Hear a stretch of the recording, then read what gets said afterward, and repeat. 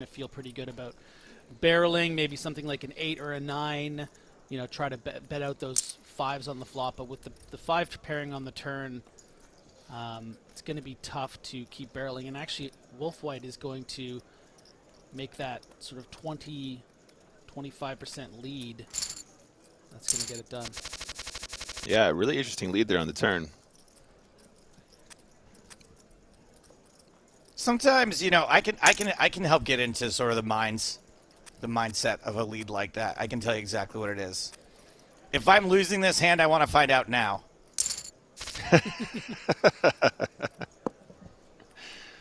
I love it. Like, let's just get it out of the way.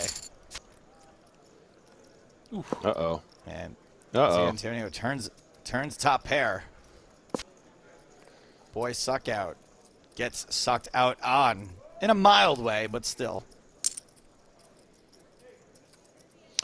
Are you ever going to check these pocket 5s here, Griff? What do you think on this flop? I mean, as the pre-flop aggressor, you're probably too deep to want to just check behind with the pair, right? No, I definitely think you should bet that flop. You don't want to run the risk of your opponent just having like something like 8-9 off and turning an 8. Yep. It's a pretty dry board. You're going to expect to be good a lot of the time. You're not going to face a lot of sort of check-raise bluffs, I don't think. So just bet, hope to take it down. Sometimes your opponent is even going to call with worse, something like ace-10, ace-jack, king-10 even, called with that backdoor flush draw. So you're getting some value from those hands you're still ahead of. Yep, totally agree. Absolutely. And somehow 5 deuce that flops best here. I do want to go over some of the stats of this tournament that we kind of glossed over at the beginning. Again, this is part of the main event of the 50-50 series. So a $50 buy-in, a prize pool of $1.125 million, almost $1.126. That's a lot of $50 buy-ins. As you can see, 24,773 total entries.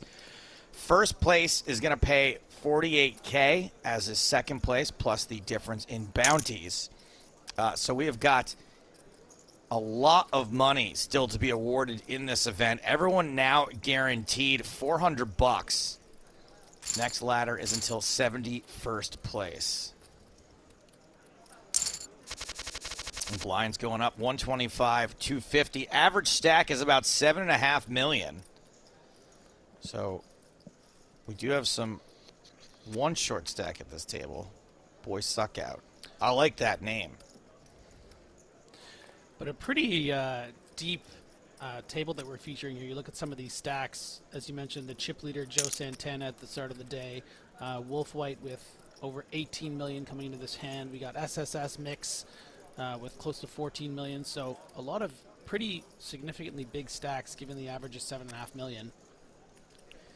Yeah, as long as we're talking about the big stacks. So, yeah, Joe Santana on top. Wolf White is third in chips right now. And fourth in chips is a player by the name of Hey Allison, who is Allison Pikashevitz, nice.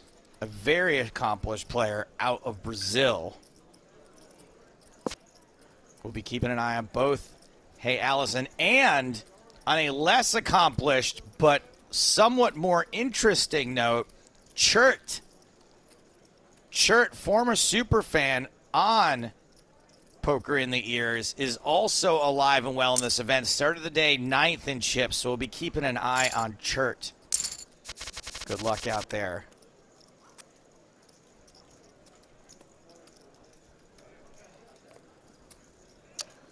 Yeah, as Griff was mentioning just then, I mean, we're down to 83 here, and these guys are still sitting relatively deep for this stage of the tournament, in my opinion. I mean, still plenty of play, still sitting, 40-ish big blinds around there.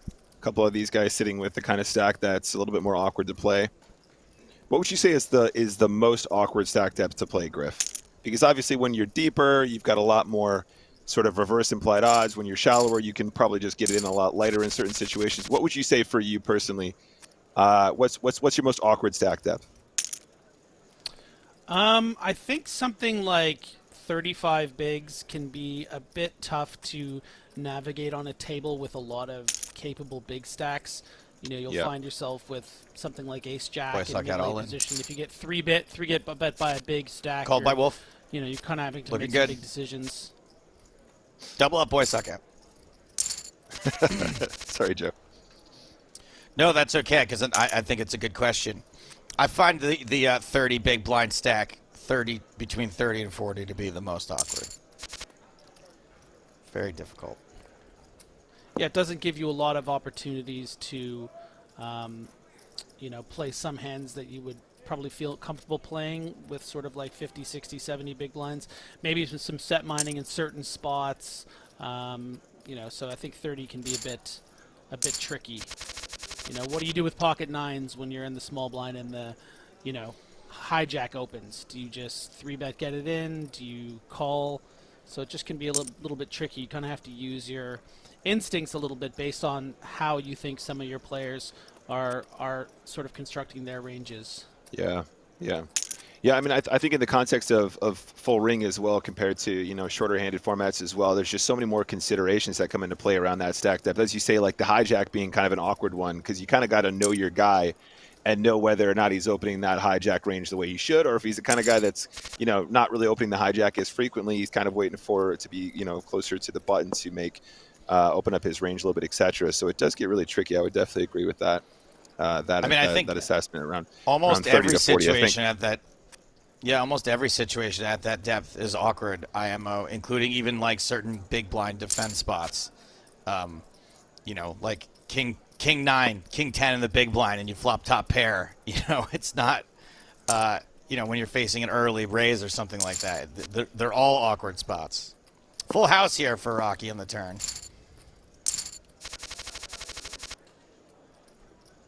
Pocket kings under the gun for Z Antonio. That hand right there was actually an interesting example, speaking to what we're talking about. Antonio did limp under the gun with ace jack. So if you find yourself with 30 big blinds with fives there, 2 seats over, you might find yourself over limping, but you almost might find yourself just folding. Or if Antonio had opened, you're probably folding with 30 big blinds with fives. Instead, was able to take the aggressive action with between 40 and 50 big blinds there, and actually get 2 streets of value, surprisingly, to increase the stack to over 50 bigs now. And we're down to 78 from the 87 we started with. 77 make that. That's pretty quick. Have this thing racked up by lunch. King Jack of Spades seems pretty good. Seems like a good hand to open here. Yeah, now you say, but when it's your first act, it's not. That doesn't make any sense. It's the same hand. Pretty fair fight here against 7-8 suited. Pretty close again on that flop. Ooh, quick call. Flop a gut shot, and any pair also good for mix. And brick. King high will win if we get to showdown. Got to bluff now. Mix. Yeah, we saw the significant check raise with mid pair a few hands ago with that 5 deuce of diamonds. So it does go for the overbet sizing, which is, a bit of a hard sell on this board. You probably wouldn't be overbetting the pot with just a 10. You might find some check raises with a 6. So really repping sort of a 6 played slowly, or maybe backdoor diamonds, and then all those bluffs. But a big enough size that it tells Joe that it's not worth it. I mean, Griff, what do you think about him using like an overbet size that wasn't that overbetty? What about like 110% or something like that? How do you feel about an overbet in that scenario with that size? Yeah, I mean, I think that that's also pretty good, but I also think that, in a situation like that where you're so polarized, I think maybe Mix was deciding to go with such a big sizing to not really make it worth it for Joe to be wrong. Sure. Having so little committed in there. And Antonio getting pretty aggressive here in position with Queen 10 suited, hoping to pick up some chips pre-flop. Is up against 2 pairs of 5s and takes it down. Now wakes up with aces. Wait, hold on. Sorry, I'm the only one that can do this today. There it is. Rockets, as they say. A little afternoon delight for Z Antonio. who makes it Ooh, that 1.2 sizing is million. gonna get a customer. Oh yeah, I was just thinking the exact same thing. Very, very small 3-bet. 8-9 suited just has so much peelability here, right? Like you're getting such a nice price to crack some aces. You're not even really worried if he has aces at this with this kind of a price. Even if I was and that showing the is aces, an I ace would have peeled. Yeah. cracking flop. Diamond draw and a gut shot for Wolf White. I'm so sorry, though. So sorry, Wolf White, but you're going to brick everything. He sizes well, though. He sizes well considering. I think he kind of knows the range that might want to come along here. He's like, this looks like a lot of that. They're going to have plenty of 10x. They're going to have plenty of straight draw / flush draw combos here. So let's make it nice and chunky. Let's make it like 2/3. Here we go. All in with 9 high. Aces cannot fold, do not fold, need to fade it all, and they do. Double up for Z Antonio. I knew that Wolf White was going to brick everything because that low center position is where I sit. You know, that's the me seat. And yeah, I haven't made a flush draw in like 8 months. It's really quite mathematically improbable. You haven't even made a draw? Wow.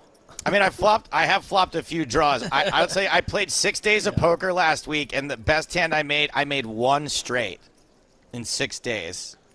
And that is not a lie or an exaggeration. Top pair here for Caldini up against a flush draw from Mixcast. At some point, you just got to stop counting, Joe. That's the problem. If you keep counting, It it's is just gonna get more difficult and to more stop depressing. counting when the count Yeah, is you're the one. human calculator. Like, come on. It's like telling him not to breathe. Ace Jack still the best hand here on the river, guys. I'm a numbers eat guy, hot what can I dogs. say?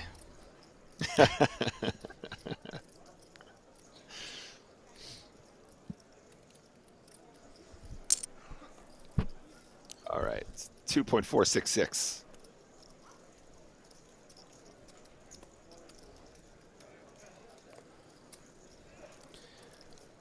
Electing to go for the check call on the flop. And now the very, very big bet. You're thinking, Man, my how hand is so how do you good here. get this much value out of this hand? And does get it. My goodness. Wow, wow, wee wah. Jeepers. I guess there's some sort of double reverse leveling going on there. I don't know. There must be some history there. It's a very strange call, especially with that combination. You have 2 hearts in your hand. You have an 8 of hearts in your hand, which would make up a lot of the kind of flush draws that you're hoping Caldini has. So I think, you know, even if you think your opponent's turning something like jacks into a bluff to bet you off a queen, you're not even beating jacks. So I think that's a pretty poor call from Mix Ass.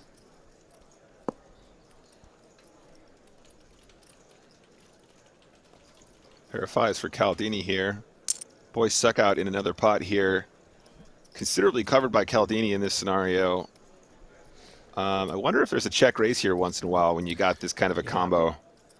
I think this can play as a check shove pretty comfortably, just based on the stack depth. 250 big blind. If you're going to call it this flop mid pair, I think, you know, it is a fair bit of chips, but it's not, you know, an extreme amount. It's not like over 20 big blinds. So, you know, if they have better, sometimes you suck out. You got those backdoor outs. Yeah, I was going to say exactly the same thing. The backdoor clubs here are pretty significant. The great Caldini is about to make his own chips disappear.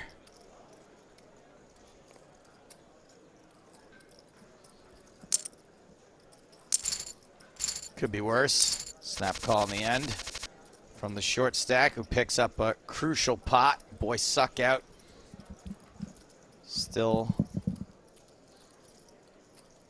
the shortest. No, not the shortest stack at the table. Second, not even close. Never mind. Scratch that.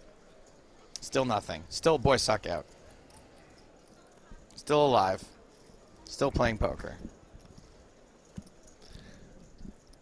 Looks like another hand for Antonio, right on the cusp of sort of opening range. I think ace-9 under the gun, you're going to want to fold a lot, but with 22 million, you know, you might decide you want to just... You might decide to limp with it? You know what's funny is this And is the second time that we've seen a limp from Antonio, and both times has been min-raised in early position by a moderately strong hand. So I think the player is recognizing that these limps aren't especially strong, and you can kind of take the lead, and you don't need to set that big a price. I mean, Yeah, is absolutely. taking the lead as good as taking the pot? Like, wouldn't you raise a little bit more than that and not give such a great price for whoever limped to come along? You don't really expect, I don't think, for the chip leader of the tournament limping under the gun for there to be a sizing that you can make it that would fold out the limp, right? And also, you don't necessarily want to put in 1.2 million there when there's still 6 people behind that can wake up with queens. Sure. You might even find yourself committing yourself to one of the shorter stacks. Sorry, I guess really what I'm saying is maybe don't raise King 9 suited at all and just fold and let the chip leader get away with limping is probably what I would err on the side of. I don't know. Pocket 5s are a pretty nice hand to have in the spot Roki had it, and then King 9 suited. If you want to play it, you may as well play it as the aggressor, fold out some other hands that might otherwise limp behind. Yeah. And what about limping with 8-4 here? How about that? Yeah, this might be a little bit of tilt, as we saw the poor call from SSS Mix. But 2 pair. Oh wow! Oh wow! So easy to Let's make do 2 it. pair. I mean, easy game. He's like, please bet this turn. I have white hot rage of jealousy right now of being able to make 2 pair, 3 pair now. Just bets full pot. Full pot. Gets counterfeited. Bets full pot. You know what? Yeah, I mean, it's not a spot that you're always going to fold ace high to, so nice bet there. Nice size. I was going to say I love that size because it's exactly the kind of run out where you're going to get called by ace high a bunch, I think, for that size. So I'm a big fan of that size too. Trouble getting punished here with this ace-5 suited flat. And this is why you really can't do things like this on, sub 15 big blind stacks. Just trying to see a flop with, 5 people behind. It's just not going to play. A lot of the time against the range that you're flatting the raise against is going to have better aces. So you just got to fold this hand pre-flop. And Antonio with those aces going to remind him of that. Yeah.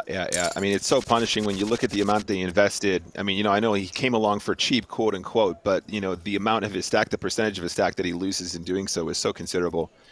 I think that's definitely one where, especially with the biggest stack on the table on the button, you're just going to get punished so often, right? Like, Griff, if you're sitting there on the button as the chip leader and you look down at a hand like we were talking about, like King 8 suited, King 9 suited, and you see a limp there, you can just go to town, just play from position all day long if you want, right? Just push the blinds out, get heads up, and then just c-bet them all day long.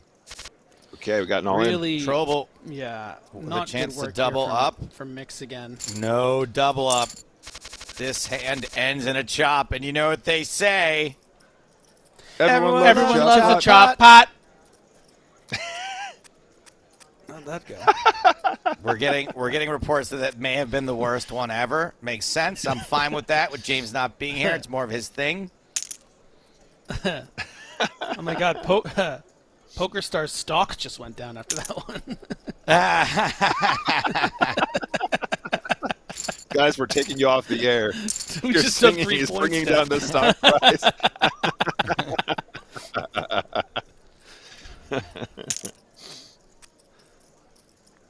Just doing to remind everybody, James having a personal day today. It's me, Nick Walsh, Griffin Benger, from here to the bitter end. Joe Santana does raise under the gun, gets a 10-7 defend from the short stack, who likes to play hands and does not flop much here.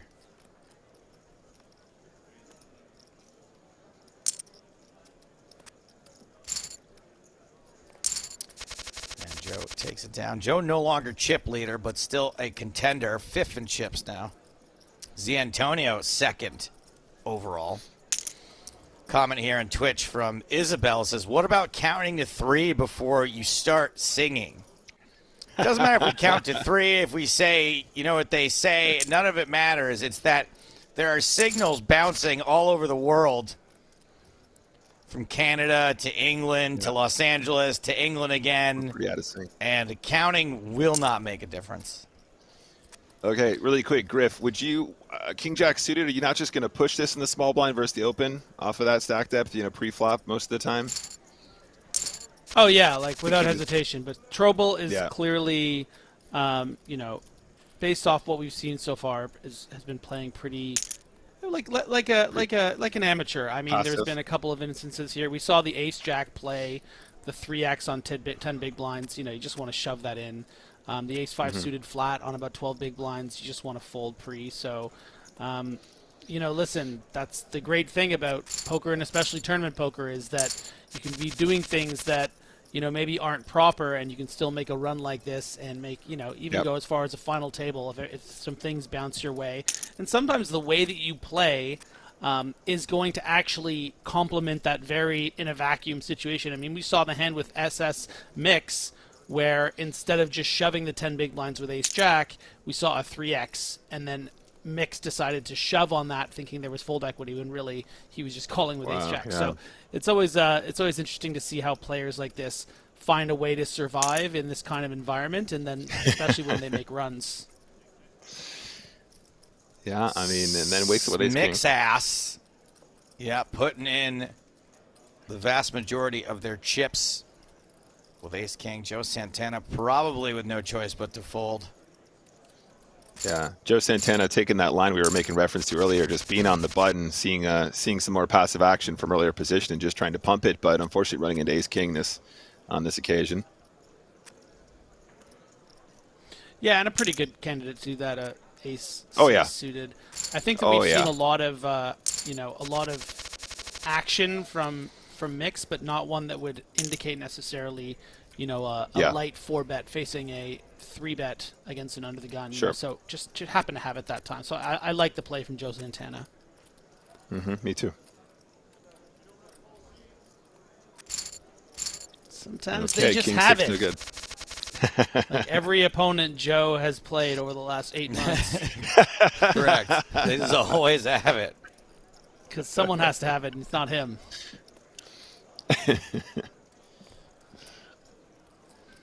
Good sort of near bottom of range shove candidate here with the King 7 suited. The cutoff. Instead, deciding to go for the min raise.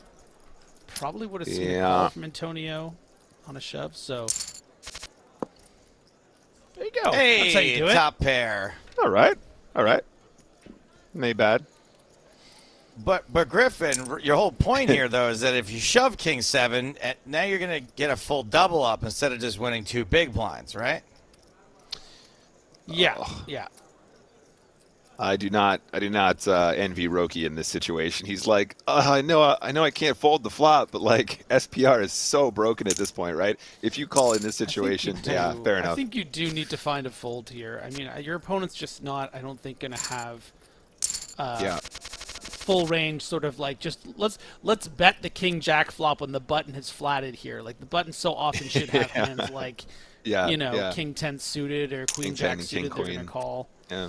So I think that's a mistake there from Roki 2312.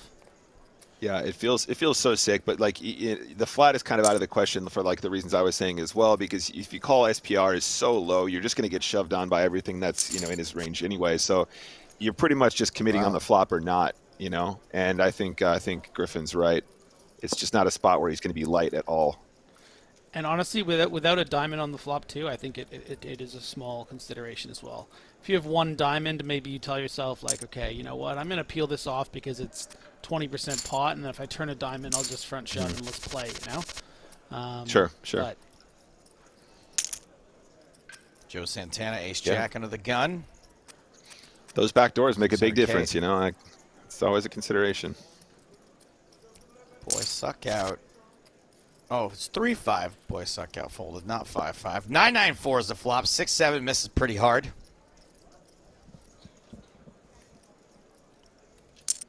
Trying for the old stop and go there. Just the stop, no go.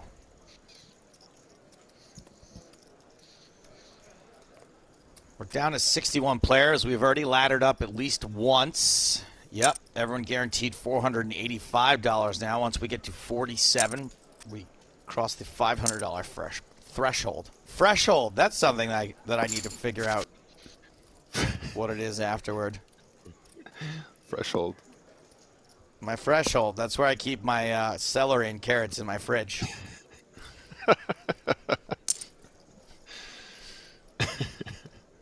Queen 10 of diamonds taking a stab here at the King 4 flop.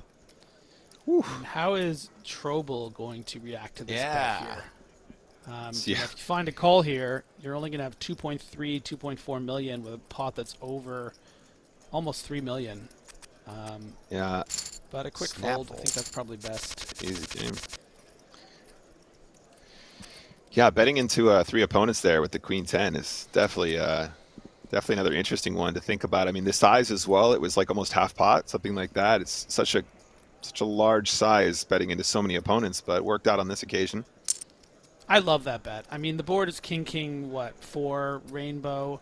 You know, you have some back doors. All you really have to worry about is getting through the player that limped behind you, who sometimes is going to limp some like pocket pairs, but oftentimes is going to have hands like the hands they had fold, and then the blinds have to somehow wake up with a king.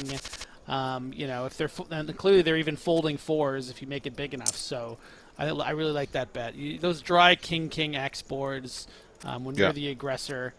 You know, I remember I was playing cash games last week, and I found myself in a couple spots where, you know, I'd get 4 callers pre-flop, and I would have something like Queen 7 suited on a King 5 rainbow, and just bet 30% and just get 4 snap folds. I mean, it's just so hard to be on base, you know.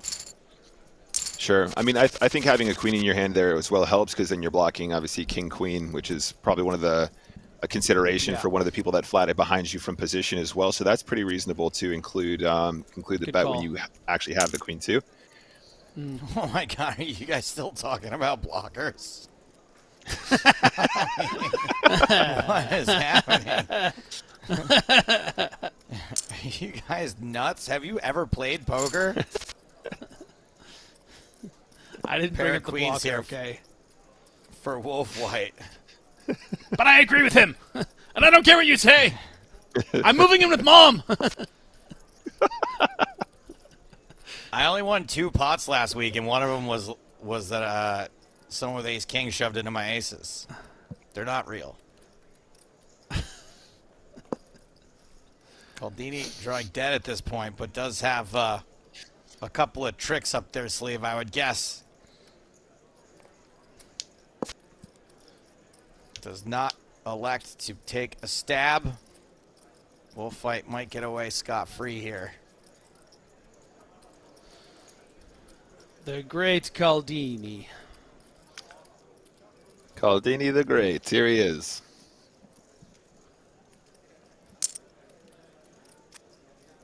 Why not? Attempts some value, does not get any. Joe Santana, ace queen suited. Big dogs are about to tangle. Oh yeah. Pocket sevens. It's always coming 7. Wow. Again, elects for this small 3-bet size. Oh, I hate this 3-bet. I hate the 3-bet, and I hate the size. I really don't like this at all. I see. I just want to sit him down, you know, Nick. What? See, Antonio, What? It's okay. You can just call. Take a knee, bud. It's cool. We're going to have a talk for a second. I mean, it worked out so well when he had aces, though. That's the thing with the small 3-bet. I mean, this position's even worse though than before. Yeah, exactly. It's. I don't really know what you're trying to accomplish with a small 3-bet with 7s in the small. Like, you're just building a pot with a hand that's going to be difficult to play from out of position, and an opponent that should be calling super wide, where he's always going to be playing in position against. You're not going to generate any folds with that size. It's such a tough spot. Who flops sets way too often. And they're just like, I'm going to like pre-flop trap because my set of 7s is coming. And now they're like flabbered. They're like, what? No set? Woo. Huge pot there. Chips flying back the direction of Joe Santana. He and Z Antonio flip spots. Again, Joe Santana back up to 4th overall. Antonio 8th now. We're gonna. It's the guy that gets to the break and he's like, "Oh, Joe, check this out. I played this hand. I 3-bet sevens from the small blind and didn't flop a set. Can you imagine? Believe it or so not, unlucky. no set. All 5 cards. It was crazy. All right. 2 of whites, or I wolf whites. He's all in. Would have liked to seen a 3-bet call here on these 26-7 bigs, simply because you can get hands like the one that Caldini has to sometimes 4-bet shove. Or, you know, maybe Mix doesn't believe it and 4-bets all in, and of course Antonio gets aces again. almost exactly this. I've pressed this button 3 times and they've all been for the same player. This is just confirming every suspicion that Joe's ever had about how he's so unlucky. And then there's people like this guy that are the antithesis, like their existence, you know? Look at the size again, and look at the flop again. He finds another player. No matter with what another happens huge here, I draw. will be able to identify with the unluckiest player. Here we go Plays again. it as a shove. Exactly the same. It's exactly the same Call- as the previous spot. Exactly it's coming the this time, same. though. Brick 1. Oh, Well, not exactly a brick, but not a flush. Caldini out. Antonio, I believe, rockets, into the top spot for this tournament with 35 million in chips. Joe, if you And ever once won a again, pot with that blocker's many chips so real. in that fashion, you know, like it's never happened. It's crazy. Only to other people.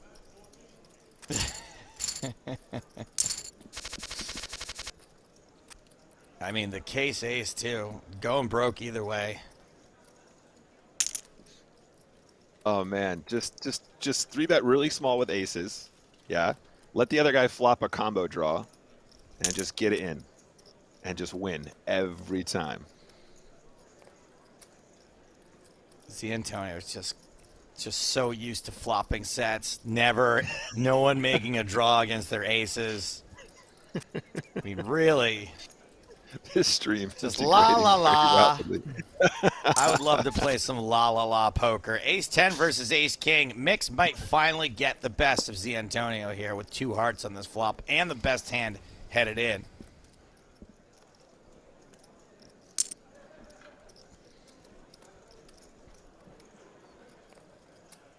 Don't you dare call Antonio. You put that down. And pacey structure today. Blinds going up again. Now they're at 200,000, 400,000.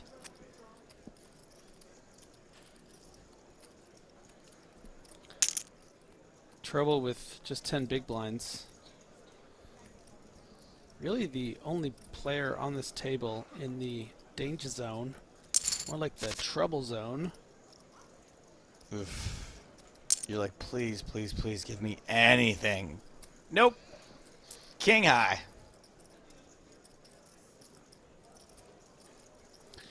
This is nice. Flight I like with this the size.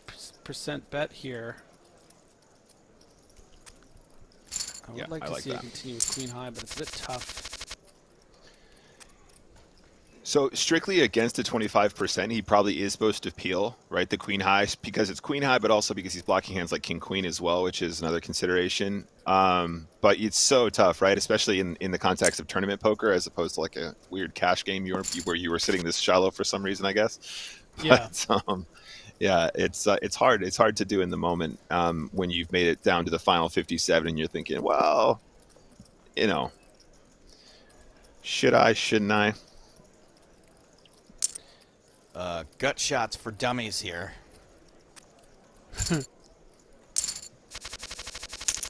That might be the worst gut shot in poker right there. 5-6 on 8, 9, 10. Yeah, right? I can't think Doesn't of a worse get any one. worse. Yeah, like you feel like you have a 4-card straight, but really it's just the 5 doesn't even matter. This 7 only makes things weird. Okay. Ace 10 Playing. suited. Joe Santana and Antonio getting ready to tangle again. This has been a matchup for the ages so far. Oh! Oh, Why 2 fold? ace flop. I was going to say, now he decides to flat. Okay. No, but wasn't it 800 to 1.7 here and fold? Yeah. I think it was. Rocky made it Roki, you 800. mean? Santana was, yeah. min-raised. Antonio called, and he didn't call for 900 more with 800 out there. Ended up missing the flush draw, but... Mm-hmm. And the king draw. I guess the king's no good. Santana's... This is a big pot. Oh, yeah. Santana bets 2.3 million, just trying to get a crying call, and does. Yeah. And once again, these two flip-flop positions. Santana back on top. Yeah, I mean, Chip leader again. Back to Santana. I wonder if Santana might have missed some value there, slowing down on those streets. I mean, the cold call from the small blind in that situation is going to be a bunch of pairs, right, Griff? So maybe miss one street, maybe one check on the flop is cool. I don't know. I'm not really sure about the aggression on those streets in that situation. So you saw, can you remind me what exactly, he only bet the river and the turn, or river and the flop? I think he only bet the river. He completely missed the flop, okay. right, guys? Yeah. Well, there was 7.4 in there as of the river, so it would have been one bet just on some street on turn, I guess. Turn. Yeah. Okay. Yep, yeah, one check flop. Thank you, Mitch. Yeah, so it must have been small bet turn and then bet river. Okay. Yeah, I don't mind it, to be honest. I don't think you're ever going to expect to get 3 streets there, so Yep. I like the idea of checking the flop, because I don't think that, I think Antonio's probably going to, it's an interesting hand. I don't know. Actually. Do you want me to pause it for a don't second? think You you're guys ever can gonna talk figure- about it longer.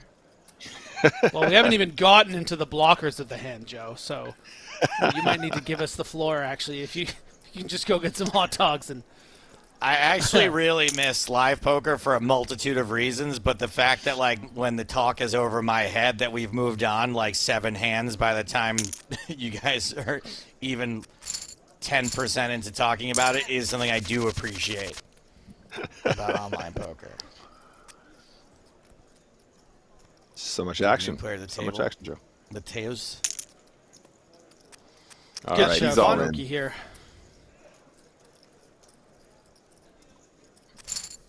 Mateos folds the king 5.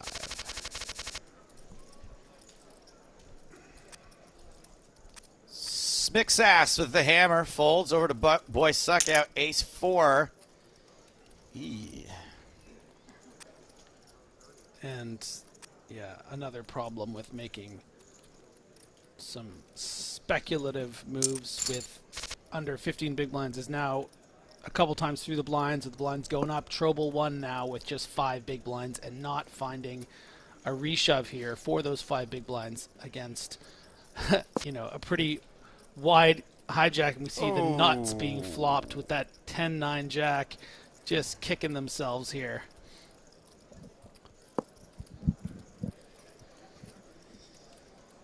Yeah, Joe Santana didn't want to come along with the ace-9 of diamonds here either. That was very surprising to me. That's the chip surprising leader. me as well. Yeah, I think that's All of a it's bit surprising. too tight. Starting with the ace 4 raise. It might just be a matter of Joe wanting to enter pots as the aggressor. I mean, we saw a 3-bet with ace 6 suited, facing an under the gun open when mix opened. So maybe Joe is deciding, I want to go into pots as the aggressor. My hand is a bit feels too good to 3-bet fold for 20 big blinds here, but never good enough to 3-bet call. So I'm just gonna fold, which I think is a mistake. But I think that's probably where the head is at. Yep, that sounds about right to me.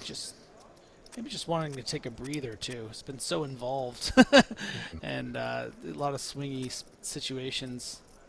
Pocket nines just doesn't maybe want to ever open here. Just assume that boy suck out can't possibly be opening hands that ace 9 is doing well against with that stack size.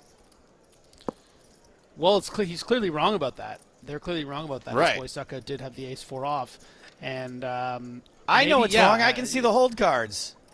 Yes, you can. But I will say that, they've been playing together over the course of the day so far. Might have some notes on the player. Might think that they're particularly tight. Doesn't want to get into a situation. So, really interesting spot here as a lead of over 50%. And oh my What? goodness! Oh goodness! How is his hand getting this out of? Happening? How is his hand getting so out of hand? I mean, D'Antonio's got all. Oh! Oh no! Somebody get the Both stretcher! players make, No! make a straight, but No. D'Antonio makes a flush. Smixass. That's how you build a pot, baby. Kicked. That's how that you was- do it. That was a catastrophic failure. Oh my god. How is that even possible in that situation? It was a limped pot pre-flop. It was a limped 6 pot. of clubs, baby. 6 of clubs. 5.2 milli on the turn, 6 of clubs, just like he drew it up. What a river. Easiest game What ever. a river. Easiest game ever. Down to 51 players. Prize jump at 47. That's after 48. Boy Suckout picking up a big draw on the turn. All in. Do it, boy. Come on. There it is. Yes, boy. Well done. I thought you were being rude for a second, then I realized boy's in his name. I was like, geez, come. Uh-oh. Boy Suckout is going to need to live up to the name. And does. It's a set of sevens. Ding, ding, ding, ding, ding. The 7, it is always coming. It's always coming 7. Still have a queen over the 9s though, which might save him some money here. Mm-hmm. You guys ever raise fold. this or let the very aggressive chip leader continue to bet?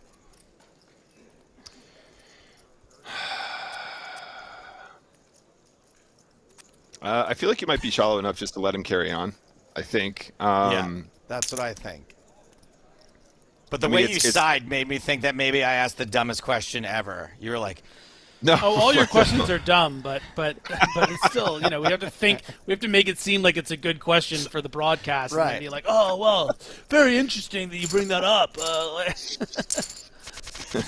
No, it's a good question. I think that I would probably find myself playing that as a check raise, but I don't know.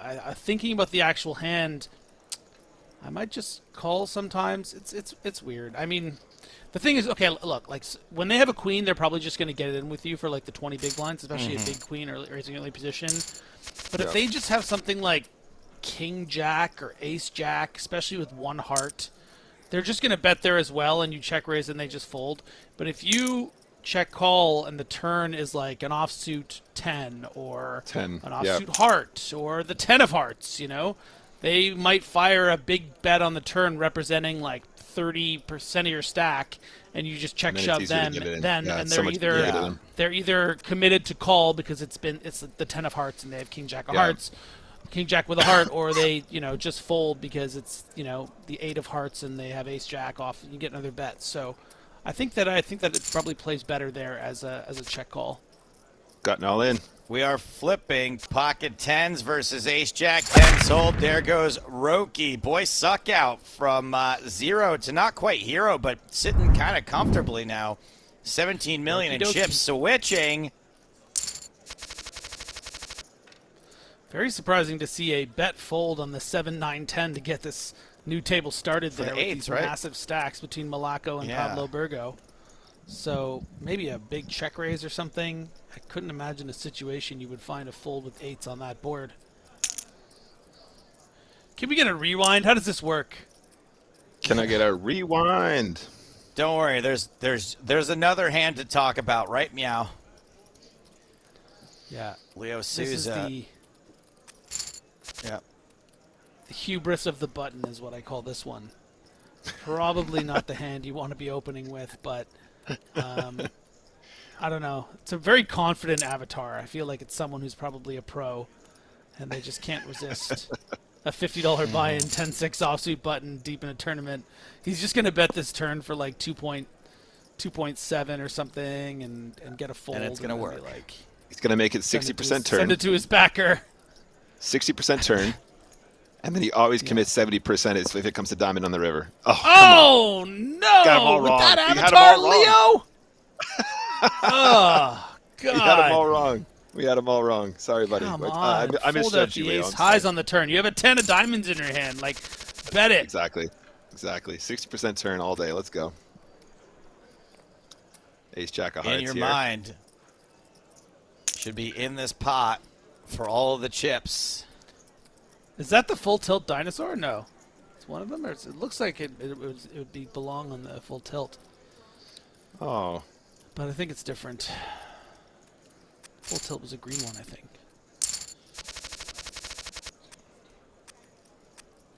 No, I think that's one of them.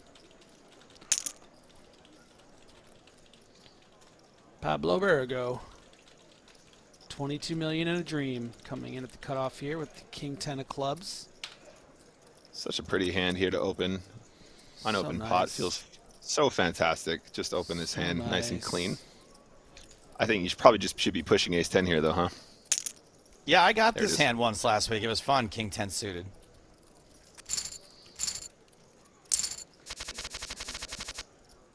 Yep, feels like the stack depth for the push.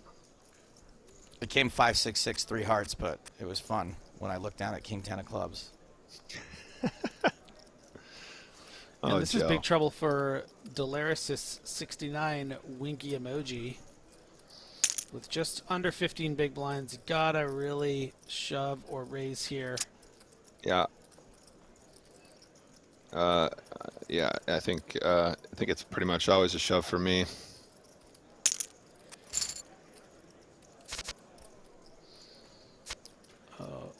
Ace King holding. Bye-bye. And Ace King does, in fact, hold. We've got another Indeed. knockout, and we have laddered up. 45th place, good for $581. And that's why Ted is better than the Emoji Movie. Finally settled that debate. Here it is, people. Yeah, right. It was Oh, hot on all of wow. our tongues. Another domination In your mind, situation. 34 Two hearts on the flop. getting... Gut shot. Oh, now. Veloza Nut snapped her! flush. Velocity snapped her. In your mind, I just made that out up of the tournament. myself. Nice work, buddy. Down at 44. Nice work, Griff. Malacco, third in chips.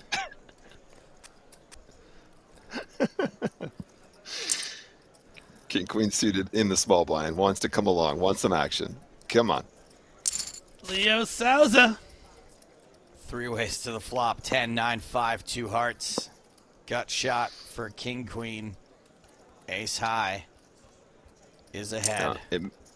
It may look like just King High, but look at those backdoor clubs. Look at that. Look But at it's that so gut much shot. more. So much more, Look and a at that king. turn. How about a front door card, top Joe. pair?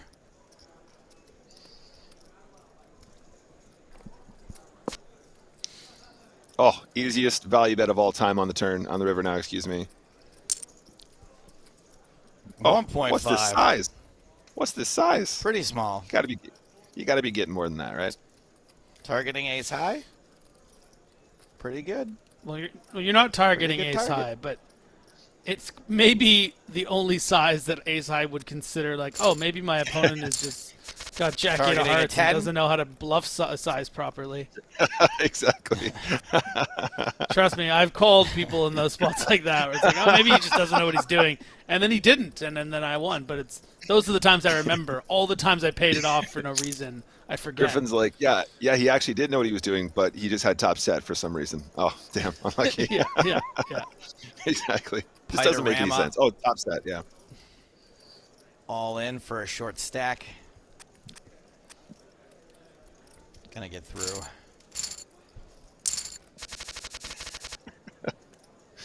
Oh, I love this game. You would. It would. Yeah.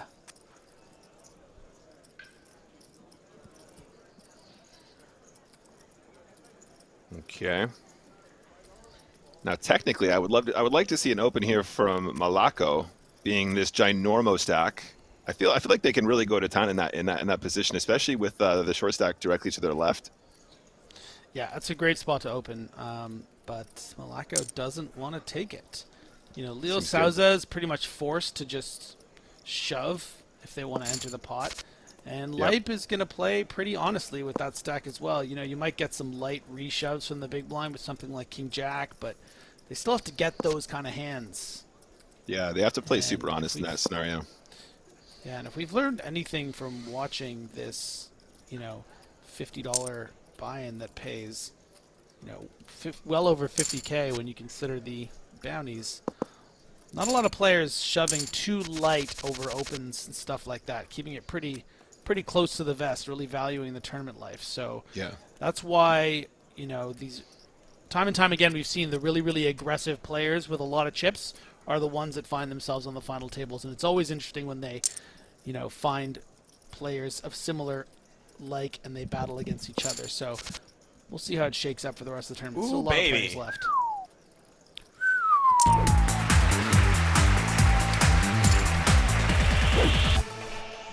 A little street flash dance number as we head to break. 41 players remaining at 24,773. 48K up top for first and second place, but lots of bounties to be won along the way, including first and second place bounties if you do, in fact, knock out the second place finisher. Now, we didn't put out an episode of Poker in the Ears last week, and we once again pushed Sam Greenwood to this week to talk about all the movies and TV shows that's been coming out late in the year. Won't have the chance to talk to Griffin and Nick about that stuff specifically. Now, I know that Sam Greenwood saw the card counter, and Sam's a guy whose Twitter takes on various movies and TVs I respect a lot, movies and TV shows, and I'm not sure if I'll get a chance to talk to Sam about the card counter, or if we do, if he says something bad, I might cut it out. However, I know that Nick Walsh saw the card counter recently, and we're here live. I can't cut it out. Nick, all I'll say is this before I ask you. It's okay if you didn't like it. It's totally fine. I would love to hear your honest opinion.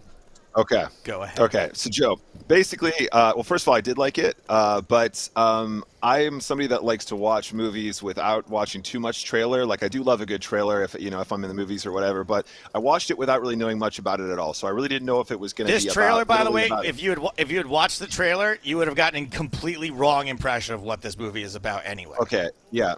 So I had seen minimal trailer action for this film, and but some part of me knew that it wasn't really going to be about the cards, and it wasn't really going to be about the card counting. It wasn't really going to be about the poker. So I went into it with my girlfriend, and I was like, "Oh, okay, this is kind of interesting. There's a dark edge to this. I didn't expect it to go as dark as it did, and it really went. It was quite harrowing, really, And I think it was very moving. It's just not really the kind of thing that I like to watch because I like to keep it light, but I thought as a piece of filmmaking, it was really good. And I loved your cameo at the very start. I spotted you on that final table with Mr. America or whatever at the very start. And I thought that was cool to see our very own Joe Stapes on the big screen. That's good. It was really cool. And I had a couple other small scenes that got cut that ended up on the cutting room floor. I'm glad you enjoyed it, Nick. Yeah, it's a bit of a dark one. Griff, you haven't seen it yet, right? I don't want to leave you out of the conversation. I did see it. Yes. And I think it needed more Joe please. Stapleton.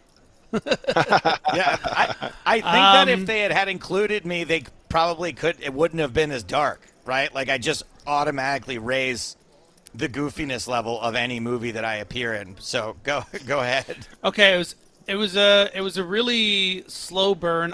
You know what it was? I just recently saw Hard 8, and I just found that movie to have a lot of crossover, and I just liked the characters so much more in Hard 8. So I didn't love the card counter. It was a good slow burn. I found like the music and the atmospheric stuff to be really good. I didn't go for the chemistry between Timothy Haddish and Oscar Isaac, who I love on their own. So it wasn't my favorite movie of that genre, but that was just my experience. The card stuff was great. But it wasn't thank you, Griffin. Wasn't a standout for me in the movies I saw last year. I think that that's all perfectly valid criticism. There are folks out there that really liked the chemistry between Oscar and Tiffany. I kind of land more on your side of things, Griffin, in that department. And I've been very honest, and I said that had I not worked as closely on this film, I may not have, I'll say, enjoyed it / gotten it as much as I did, because these Paul Schrader movies, right, they're really heavy, they're art, right? And not everyone interprets, when someone attempts to make this much, this intensive art, not everyone interprets it the same way. And so I don't at all get upset about this. The only thing I do get kind of upset about is I had multiple people I haven't heard from in years text me to tell me they didn't like it, or criticism of it, or in particular, there's that one scene. There's one scene where Oscar is in a diner and he's recounting a poker hand, and he says, like, he's talking about this hand. He goes, raise, re-raise, check, right? That thing, raise, re-raise, right? That's and right. People I are saw like that. calling me out for this. Oh my god. I was not going to mention it. It's like not your thing. Like, whatever. Also, like, it's perfectly reasonable that someone would tell a story like that. Like, it's just weird. Like, even those of us who work in the industry, the guy's just telling a story. He's not like, it's not how, we're not watching. They wanted the bet raise, okay, Joe? They wanted the bet raise. They wanted the bet raise. Let everyone down. I literally, this guy I haven't seen in like a decade text me. He's like, were you not on set the day that they that it went check, raise, re-raise? And I was like, no. Oh god. First of all, I wasn't on on set that day. Do one of these. Do one of these. Okay. First of all, I wasn't on camera that day. Excuse me, on set that day. But secondly, like, who cares? Get over yourselves. Anyway, we've got a lot of movie and TV talk coming up this week with Sam Greenwood. Very excited about that. James will be back. And, of course, we're going to do a full-on episode. I know I've talked about the card counter ad nauseum forever since I started working on it almost 2 years ago. We're going to do the full card counter review episode in, I think, about a month. Since now it's available everywhere for everyone to watch, have a full-on breakdown of it. And I got to tell you guys, my mom sent me mountains of text messages about the card counter after she got out of seeing it, and I will be reading her review word for word. That's fun. I like that. That's pretty cool. Yeah, when we finally get it. And I'll tell you, just a spoiler alert, my mom really got this movie. Like, really got the movie, despite the fact that I don't think she's ever played a hand of poker in her life, or blackjack, or any other thing. She just really wrapped her head around it. We're going to get back to the action. I'm going to take a quick break. Nick Walsh and Griffin Benger are going to handle things for the next 60.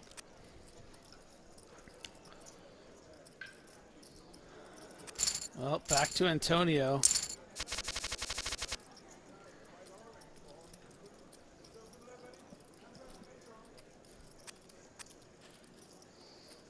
All right, guys. So it's going to be me and the Griff. Nick and the Griff. We could have a radio show. Griff. Yeah, we could. Welcome back to 95.7. Nick and the Griff. Griff. We're going to be following along with the action, guys. We got 41 remaining now in this tournament, in this 50-50 series progressive PKO tournaments. Too many P's in that statement. 9-7 suited opening here from the cutoff. Yeah, Joe was originally scheduled to be with us for this hour, but has to run himself a little bath and have a little cry after Nick and I didn't gush about his movie. I mean, it was undoubtedly very, very powerful. He is unlucky because I remember I said to my girlfriend on many occasions, I'm like, I think it's going to be really dark, and I'm not somebody that really. I don't usually go for that unless I'm in a very specific mood, and sure enough, it just kept getting darker and darker, and I was like, it was weird. I found it incredibly gripping in the first like 45 minutes to an hour. Like I was really into it, and then I lost my way with it. I think a little bit, but definitely. I mean, Schrader's pretty badass, and it was certainly an interesting movie. I mean, Bruni in trouble here. Oh yeah, sorry. Ruger legs. That's right. Poker. Whoa, look at that size. You should definitely watch Hard 8, though, if you haven't seen it. I will. I'll put that on my list. Thank you for the recommendation. That sounds like a good one. It's a great gambling movie.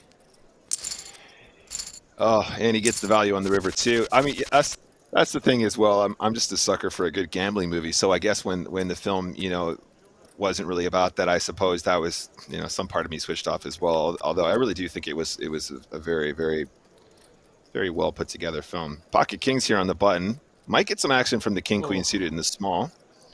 More than might. The question is, I mean, there really is no question. Dav Cab just playing 17 big blinds. This should always play as a shove for the 22 big blind Bunikatsu. Okay. Glimmer of hope. We got one lady. No good. Busto. Nope, excuse me, not Busto. 2.8 million behind.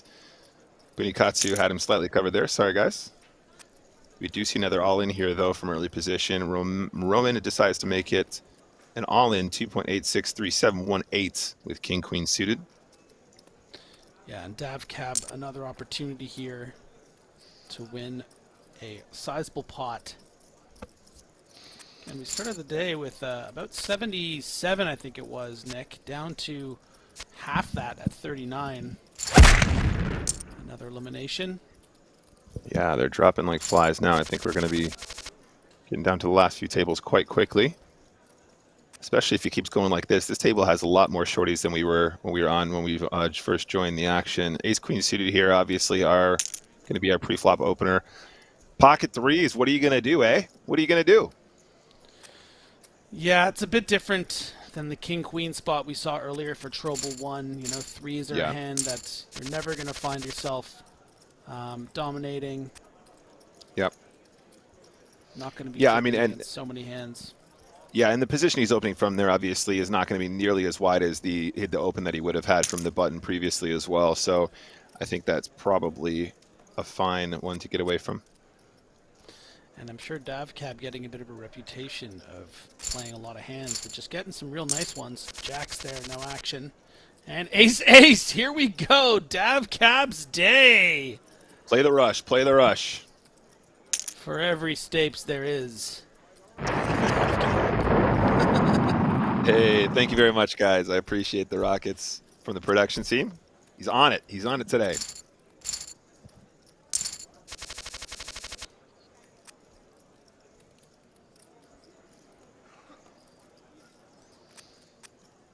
Okay, pocket nines. Decides just to put it in. What do you think about this, Griff? I mean, I feel like maybe the open here would be preferable, right? I think just the open without the shove, right? Your pocket nines plays so nice post flop. Yeah. Pretty much anything. Like, I mean, you want that ace 4 offsuit to peel. Yeah, you do. Maybe flop. Something like a 4, deuce 7, gonna get in street of action there. King 4x, whatever. Ace comes on the flop. It's not like you're just gonna go broke every time. Bunikatsu at risk here. Oh, and he finds the chop on the river, still in the game.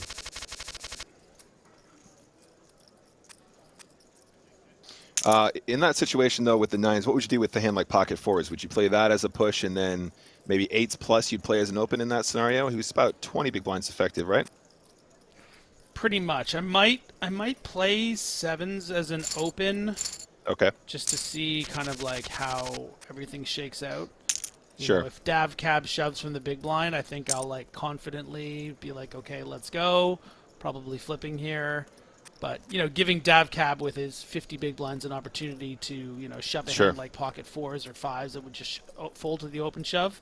And then I would probably open shove, threes to sixes.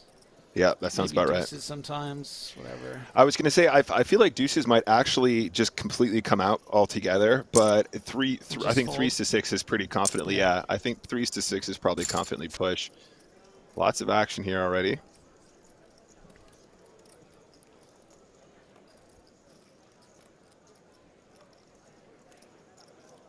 Pretty clean hard turn, eight in it, it is clean. I was just gonna say hard eight's like once you see it right after seeing, I mean, it's very much sort of the blueprint in a lot of ways. It's a very similar kind of story. You know, seasoned gambler that takes a sort of down on his luck guy under his wing, teach him the ways of like the casino Vegas strip. I like that. I like that. Yeah. And Gwyneth Paltrow's in it. John C. Reilly plays the like down on his luck younger guy. He's great. Whew. He's great in it. So 22 million chip pot there. Our boy Rubber Legs picking up a really, really chunky one there. His opponent just couldn't get away from the top pair. Griffin, Our boy Antonio. Yeah. did you have a mentor of sorts that took you under their wing in Vegas, Griff? They were like, "Come with me, young lad. I'll show you the way of the gamble." Oh, really quick, guys. We have the all in again. 6 is way ahead, and we do finally see Booney Kutsu being eliminated from this tournament. $415 bounty there. Pretty sweet. And Z Antonio is straight back in there. 36 million. We are down to 36 players, ladies and gentlemen. Yeah, to answer your question, I had like a direct origin story to that nature. I had a basically I was stuck at the not stuck at, but I was playing like the $50 sit and goes on full tilt to some success. I was sort of like living off that, but I wasn't really. I was kind of hit a wall with my progress. I was just playing like small MTTs, and then I found out that the basically top online tournament player in Canada lived around the corner from my house. And so I sort of just inserted myself into his life. As we see now, the deuces, just as we were talking about this spot that can just play as a pure fold, but getting the price now to set mine. But it might get Boy Suck out to spin out of control here, thinking maybe there's some fold equity. I mean, at exactly 20 big blinds effective, I'm fairly confident deuces is actually just a straight fold here, especially with the 2 big stacks, which might surprise some people, but it just is so hard to play this hand well, especially against any capable opponent who can 3-bet you in this scenario, and they're both way deep enough to do so. No, it's funny you say that, Griff. I actually started out playing sit and goes on tilt as well.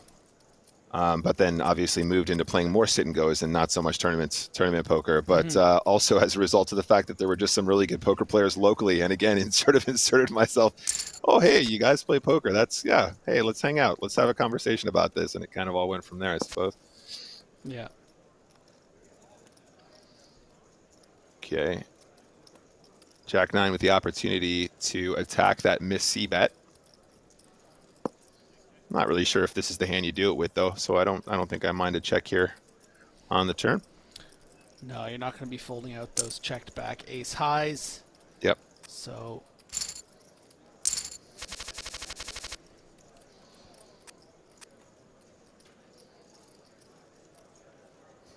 do you think blue ever has a check back there with like an overpair on that specific texture? what was the exact board? I think it was 7-4-4. Can't remember. Sorry, chat. I think it was 7-4-4, maybe with 2 clubs, right? It wasn't dry. Yeah, there was 2. No, I mean, I don't know. It's not something you see very frequently, right? Right. There are certainly opponents and situations you want to just allow them to maybe get a piece, but Oh man, Rubber Legs this here is a turning pretty the interesting absolute spot. Yeah. Setterino. And at a sizing like that, just can't not continue as Antonio. Now, does Rubber Legs find a check, recognizing you have the board completely destroyed? I absolutely love a check on this river, just because. Yeah, you've got so much, right? You don't even have the you don't even have the king of diamonds. Your opponent could have like maybe even king 10 of diamonds. King queen of diamonds, king 10 of diamonds. Yeah. Yeah, absolutely, absolutely. I mean, in some weird universe, the Antonio might have like an overpair to like the flop, and then calls a turn, and then is always going to fold the river. So you're probably not going to get value from a hand like that, even though I'm not sure how often he does. As well right? Get so those bluffs. yeah, give them some rope. Yeah. I think he'll have way more misdraws than he's going to have those kinds of hands anyway. So seems pretty cool to check that river.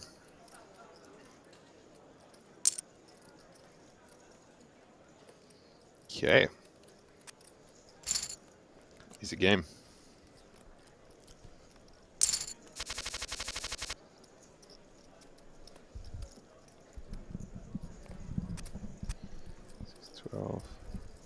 Just taking a look here at the small blind here. Ace queen off is in kind of a tricky situation here. Yeah, for 25 bigs against one of the chip leaders of the tournament. Plays it as a call. It's going to be the right call and hitting the ace. I think I would probably find myself shoving in this spot fairly frequently against that big stack. Me too. Oh, Daddy-o, no! Oh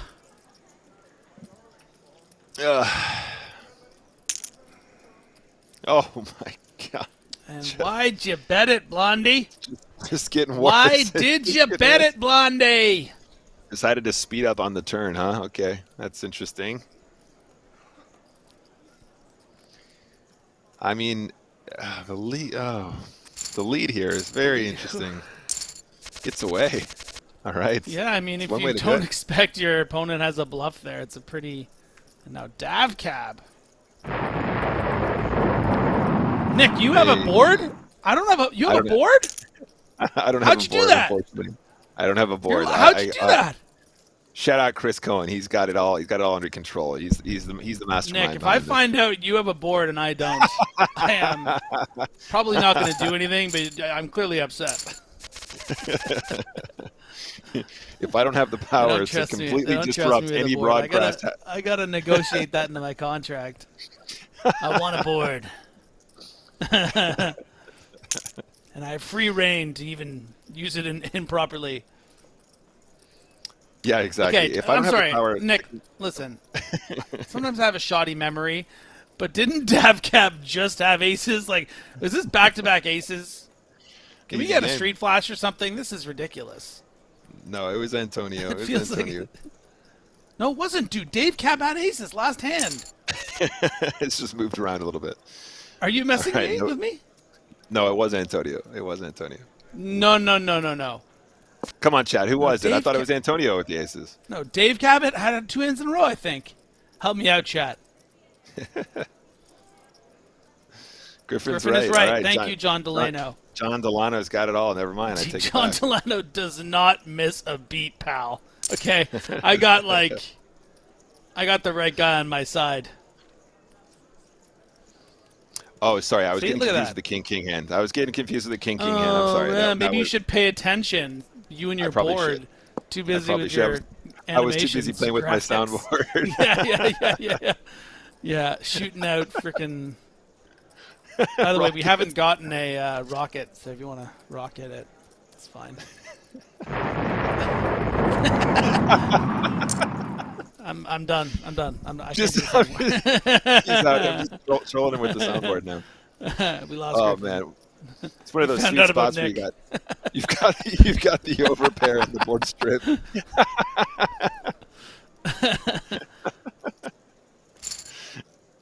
Good fold. It's all good, buddy. It's all good. All right. Here's a question for you. Is he misspelling or kind of like exaggerated rubber legs, or does he want you to rub beer on his legs? Or does he have rubber legs because he's drinking too much beer? It could be that meta. So many options. What are you doing with ace-5 of spades here, Griff? Chosen. I am folding. I was going to say, I think you might be a bit. You might be a bit too shallow to call. I don't think you should call. I don't think calling's really an option, so I guess it's a push or a fold, huh? Yeah, I just don't like pushing against this. I would prefer pushing against Dav Cab, even though he's getting aces every time. Yep. Exactly. Okay, 6-4 of clubs. Making that Bad floosh. beat underscore at asks, Griff, did you ever speak to Will Kassouf after that specific main event? So I haven't spoken to Will Kassouf, but I will say that there was a near, as Antonio somehow has a bloody flush here. There was a near. This is, I'll tell you what almost happened. Is a friend of mine and poker reporter Laura Cornelius at, I think it was a UK IPT or something like that, and I was in London, and he obviously lives in the UK, and we were both at the event, and Lauren came to me and said, you know, Will Kassouf really wants to apologize and have a conversation. Do you guys mind doing an interview together? But he really wants to apologize to you or something. I was like, wow, okay, sure, I guess I could do that. And then we were supposed to do it, and then Laura pulled me aside. She's like, I got to be honest with you. I had this idea for a prank where I was going to, tell you that he wanted to apologize, and I was going to tell him that you wanted to apologize, and then put you guys together in an interview. And she's like, but I'm bailing. I don't know. I feel like I'm like, oh, Laura, that would have been so good. That would have been a top, jackass level prank to put me in that situation where I think he's gonna say sorry and he thinks I'm gonna say sorry. You would have this is why you're never gonna be a star, is what I told her. No, I'm kidding. She's a great reporter, but that's the closest I came to speaking to Will is that prank almost happening. But it was, the problem was we were too close. Laura, we're friends, and she didn't have the confidence to just do it.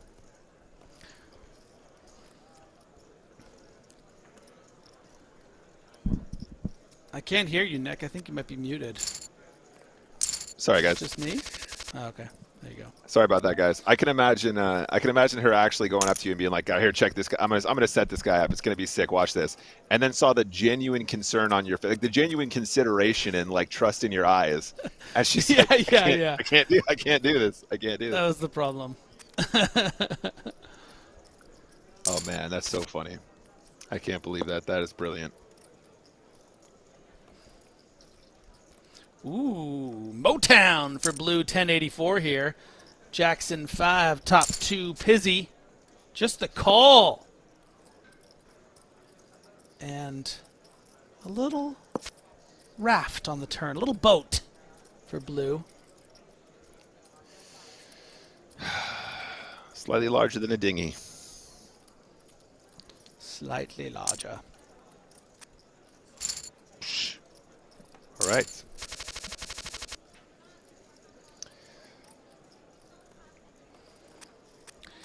And probably a bit too many chips for Blondie to get a customer with just the bay. Queen 10, Guantanamo on the button here. Easiest shove of all time. It's up there. It's way up there. I don't want to make it a contest, but it's pretty easy. pretty easy. Pretty. Antonio, pop it up, buddy. Chip leader. Everybody's scared of you. Yeah, but you're ace 5 was scared the of your open own there. shadow, and you threw it in the muck. You coward. Sorry, that's not fair. Antonio's been very brave. Oof. BB. Jack 7 off. Ace 9, let's go. Nice. Yes, that's how it's done. Come on, That's how it's let's done right there. go.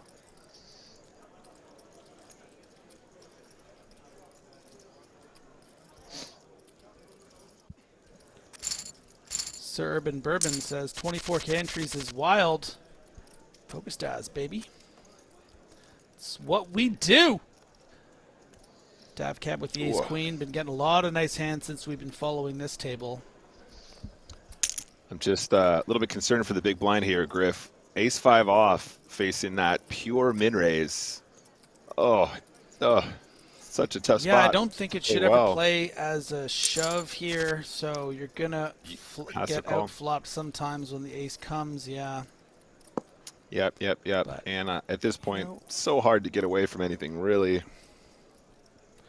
But with an SPR of almost 3-1, It's almost 3.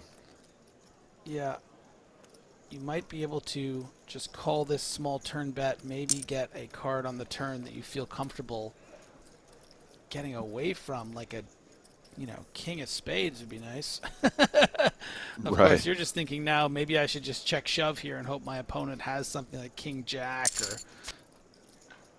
But just calls. Was almost a 5. Twas. Yeah, a conventional sourdough.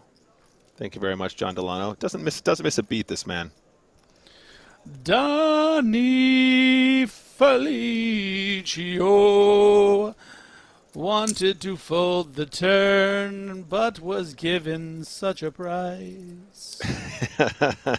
What a price it is, man. Oh, this is Was just he the savagery. chosen?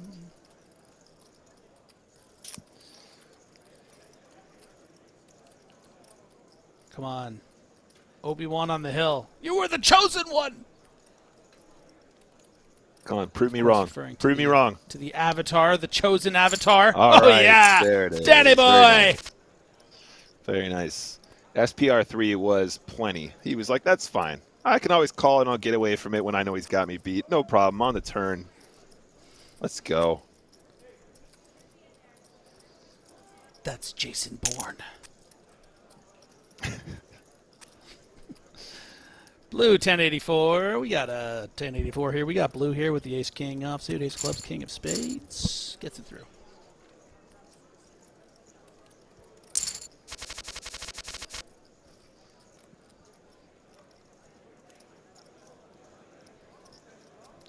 Okay, Nick.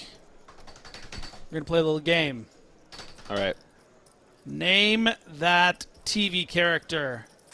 Sazinha. Oh, my gosh. I have absolutely no idea. Name the show where that TV character is in. Come on, Nick. I mean, well, Don't you look at we're- the chat either.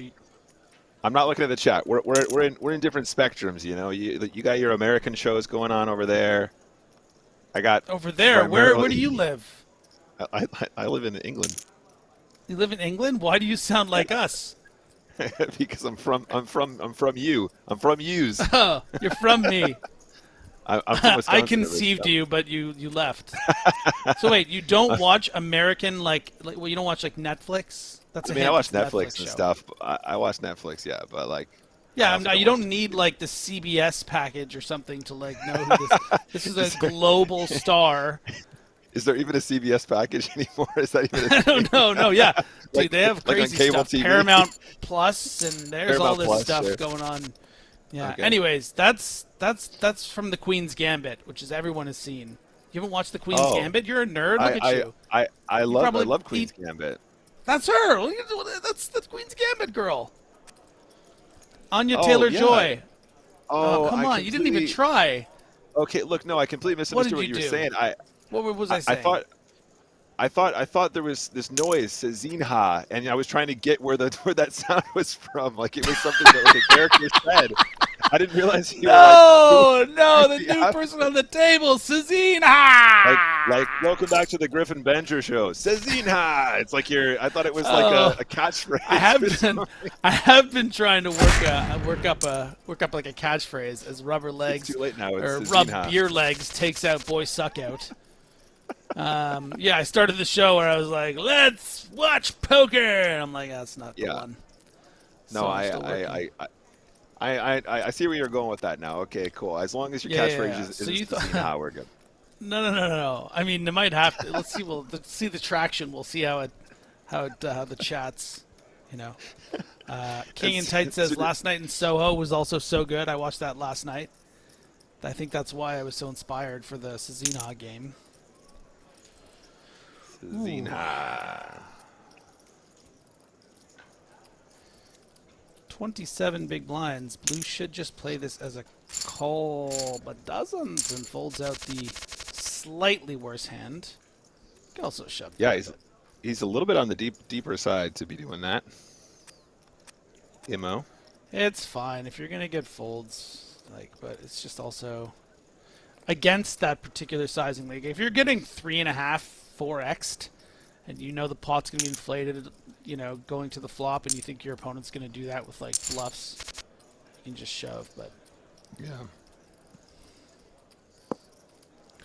You're just not gaining that much on the 2.5x. Sazinha getting 2 customers, and they are all over that board, and you should know that, Sazinha. No! No.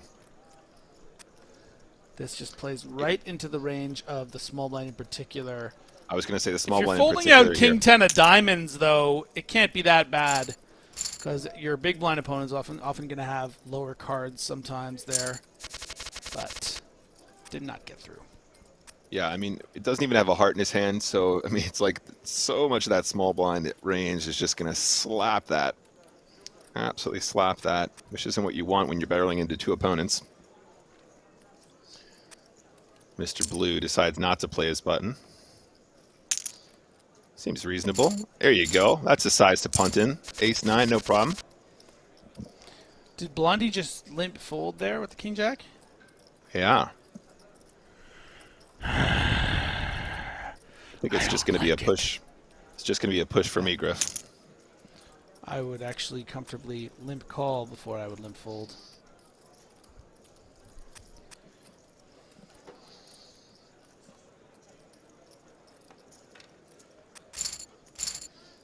Easy game, picking up those blinds. We're down to 31, ladies and gentlemen. 31 players remain in this 50-50 series main event. They're dropping like fries. That's the expression, right? Dropping like French fries. Yeah. Coined by Ronald McDonald. A7 of spades with the open. Blondie looking down at queens, though. Yeah. Whoa, that's a lot.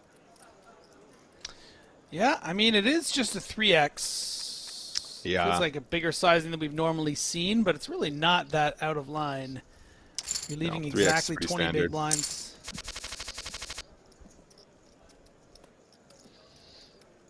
And he wakes up with aces the very next hand. Let's go. I'm not sure how much action he's going to get, though. Look at the players behind him here. Even the big blind getting a really good price here. 9-4 off is just not part of that, is it? It's not part of that range. No.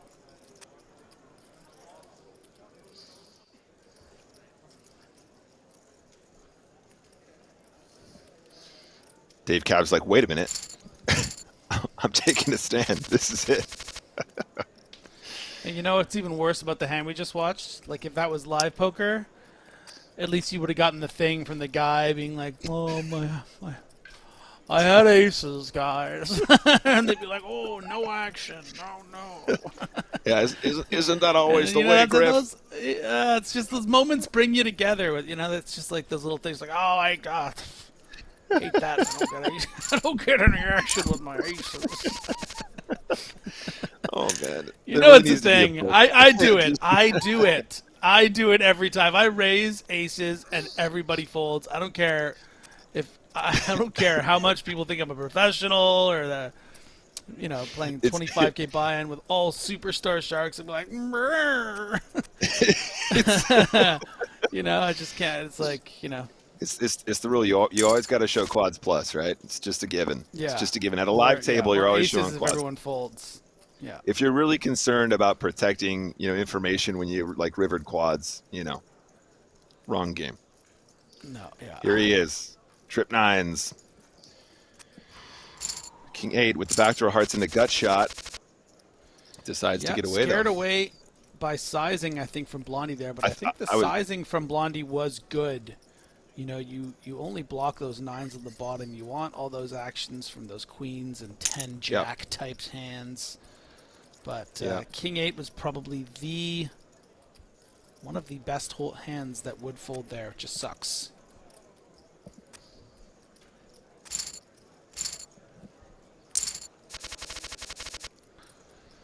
Oh man, I watched the Tinder Swindler today. That was intense. Oh, mate, I can't wait to get into that. Looks great. It was really well done.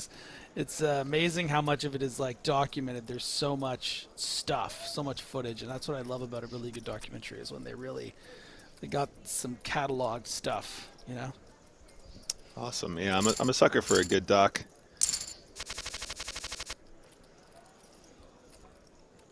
Queen Jack suited. Come on, mate. Come on, buddy. Thank you. What? Back No. to his limping. Here he is again. The Back to his Limpatron limping. 2000.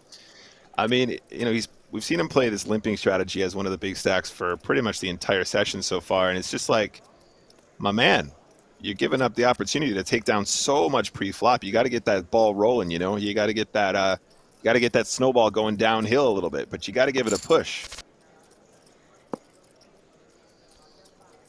I do agree. And just slows it down, no big deal. Yeah, just trying to get queen high to showdown. Oh, queen 4 off goes for the stab. Hey, he gets the queen high. Let's go.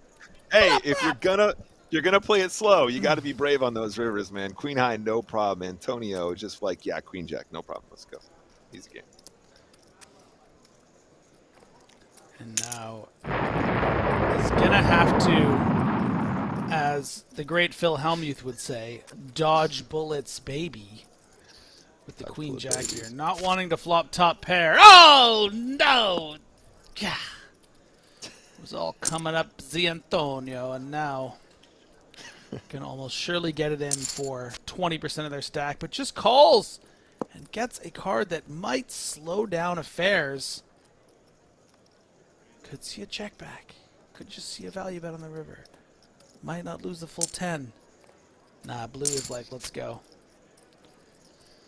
Oh, he's only got half pot behind. It feels so good just to shove the aces on this board. Yeah, I love blues. No hesitation to just bet that turn. Be like, you know what? If you have a 10, you can take it all, but I want all the money from that queen. Gets the job done. Lovely, lovely, lovely stuff. 28 players remain, ladies and gents, and blue gets the full double up.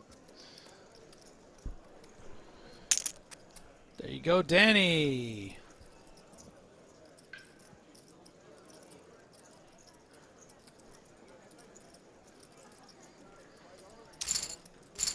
Nope.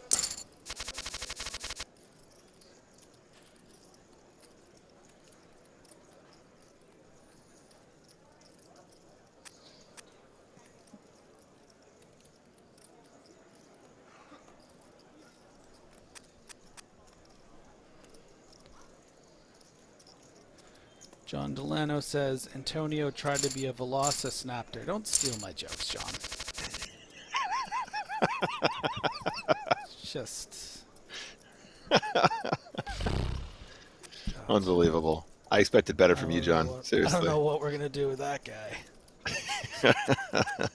Ace 10 off just decides to put it in the bin there. That is very interesting off of that stack depth, but he picks his moment perfectly. Look at that. Blue, 1084 with Johnny's jacks in the big blind. He looked across the table and he said to himself, now there's a guy. There's a guy with jacks. There's a guy holding fish hooks.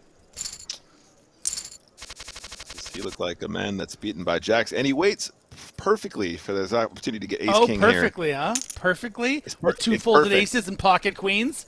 Yeah. Perfect. Real perfect, Nick. Which side are you on? This is a horrible spot for ace king. We've seen all the aces gone and all the deuces and fours and threes. It's the worst. All the blockers. I wish Joe was here. Oh my god, the blockers in that hand. 2 aces gone, 5 gone, 2 twos gone. No, there's no wheels coming. You're done. You're finished. Blockers aren't real. Confirmed. All right, 8-9 suited coming in with the open here. King jack off, going to call on the button. 2 big stacks, big stacks go head to head here. See, now this is how you want to play against Antonio. You don't have to fold.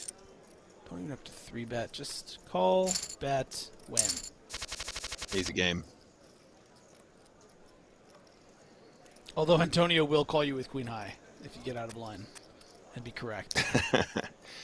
Yeah, it's got the reads.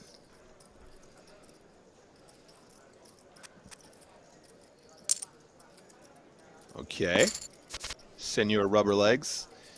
Now, obviously, 7-4 off probably wouldn't usually be a limp blind v blind here, but given how passive Z Antonio plays pretty much every single position, I mean, I like playing nearly 100% here, Griff. I mean, you're going to... snap with 5th pair. Let's go. There you go. Yeah, I'm going to comfortably limp most of my range there against Antonio. He's not... I mean, listen, we've been following this guy around like, you know, with a paparazzi. We've seen this is like his third table or something. So we have a bit of a better indication of the way that Antonio plays, but we have seen that even when Antonio does raise, it's not particularly big.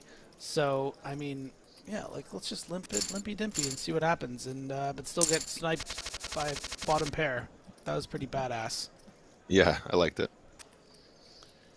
Again, one of the big stacks, like not missing that opportunity to open with the 8-7 suited there.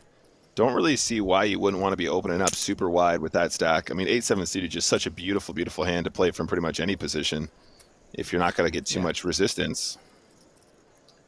And you can see how much the dynamic of a hand will shift when you decide to raise under the gun. Even though a hand like King Jack off is technically better than 7-8 suited objectively on this table, if 7-8 suited opens there, I don't think Leo Souza is very comfortable continuing in this hand, whether it's as a 3-bet or a call. Probably going to fold something like King Jack. Yeah, now, King Queen might be a different story, Ace Jack, but he happens to have the bottom of the folding range there, and it might get through. Yeah, I mean, if you're in a situation where you can get those kinds of hands to fold from this position, I mean, you're just doing so well, right? Just as a complete theoretical pre-flop open, it's really, really interesting to think about that dynamic. Absolutely, Griff. But to the hand at hand, Leo is actually in a very fortuitous situation here with this top pair. This is flopping the middle pair. Sizing like that might get the Queen's Gambit avatar to fold. Yeah, I think I like a little bit smaller on the turn here, especially when it's a complete brick and the board's not as draw heavy, right? You want more 7s and 5s to come along, and they're not going to have as many sort of combo draw kind of hands to come along with for the larger size. Yeah.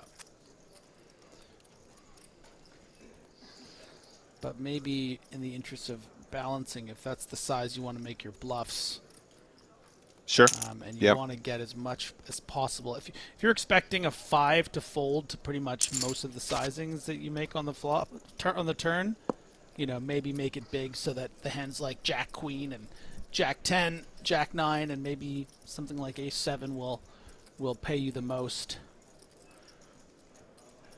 But I do know what you mean. Sometimes you just want to keep your customer around. Yeah, I mean, I imagine in a tournament with this many runners, I mean, I don't know how much sort of quote-unquote history they're going to have with each other, right? So I don't think the balance issue is as important in a tournament like this as it would be if you were playing those same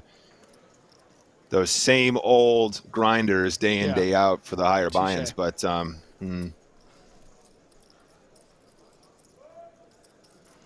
yeah, what was it, 6.1 in there? I probably would have bet like between 3 and 3.5. 3.5, 3.6, something like that. Yeah. That was my size. 3.6, actually, I was going to make it exactly 60.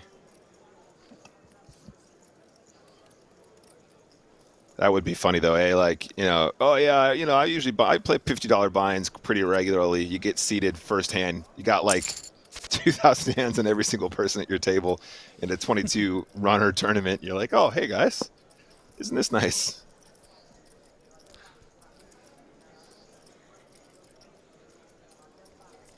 Advantage Leo Souza, even though Blondie technically with the best holding. Leo going to get an opportunity to keep barreling, especially a card like this. Straight Such draw, a pretty flush turn. draw. Straight draw 2 ways. 2 ways. They should create a name for that.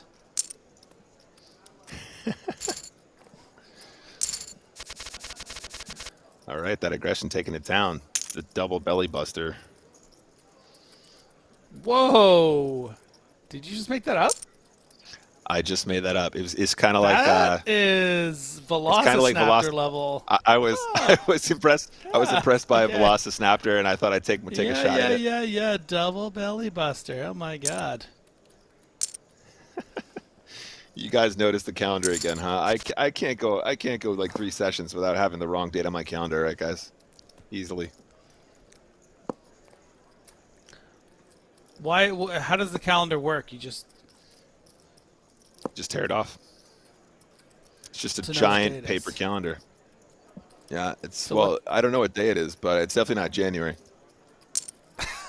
Okay, fair enough. Do you write anything in it, or it's just like keeping? I do sometimes, yeah. I mean, I But probably where not do you as write? often. I don't understand. Like, there's the You can- 15 you- there, for instance.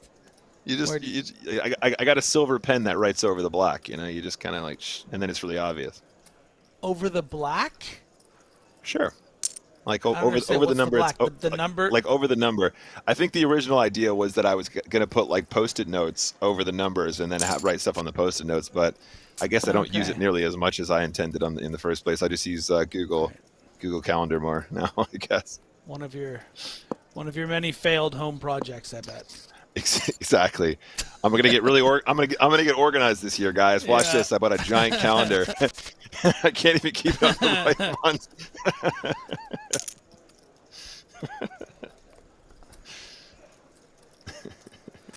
Well, because we're not good at our jobs and we're distracted by your ridiculous calendar, we did miss a 11 million chip pot that the chat is lamenting, was saying an Antonio no moment. Num num num num. Oh, at least we got a num num. So let's get back to the action. All right, let's get back to the action. Clearly, Antonio just did not like what happened as opens 9 queen off the next hand in the position.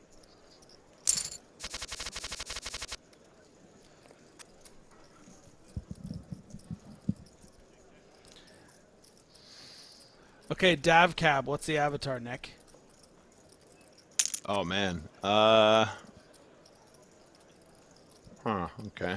Let's actually have a cry. Are you sure Dabcab isn't your new slogan, buddy? No. Yeah, I really don't know that one. Ugh, you're so new school, it makes me sick. Apparently. Come on, Chad, help him out. It's Umberto! Nom nom nom nom nom. Umberto Brenes, bro. I don't know Come who that is. on. Come Oh on. my god! He doesn't know his history! The history of this wonderful game. Umberto Brenes is a World Series of Poker legend. He would always do the shark. He'd be like, he'd be like, go all in, and the guy'd be thinking, he's like, the shark's gonna eat you! Like he was a cartoon character. He was hysterical. He's a legend. Come on. I wonder what he's ever actually won. He would always just be on TV and stuff. Oh, guys, look at the run out here. King Queen manages to fade the spades and make the absolute nutter butters on the river. But not the nutter rubber. Bets with the stone nut low. I mean, maybe it'd be worse if it was like deuce 3 off. Maybe that's like the absolute stone nut low. just for like, you know, posterity. And he's all in, of course, with the nuts. Quick fold. That's a huge pot right there. You were talking him up. As soon as you started talking about him, he just got this amazing pot gifted. Yeah, I wish I could show you some famous videos of the Costa Rican legend Humberto Brenes. I think he was a proper PokerStars.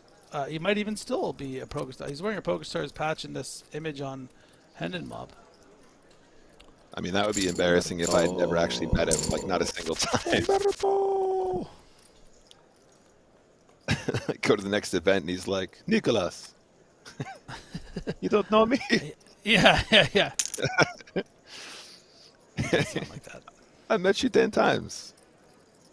Sorry, buddy. So, Masada714 says in the chat, I think this is a quote, an actual quote that he says. Someone says, how do you say shark in Spanish? And he says, Umberto! So you'd have a little, like, you got to look up a video or something when you go on break. Here, let me see if we I have can an all-in. draw everyone up. Ooh. Oh, Leo might actually quite find an a all-in. call This is- here. Oh, this sorry, isn't an excuse me, all-in. guys. Dude, Three this bets is of a 5 million, like, excuse me. 3-bet He calls with the ace-10! Wow.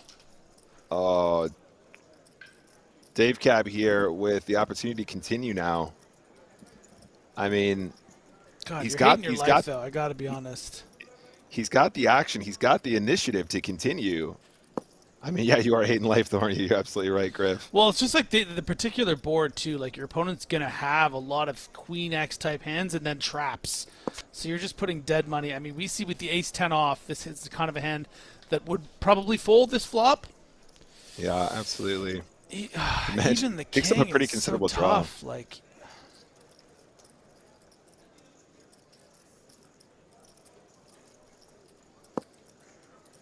Oh man.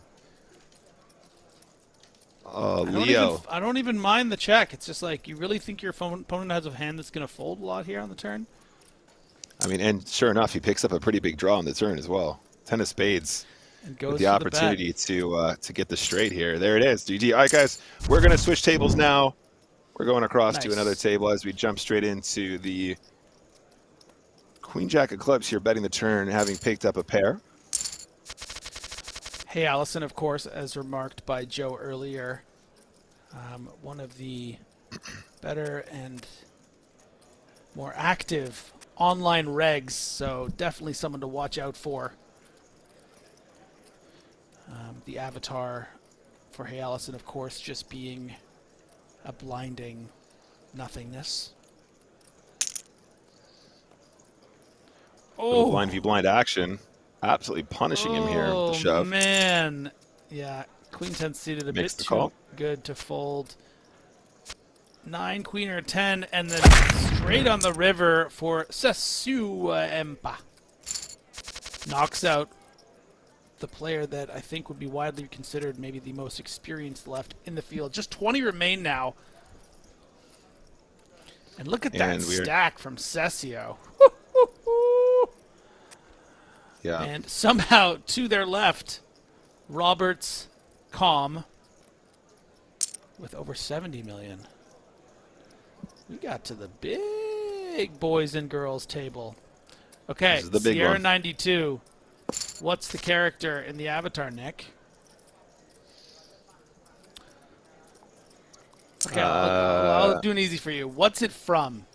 No, it's from Dragon Ball Z. Oh, there you go. That's a good start. I need to be good at this. Is it like Goku, but he's like God Saiyan mode or something like that? No, I think the Goku God Saiyan is like the blue hair. I think that's either gonna be someone like some nerd in the chat will know. I think it's Gohan, yeah, but it's like Gohan with like something on his head, so it's like he's like maybe it's like Majin Gohan, or like maybe it's Gohan merged with someone. I don't know. Help us out, super nerds. Oh, here we go. Hawkajin. Gohan Super Saiyan J2 when he fights Cell. Oh, of course. Of course. Look, we got look at these nerds. I love you guys. Omar Sikins, that's SS2 Gohan. Wow, big stacks going to I war have here, that guys. tattoo. I think I know that it's SS2 Gohan. King 10 makes the 3-bet against the 59 million stack and gets the fold pre-flop there. Let's go. Let's go.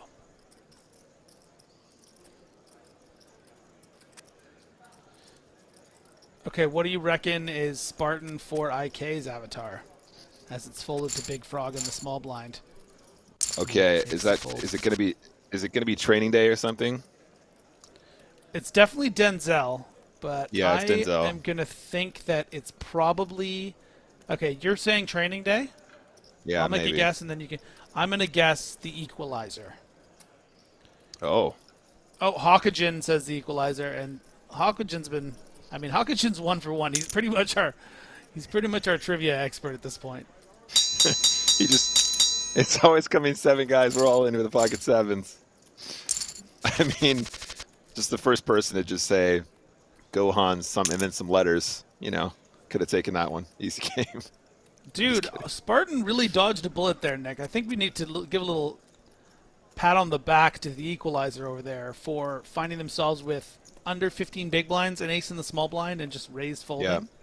Yeah, absolutely. You know, not what you're supposed to do there, but sometimes what you're supposed to do and what you end up doing, you know, they can conflict. Absolutely. And it can be the best result. Yeah, I actually managed to get away from a dominating situation there. I really hope someone from the chat just goes, that's actually from Equalizer 2. Because they did do a second one.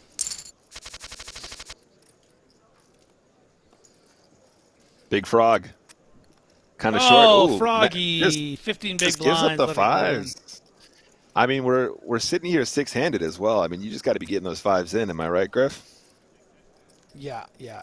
You know, it never feels thrilling. It's not like you're super excited about doing it, but it's kind of the spot you just need to take, because when you think about the range of outcomes, you're either going to get a bunch of folds and increase your stack, which you need to find ways to do. You can't just wait for ace, queen, ace, king, jacks. Like, you need to find spots like that. Or you get called by a hand that's, you know, you're flipping it and you win a big flip and suddenly you have, you know, 27 big blinds instead of 12, 13, whatever you have. So Sure. 15, you got to go for it. Actually, you'll have more like 30 bigs, but yeah. Okay, I think this is the Sim spot. Now, Yeah. kind of interesting because obviously the 3-bet really puts Sierra in a bit of an awkward situation where I think they probably would have confidently gotten it in previously, but they are very, very short. Yeah, and you'd have to think that Roberts is not going to, like, come after Cessio super light here, but it looks like the right decision has been reached. Yep. And now Cessio, you know, the action closed here. Roberts probably going to play relatively honestly. You have a hand that's going to flop pretty well against the, you know, big card kind of combos. I wouldn't hate to see a peel there from Roberts, All right. but would have missed it. And we're breaking. All right, we're going to switch tables, guys. There's another hand to follow over here. Oh, okay. Jump straight back in with, jumping straight into rubber legs here. Rubber legs, excuse me. Thank you, Griff. I think it's time for my catchphrase, Nick. Sazina! Sazina! Sazina! Like, you just get it all in, you knock a guy out. World Series of Poker, main event, final table. Sazina! Sazina. And if you don't get the reference, you should watch more twitch.tv/PokerStars. Yes. Oh, man, look at the run out. How does he feel? Rubber leg, 7 million in the middle. Goes for the 4 milli. I don't think he's going to get too much action. And, guys, we are now on a break. So, we've reached another break, you guys. We are down to just 20 players remaining in this 50-50 series main event, which means we are just 19 eliminations away from crowning our main event champion, who will walk away with at least $48,000, not including bounties. EPT main event title. We are following this tournament to its conclusion. 5-minute break, and then we are back to the action. All right. Oh, Joe, You're muted, Joe. That was my fault. You know why? I was doing a Carl's Jr. audition during the break, and I had to mute my microphone so you guys wouldn't hear me talking about the guacamole $6 bacon burger. That sounds good. I'm a fan. Yeah. I can't wait for that to happen for all the poker fans to get weirded out when they hear me on a Carl's Jr. commercial. You guys did a fine job, by the way. I was listening in for a little bit. You could have talked about me a little bit more. Let's talk really quick. You guys are both in committed relationships. What sort of grand gestures do you have planned for Valentine's Day? We'll start with Griffin. He's been in his relationship a little bit longer. So I don't. We're probably going to go out for dinner, which is going to be nice. I don't have anything grand planned, but I will say, just in speaking to your question, is that her Christmas present was her birthday present, which was in February, was going to be these tickets to go see Dua Lipa. And then for Christmas, I didn't know what to get her, and I was scrambling, and then I got her tickets to go see Billie Eilish. And they both got canceled. So she just told me the other day that I now owe her these huge gesture like gifts for Christmas and for her birthday and Thanksgiving, and it's all like coming up in the next like 2 weeks. So I'm completely bombarded. I'm in a 3-gift snag here. Is that why you said that you were playing a cash game lately? Are you trying to like run up a roll Maybe, so you can afford I'm whatever not even this kidding has you. to be I could now? show you. I could show you text messages right now where she was asking me to come home from the cash game, and I'm like, I'm making that Valentine's Day money. It's like, yeah, that's definitely a connection. And how about you, Nick? Well, I'm in a bit of a bind here. It's not a similar bind, but I'm also in a bind of sorts like Griffin. So basically, I'm actually going to be hosting the Sunday Million here on the Central Channel on Thanksgiving evening. So there's not really, Thanksgiving? there's not. Sorry, You know what? Thanksgiving. Excuse me. Valentine's. That actually says a Valentine's. lot about your relationship and how lucky you feel to be with the woman you're with. Where you call Valentine's Day Thanksgiving. Exactly. Sorry, Valentine's Day, I'm actually going to be here. But I have kind of planned a thing in anticipation of that. She's aware of the fact that this is happening. We're going to fly to Gibraltar for a couple days. We have a friend that lives out there. So we're going to go visit him and go and catch some rays and see somewhere a little bit different, a little bit after the 14th. But I have another grand gesture planned, but I'm not sure if I'm going to be able to pull it off. So we'll see. It's got to be a secret, though. I bet you'll just be happy this year that your grand gesture isn't the grand tour.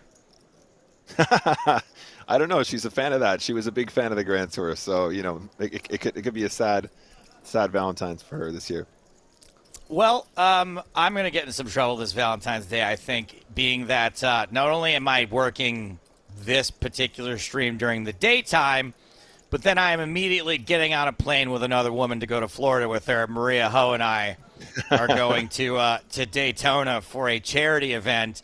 And so I was like, oh, hey, sorry. Yeah, no, we're not doing anything for Valentine's Day. And also, like, I'm going to be getting drunk on a plane with a very attractive, successful person who isn't you. Sorry. Hope that's cool. Yeah, I'll actually be flying directly to Vegas on Valentine's Day myself. So that's the difference between yeah. Nick's got this whole plan, the nice trip, nice vacation. I'm just going to Vegas with my friends. Yeah. I mean, that's the best way to get out of doing something for Valentine's Day is like not being available on the day and then being like, so I guess we missed it this year. No big deal. I have a couple buddies there at the same time. I have to. Max is going to be in town. Max is going to be in Vegas for some work, so I'm going to head down there. I got myself in trouble last time because, it was one of those like, oh, we don't need a Valentine's Day. These people who need Valentine's Day are so stupid. And then the day came around, and sure enough, I got a lot of flack because I really thought that we were going to do a not Valentine's Day. Oh, that's like when the girlfriend says no gifts. If you don't have a gift, you blew it. Cards back in the air. Pick up more on that discussion a little bit later if necessary. Nick's going to take a quick break. Joe Stapleton, Griffin Benger. Going to attack the final 20 here.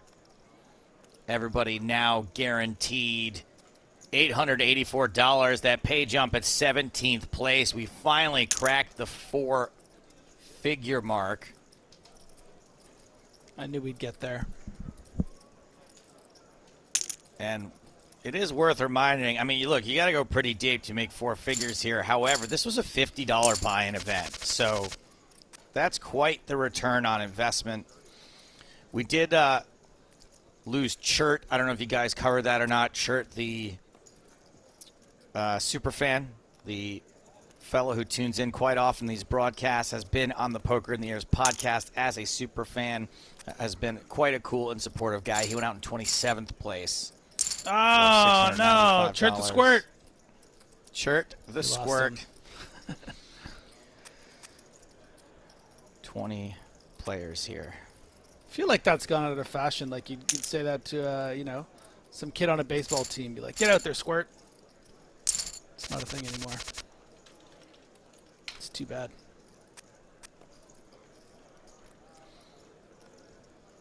Sasua with all the chips and all the ace king. And a walk in the big blind. I see that the big stacks have gotten much bigger in the hour since I've been here. 69. 69.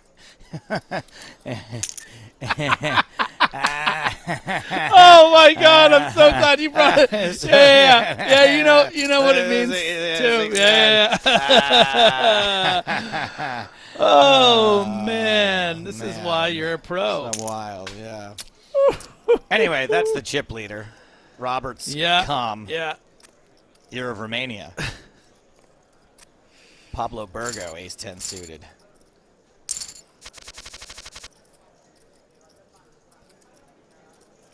Spartan with the sparkly Kevin. It's That's what I call King 7 of diamonds. Oh yeah, cool. I like it. So I learned a new hand name when I was in San Diego this week for a Run Good event.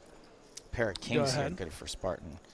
That Deuce Tray is the diaper, and Deuce Tray offsuit is the dirty diaper. You didn't know about this? This was all from No. the World Series coverage this past year.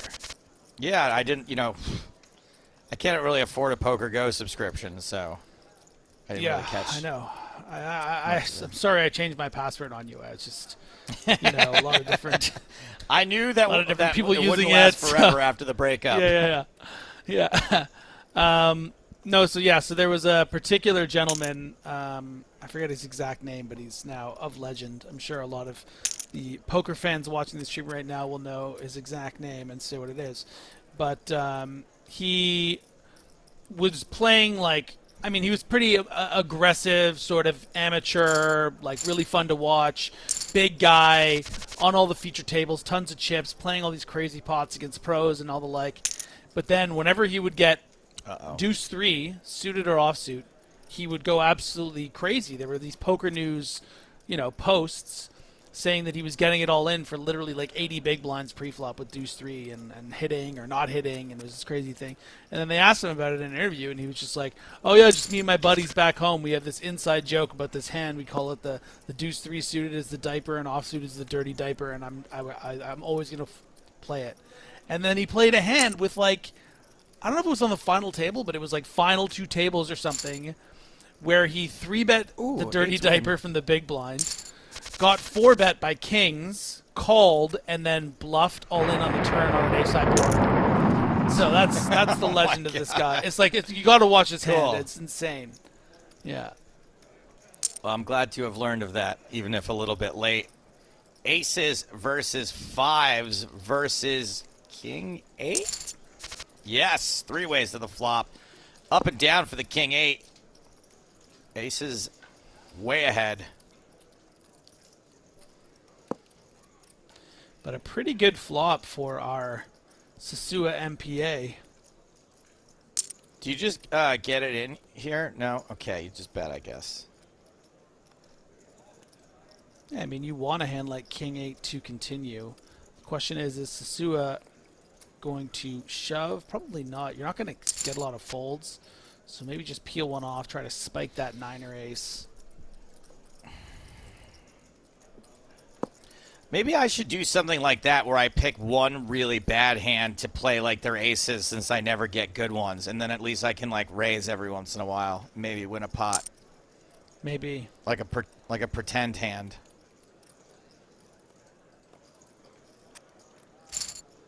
Sierra does win it with the aces.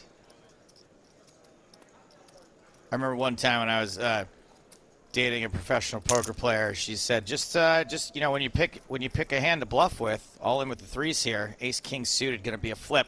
When you pick a hand to play, just play it like it's aces. And the first time I tried to do that, the board came out 3 aces, so didn't really work. King high flop, and there goes Big Frog out in 20th. 19 players remain.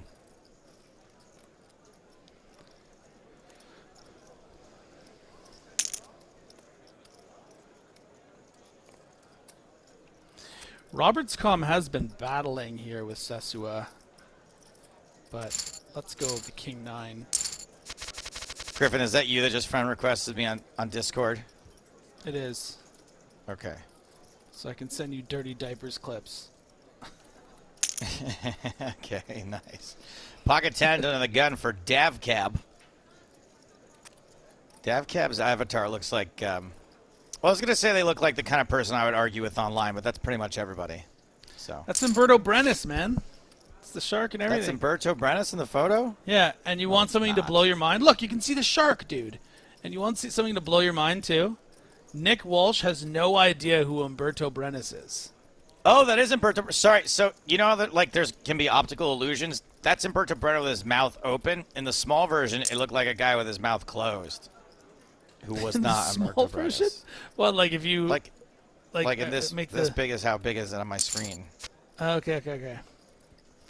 Tens out flopped, pretty handily outturned as well, but do pick up a gut shot. And Most reckless bluff in WSOP history. There it is. Thank you, Griff.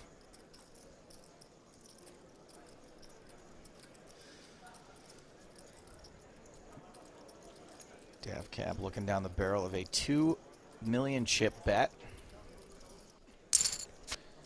Makes the call, does not straighten eyes. And that's pretty good, you know, when you hit 3 out of 4 overcards, except for the one you need to make a straight. And Dav Cab now gonna have to turn this hand into a bluff or fold. Not beating really any kind of hand that Spartan could reasonably have here as a bluff.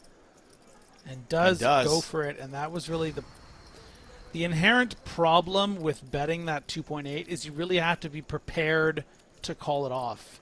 And the question is Spartan prepared to call it off? What hand am I beating here? I'm beating, you know, no value hands. No worst two pairs are shoving here. So I'm only beating a bluff. And that's why I think, oh, nice call. Nice call. Spartan kicks Dav Cab down the well. Huge. Now up to almost 28 million in chips. Dav Cab in the extreme danger zone.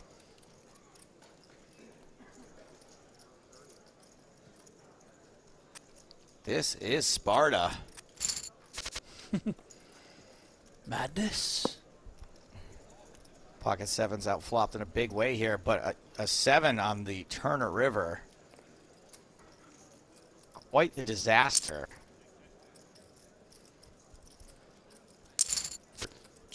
Joe, stop projecting all your bad beats. Not anymore. Not anymore. If the 7 comes, because this is what happened. It would be a disaster for Pablo Burgo. Then we do not get to the river. Chichu up to 74 million, and once again is dealt ace jack. I don't know if that's allowed.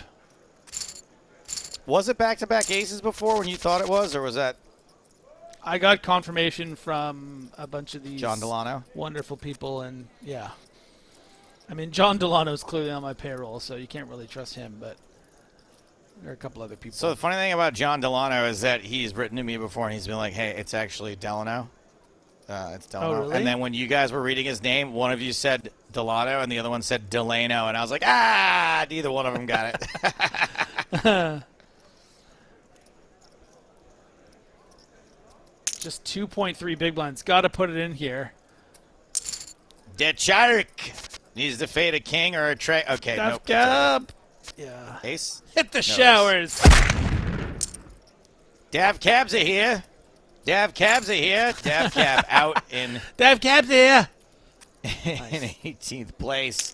Everyone is now made over 1,000 doll hairs.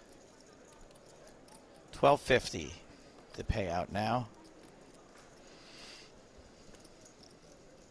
And 17 players means that we're on a final 2-table bubble because it's an 8 max.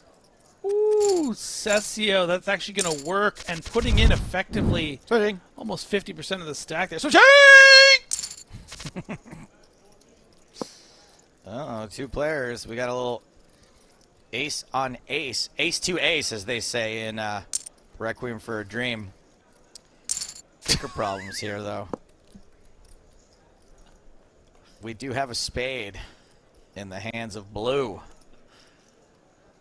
Yeah, spade's nice. There are some opportunities here. 3 or 5 will create that situation. But no. And with 20 million out there, just going to take those chips down. Let's have them. Just ship them this way. I'll take what's in there.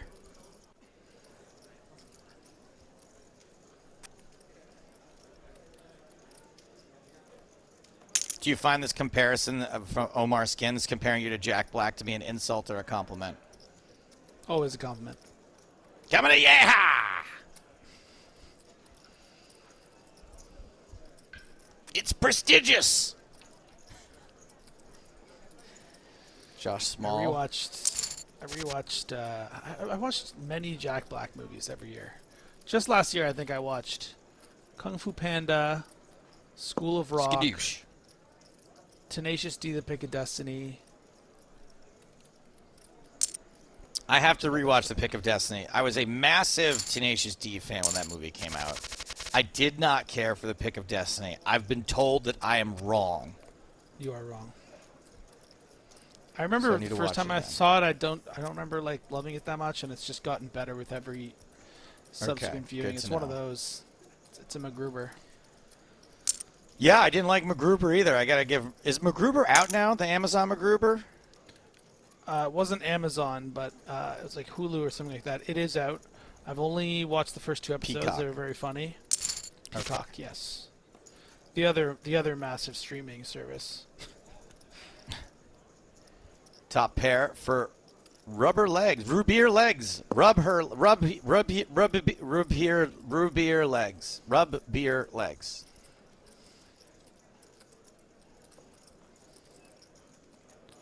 Against a pair of fives. Interesting avatar choice for rubber legs. Sort of just like hey, like we're just internet, we're just emojis, and like we're just here. Shake my hand, man. Like, what's the Are those? what's the vig, man? What's the story? What's the vig? Are those on like this Duplo action? people? They're like I toddler don't know toys, what Duplo right? people. Oh, is it? So there was Lego, right, which are the little ones. Then there's Duplo, which are the big ones for kids with fat fingers. That's what I had, and then they would come with much bigger versions of the people instead of the little Lego people. Oh yeah. You're a fat hands baby. Fat hands, not very bright, just sort of. I needed like basically monkey toys. I got a Mandalorian Lego Advent calendar for on like Thanksgiving this year, and so every day there's From like a your different wife? little from my wife, otherwise known as my mother, and you had to put together a different little piece every day from the Mandalorian. And the first day I did it, when I was like trying to like push the pieces together, the whole thing like bursts apart, and it brought me back to my childhood. And while I just Oh no. can't like rage, like a white hot rage, and I can't do Lego. Blue 1084 flops the flush draw, is behind.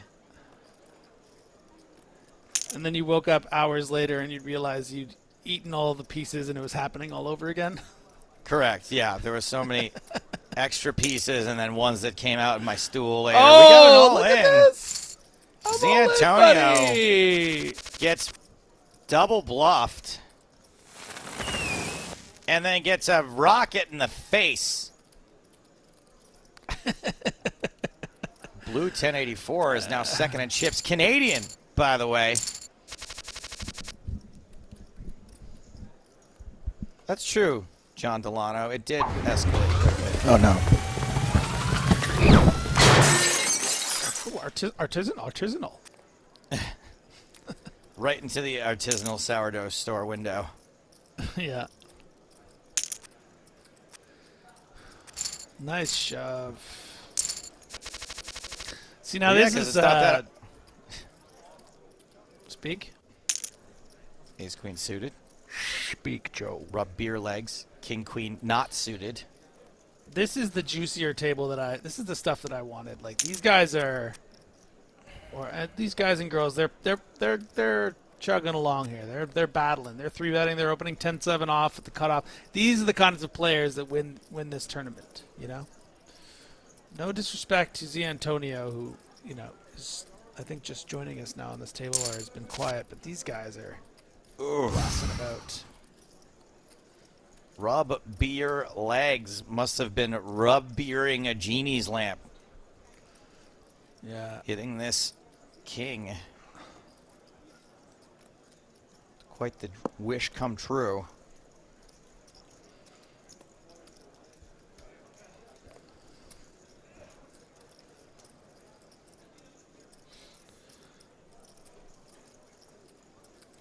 Such a nice feeling making a pair, I assume. Just Hitting top pair here. That's just stuff dreams are made of. Yeah, and to that price with the backdoor nut flush draw, ace might be good. Should maybe call there, but decides to make the tightest fold, which actually works out considering rubbier legs did have the king, and you can see now just the blasting going on here. And the blasting does take it down pre-flop. Says in. Oh! Just 4.8 big blind is going to be comfortably called off from rubbier. How did you know big that? Blind. He's so good.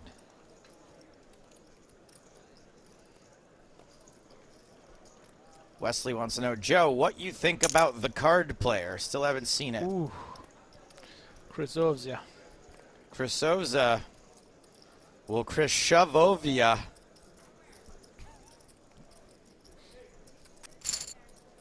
I like that one. Hits a 10, but it's not good enough. Enough. Kings and 10s. The eventual winner says in ha. Says in a yeehaw. Says in a yeehaw.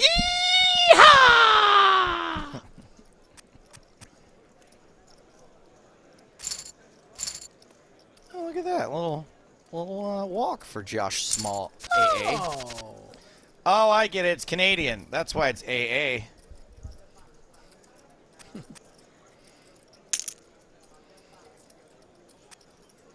Rubber legs. Raising from the button. Misses. Pair of 7s for ace 7. Continuation bet from rubber legs. Does not get the fold they were looking for. Babe, I've been on my feet all day. My legs are like rubber.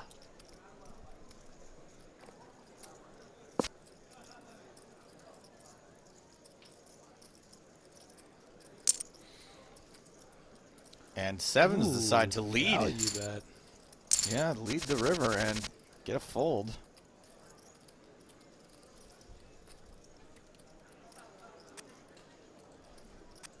Looks like action's going to fold around to Z Antonio. We did have a blinds increase moments ago, 1.2 million. Yeah, which is going to keep Cezinho firmly in that danger zone. But we just have final 2 tables now. You can see. Actually, you know what? If we have 6 on this table, I'd have 3 tables. 3 Joe. tables. 6, 6, It's 8 5, max. right? 8 max event. 6, 6, 5. Wesley responds after this flush draw for blue flops here. Stapes, thanks for reading the question. It would be super awesome if I got an answer. Wesley, I can't think of a broadcast where the movie The Card Counter hasn't been brought up, including this one for 5 whole minutes where we talked about nothing but the card counter. But you asked about a movie called The Card Player, which doesn't exist. And guess what? Now your Twitch account also doesn't exist. Thank you for your question, you banned. Joe. Sorry. Hey, sun's getting real low, Joe. Okay, all right. Okay. It's okay. Let's focus on the action. Ace-10 suited, all in. Pocket kings for Krasovia. 1 spade on the flop. Kings holding. And Sizin Ha is out of Ha. Eliminated. 17th, leading us to what, Griffin? To Final 2 tables, because it's 8 max and 17. They'd have to do 6, 5, 6. There you go, buddy. Final 2 tables.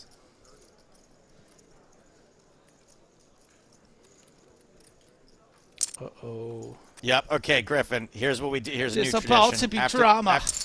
After this hand, because it's a big... Wow, just a flat from Ace-King. Interesting. Interesting. Z Antonio very aggressive until, you know, it's time to be aggressive, I guess. 3 9s for... the Ace-King. Snap call. And if you shove Ace-King there... Oh, no. Yeah, let's play it this way, pal. Oh, no. Z Antonio. is going to be headed for Z-Rail. Luckily, gets away from it. All right, Griffin, here's what we do here.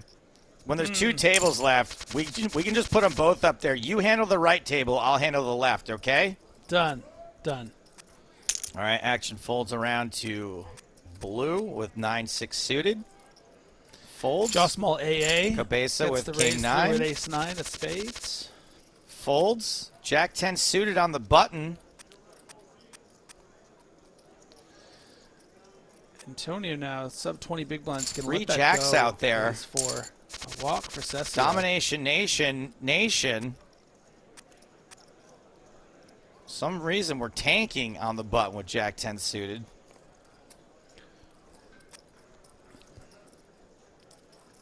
I really Wicked wanna help 618 says, commentate on your hand, I don't but- think this will work, guys. It's definitely not going to work. There we go. There's the shove from the button. Both blinds fold.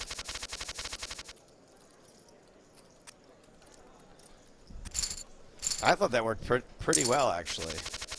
Yeah. Gianni Paco says, stop Cessio. talking both, please. And Raksha Supermod says, back to Gianni. You first. And you're banned. Thank you for your comment. I love it when the boss is away, says William BLR. Yes. As I was telling Joe before we got started, the lunatics running the asylum is always... You know what's funny is I've been told by the big boss that that particular boss isn't my boss, but it doesn't feel like it.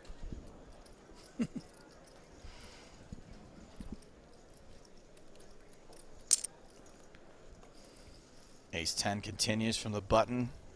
7-8. Has plenty of chips.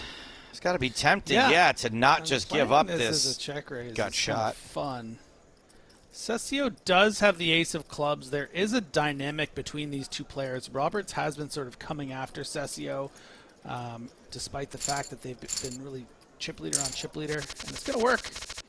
Roberts calm, doesn't care.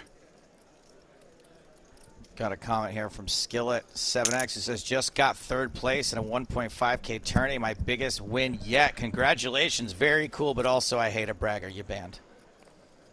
Great job, though. Very happy for you, but, you know. Was it with 1.5K players? One, like a 1,500 buy-in? No, it was, what, it was 1,500 guarantee. No, it's a great achievement. I'm very happy for them. I just What I is just the hate a bragger. achievement? Finishing 3rd place in a tournament. In a $1,500 tournament? $1,500 guarantee. Oh, okay. Gotcha. I was going to say, $1,500 tournaments don't grow on trees. No, they sure don't. Pablo. I mean, look, I managed to turn a $550 tournament this week into a $1,500 tournament, if that counts. Top set Antonio, oh, no. for Pablo. Antonio, no. We don't talk about Antonio, whoa. Luckily, there's only 1-7 left in the deck for Antonio to get bad beat, although both players do have multiple, at least 2 full houses for Pablo.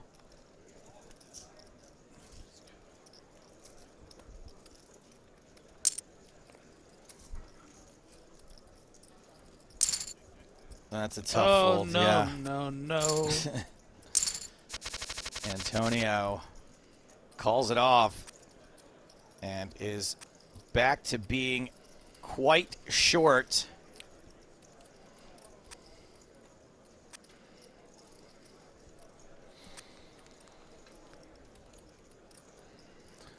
Let it go, Sierra. This You're not is going to like what kind they of- turn up. Wow. That hand kind of on the line for most folks with that size chip stack, but would have run into 2 much stronger hands, pocket 10s in particular. And we are going to flip Ace-Jack versus 10s. Safe flop, safe turn, safe river for 10s. There goes Spartan. Krasova picks up Spartan's chips and $1,200 in bounties. Where are we at payout-wise? When's the next jump? The next jump is after 14th. And telling you, Antonio might be out the door in 15th right here. With this small blind stack of just about 12 big blinds. Pablo going to comfortably reshove here. And here we go. There is a 10, but also a queen. Boom, bang, bida, bang, boom. Bing, di, bing, bang, bing, boom, boom. Oh, all coming up. Pablo. Pablo with the rockets. I got rockets in my pockets. Should get a peel here from Josh with the suited king and the big blind. But not a board. Oh, Chichu must be so mad right now. So mad. Who? Oh, the Jack 8. Chichu. Cici is so pissed. So pissed. Furious. Like, why didn't I just want to see a flop? And Just saw a Josh, flop. Josh the Canadian, picking up 4 clubs on the turn, fires into aces. Aces call. That 9 misses the flush, but does make a 4-card straight, which is maybe one of the hands Josh would lead with there. 10. Wow. And bets 12 million. Wow. And gets the ace to fold. Well done, Josh. Wow. Pablo Burgo has been watching too much of Spraggy's stream, I guess. Dishes the aces without a whole lot of deliberation.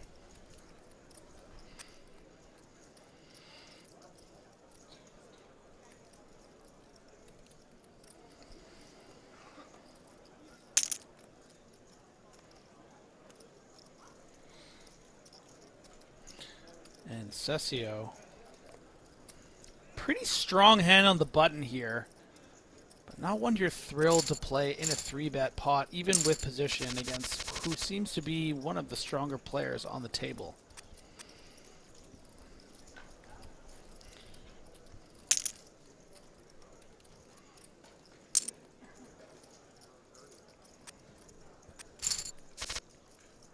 We've got pocket 8s versus queen jack suited, pair of queens for Josh, 1 spade as well.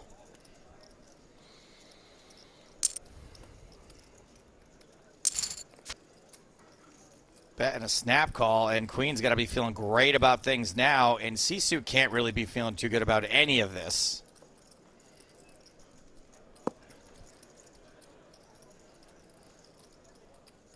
Checks. And Josh is not going to give a free card. Cesio only really beating hands like King Jack, Jack 10, King Jack. King 10, rather. Good fold.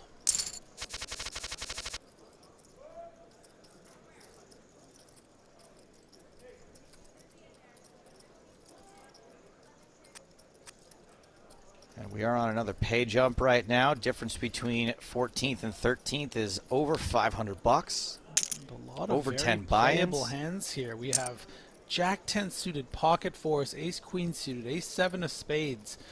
You know, Roberts could be a party pooper here and come in for that big 3-bet. We've seen how comfortably Roberts plays at that style and does go for the 5x 10 million. Wowee. That's one way to make sure you're going to pick up this pot pre-flop.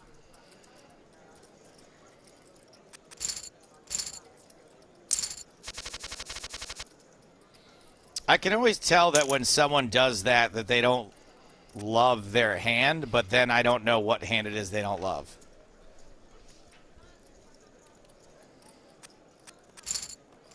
I'm like, they would never make it 5x with super strong hands. Speaking of super strong hands, Sierra here with the 10s at the cutoff. Krzyzowska, Ace King suited in spades on the button. Going to be a pure absolute classic. Like a Cadillac. Just a classic car. Classic race coming up here.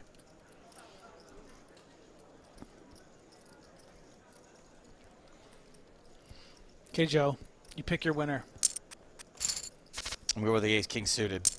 I changed my mind. I win, sucker! Sierra also wins, doubles up.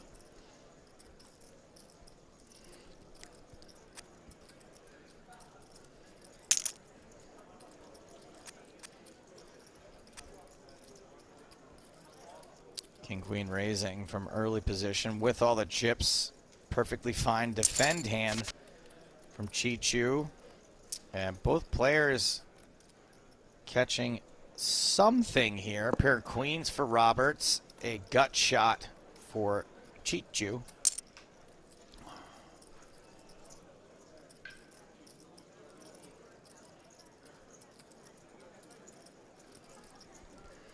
What is Wesley talking about? Is this real? Is he going to get me to look something up here? And get another... Is it real? I'm getting the card player as if we were from 2003 about a Rome policewoman who teams up with a British Interpol agent to find a crafty serial killer. Oh, I think he got us. Good on you for getting me to look up a movie that doesn't exist. I won't ban you for that because I got to give credit where credit is due.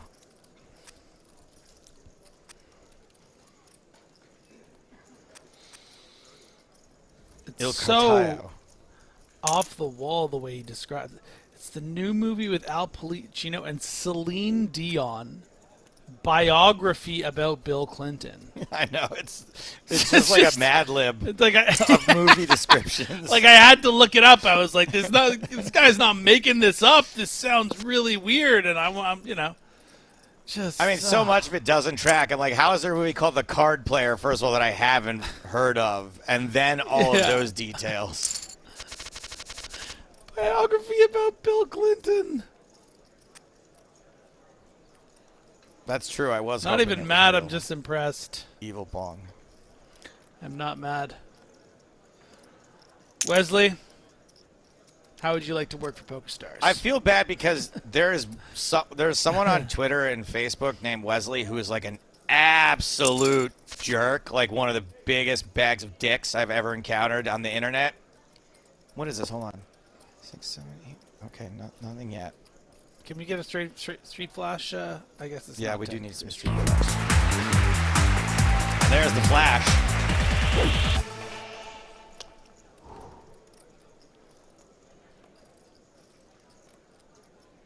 Flash on the turn.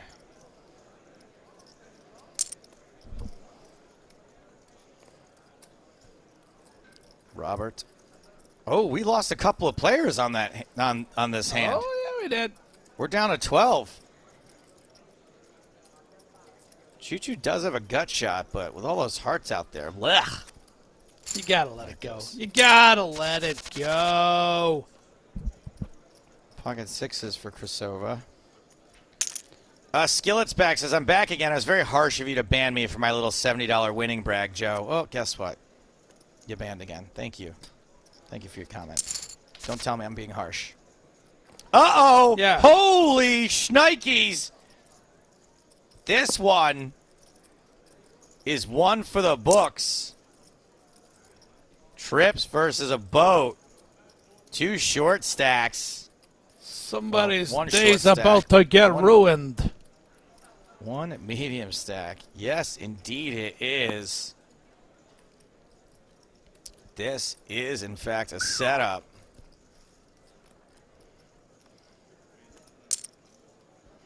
They set me up. They set me up There's from the day all one. in and the call. No improvement for Malacco. That's it for Malacco. Collision Course says Cuttlefish, and they are correct. Down to 11 players now.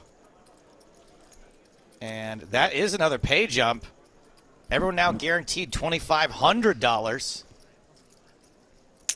And we're just I think an 8-max tournament still does 9-handed final table, though, so 2 away from the final table. Uh-oh. Oh, Just boy. playing 23 big blinds. This is absolute trouble for Pablo. Should play as just a check call here, but, you know, you wouldn't even fault Pablo for wanting to put more chips in against just a button open here. Oh, such a dry turn. Pablo does not improve or pick up any additional outs.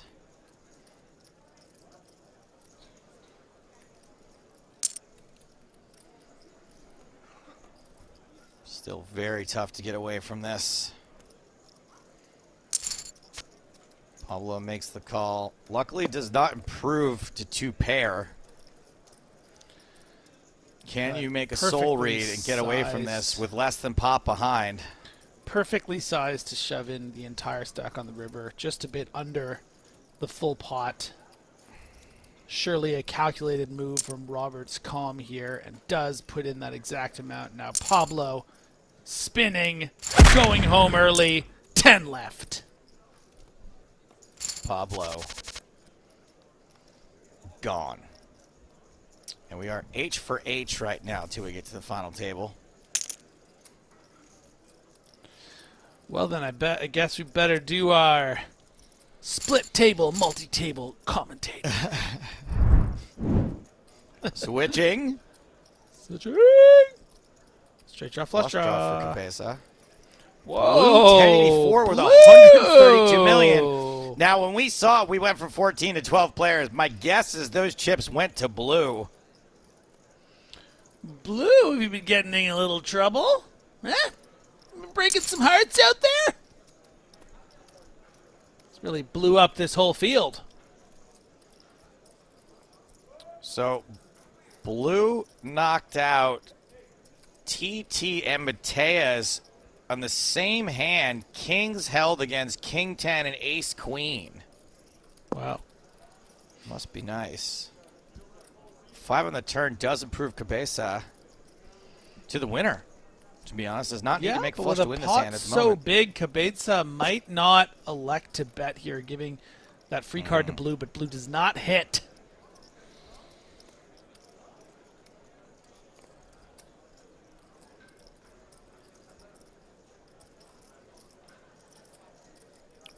Blue first to act. Wrestling with the And that's dilemma of bluffing King High.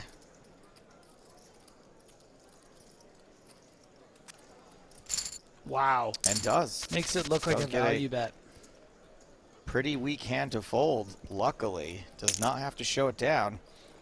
Queen suited under the gun. 5-handed at this table, 5-handed at the other table. Final table bubble, hand for hand.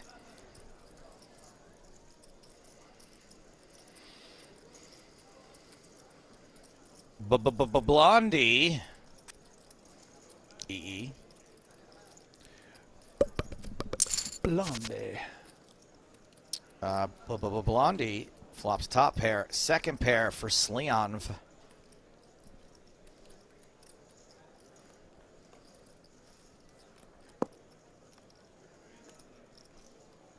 Little slice for each here. Did you say Reacher? Someone just recommended Reacher to you on Amazon. And what You did I ever heard say of the character? before we even got started today, Griffin? That you've read 8 or 9 Reacher books, and you can't wait to watch the show. And I cannot wait to be done with this broadcast today so I can go watch the show.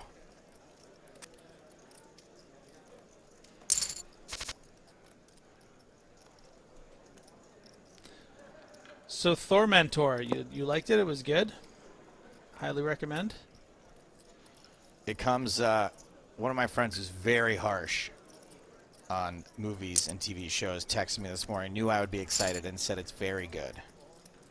Nice. Switching, especially because they based it on the plot of the first novel, which is like a really good plot.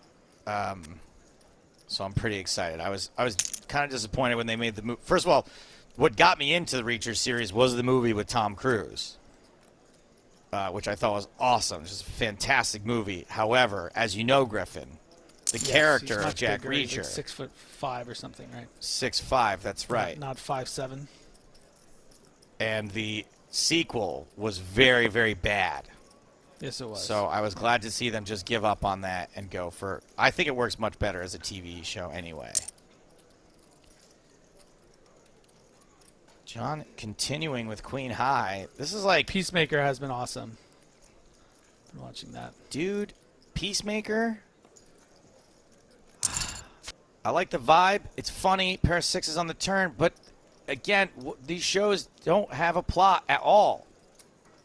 It's the butterflies, man. They're trying to stop the butterflies, Joe. Yeah, how many God. episodes do they announce that they're trying to stop the butterflies without telling you what they are? 6? 7? These shows, the plot just is like a snail's pace. Like, good Lord. Move it along. Yeah, or do it's individual episodes. It's your biggest pet peeve, I know. Do like a show where you have a contained story in every episode when he goes and solves a different thing. Fine.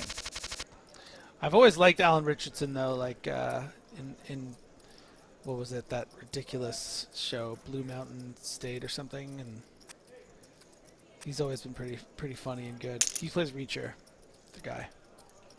Oh, does he? Okay. But I've been I don't watching his recognize career the since Reacher like guy. he was like he was playing a college character. Sierra opens 9-10 suited. Krasova shoves. Probably going to get through. It does. Krasova up to 75 million-ish. The biggest bounty out there.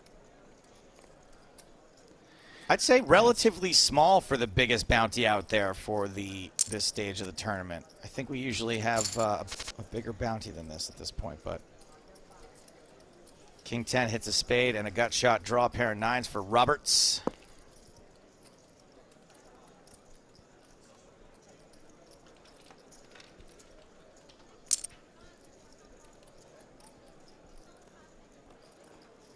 Silver bets a third of the pot.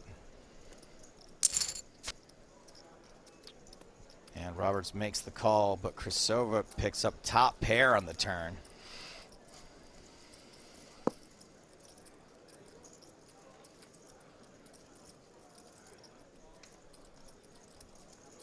Also, the female lead in Peacemaker is so attractive. It's very distracting.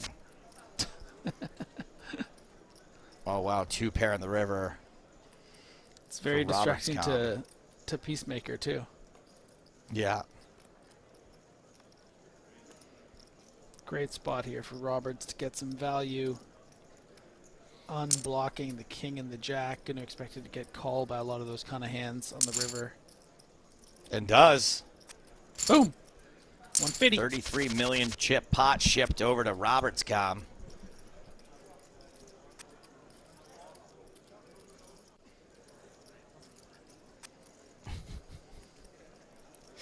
Cluter says, I wonder what people's expectations loved the new Matrix movie, also loved Pick of Destiny, and then said, wow, my comment is just plain gibberish. It's good to be self-aware. Self-aware. Yeah. Self-awareness is good. Switching. It's the first step. Wow, do I really sound like that?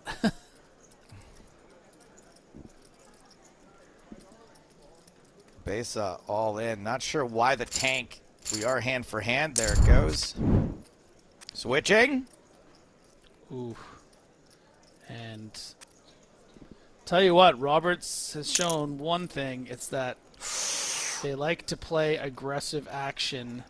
I think they have the best And against the hand button pre-flop. raise. Yep, we're going to see a 3-bet. Yeah. Very surprising it's call hard. here. Just call from Josh, but we wanted to keep in those weaker hands. Not want to end up all in here. Yeah, and people play jacks pretty funny, but this is about as good as it gets for jacks, my dude. Do you really want to? Do you really want to take it?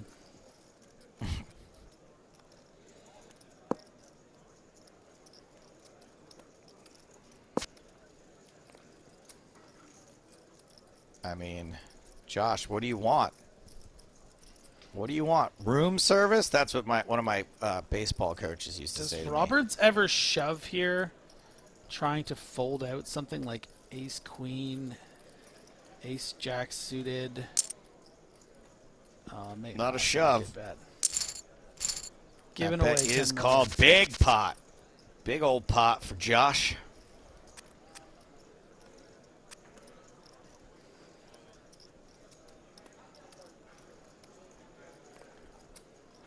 I like all the hairband stuff in Peacemaker. That's actually a really clever aspect to it. Although, you know, James Gunn is he goes to the well. What do you mean? Just has like does the same things, tropes, characters, dialogue? Yeah, What do you mean? and you know it works pretty well, but it's not that dissimilar from Peter Quill and his mixtapes, is it? Yeah, that's true. Pair of jacks for rubber beer legs. Blue with queen 4 blue. Yeah, mid pair and the backdoor flush draw. I think rubber legs might want to continue here. See how blue reacts. Ooh, And baby, that straight on the is turn, flush draw. The action card, a card that Rubbier Yeah. is going to want to continue on for up to a decent amount of chips on this turn. You know, you don't really want to be calling that. That's tough. Unfortunately, You're in a So tough that's spot. gonna get you Jeepers. you're gonna get you right out of there. That's just not gonna affect. Yeah, he look. He was trying to bet 1.8 million. That's funny. I love the admitting it. That's great. Do you really want it?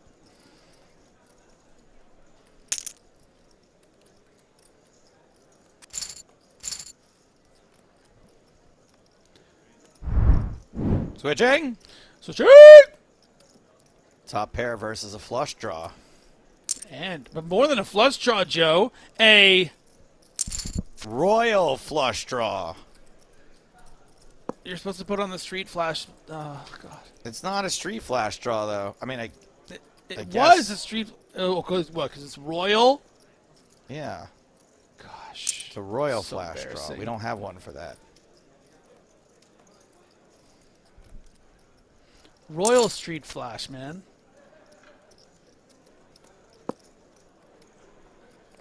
But ace-8, we ignored. I guess it doesn't make a huge difference to make the 8 there, but whatever. More outs to a full house. Yeah, I think Roberts needs to find themselves in a folding position here on this river. You know, you are going to be up against some bluff combos that flats the button, but you know, a lot of hands are going to be suited that call pre-flop. A lot of Jack X type hands. You know, not a lot of King 10 off You can't ever in call this this. hand. You can't really call Ever. here. Good fold. Not a bluff. Krasova, pocket threes, folds. Everyone folds. Nathan, a.k.a. Nate, why are you asking me about the movie Swordfish right now, 20 years later, on a poker stream? What, I've watched for that what movie- relevance?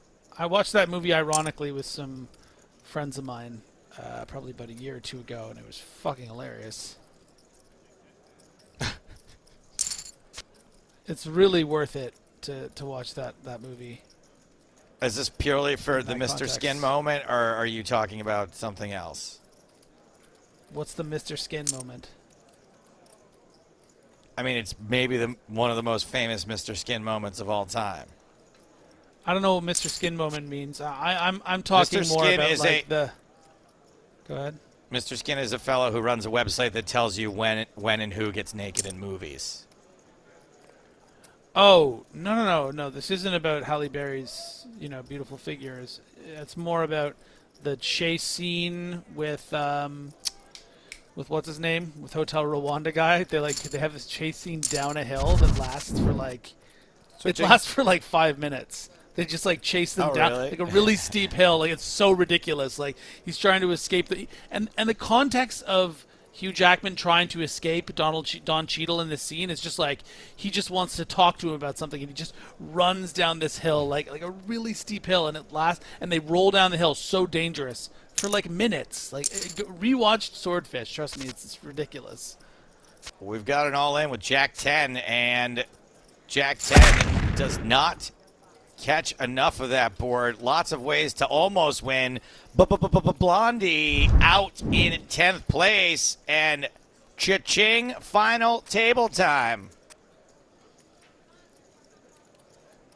Everyone now guaranteed $3,500.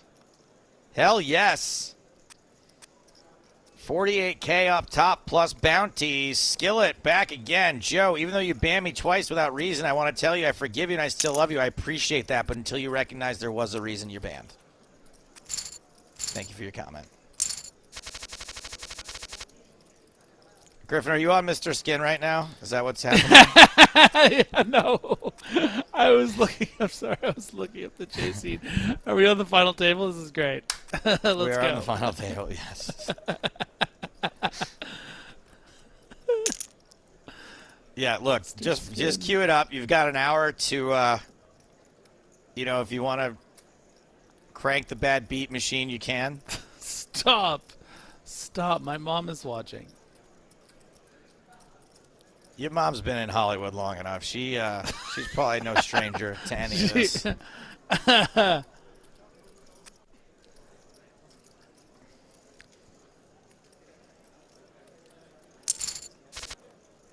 Robert flops the flush.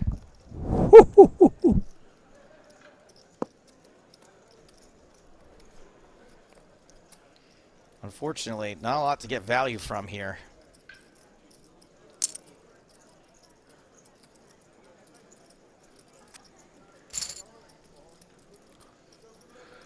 All right, what an opportune time to take a break.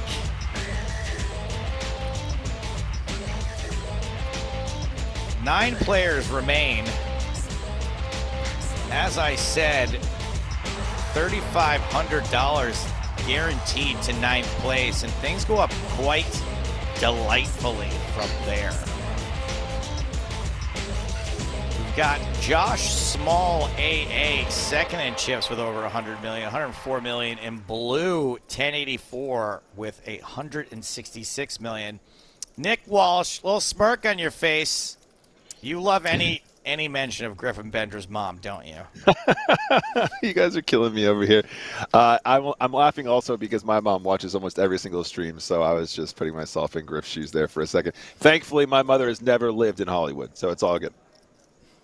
Where is your mother an English lady, or is she the American no, half? she's an American lady, but both my parents are from the States originally. But my ex-stepdad was English. I moved over with him. But my mom still resides here in the UK. She lives in Surrey. It's lovely. She's got a lovely cottage. Yeah, it's nice. That's weird because Griffin's parents are kind of English too. Yep, my dad. Yeah, my dad was born in England but grew up in South Africa. Oh, What is happening with Nikki Guardini's career these days? Has she got anything coming up, Griffin, or what? I don't know if she's has any role. I think she's doing some like a play right now, or working on a play.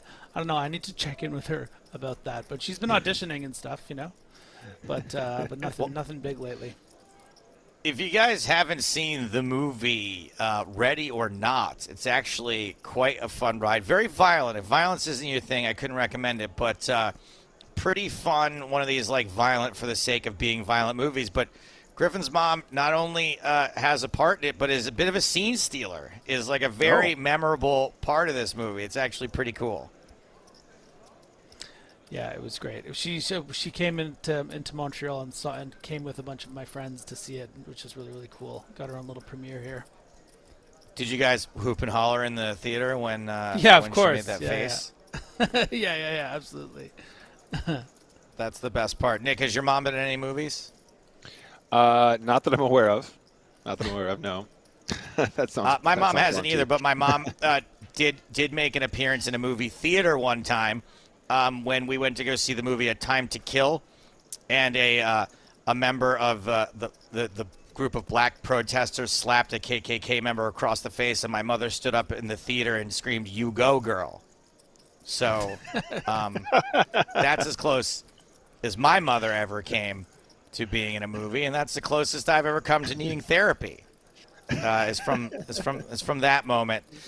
Nick, we were talking about various things going on in the entertainment world, as we often do on this stream. A lot of folks coming out in support of Peacemaker, and Griffin and I got to say our piece on that. Have you had a chance to take in Peacemaker at all? Yeah, I've only watched the first 3-ish episodes, but can I go out on a limb and say that Peacemaker is better than Suicide Squad? Like, immediately, I think it's a masterpiece. I really enjoy it. I think it's great. Griffin, agree or disagree with 2-1, that? Joe. Well, hold on. No, I don't disagree with what Nick just said. I do like Peacemaker better than I liked Suicide Squad, even the second slightly better version of it. But I still don't like. Yeah, exactly. As Bullet Catcher says, that's not saying much.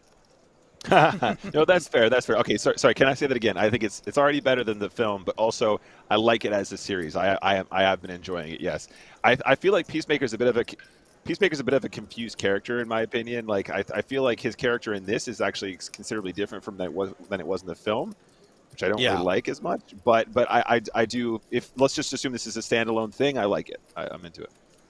Griff? Whether I like it more than Suicide Squad? Yeah, I mean, I like it more than Suicide Squad. And did you notice that the character does seem to be a little bit different movie to TV series, and which one do you prefer? No, it's just way better defined. There's way more to work with. He's the star of the show. Yeah. Like the Suicide Squad. I mean, I understand that James Gunn is quite famous for being able to juggle all these different like characters in the way that Joss Whedon did for the Avengers or whatever, and the way that he did for Guardians of the Galaxy. But Peacemaker, it's just like there's so much to work with, and you meet his racist, crazy dad, and it's good character development. But I mean, they just got to wrap up this butterfly storyline, right, Joe? Thank you. Or just move it along, which is what we're going to do here with the poker. We're going to give Griffin Benger a break for an hour. If this does not end in that time, which it probably won't. It takes a little while to get from nine-handed to the winner. And me and Nick Walsh are going to cover this for now. Just a quick little recap. 24,773 total entries. That's $50 a piece. That's how you get a prize pool of $1,126,000. Yeah, absolutely. With 24, almost. I think somebody put it out earlier on, Joe. Like, what a huge field. But that's what PokerStars can command, especially when the buy-in is only 50 USDs. It's great to see. Yeah, really, really cool. I guess the great thing about poker, right? The thing that for many of us keeps us in the game, even though we may not be a favorite against the entire field, is that somebody has to win it. It's not like one of those things where where it's like like a slot machine where nobody's gonna win for months and months and months. Like, somebody wins every event, and I think that's cool. Nuff Almighty says, how long ago did the tournament start? It started at the beginning. Thank you for your question. All right, guys, final table action kicking off now. We're finally at that stage, Joe. This is who's the guy that always says nine-handed is where the real poker starts? Where is he? Is it PRS in the chat? Is it PRS? Well, he's quoting me when he says that, right? Oh, thank God for that. Are we going to see some action here? Big blind. Quebec. I'm not even sure. Maybe it's Cabece. I don't know. Cabeza. But I don't know if he's going to get much action here. King 8 seems like, you could put in a cheeky race here with King 8 off. I wouldn't hate that. Make a little, like, cheeky 4X maybe. 3X, 4X. Where are we at right now? No, it doesn't have to be that big, excuse me. 3X would be just fine. I mean, you probably should be attacking this big blind, right? This is what they say you're supposed to do. That's what they say you're supposed to do, yeah. Oh, never mind. Cabeza He's gets all to in. call it off with aces. King on the flop. 8 on the turn. Bad beat city. No. Cabeza takes it right in the face. Eliminated in ninth placer for $3,500 plus some bounties. Wow, wow, wee, wow. Yikes. Yikes. I mean, he did the thing that you're supposed to, like we were saying, Joe, so here you go. But Yeah. that is not how you want to exit. You've come all this way. You've come through tens of thousands of players to make it to a final table, and then ace is no good. First hand back from the break final table. That is sick. We see another all in here, queens versus ace queen. Why do I feel like Robert's calm has the edge? And queens hold. Okay, Double up okay. for Sierra. One super short stack left here, and that would be Josh Small. Michael Sky says that ripped apart my soul. Poor dude.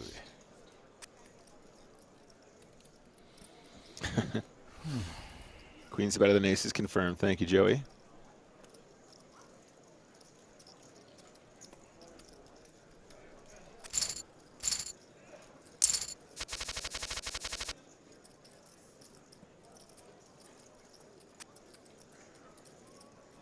Okay, ace queen off. Probably going to be an opener here. Chichu. Chichu. Chichu. I mean, there it is. There's the all in. How do we feel about...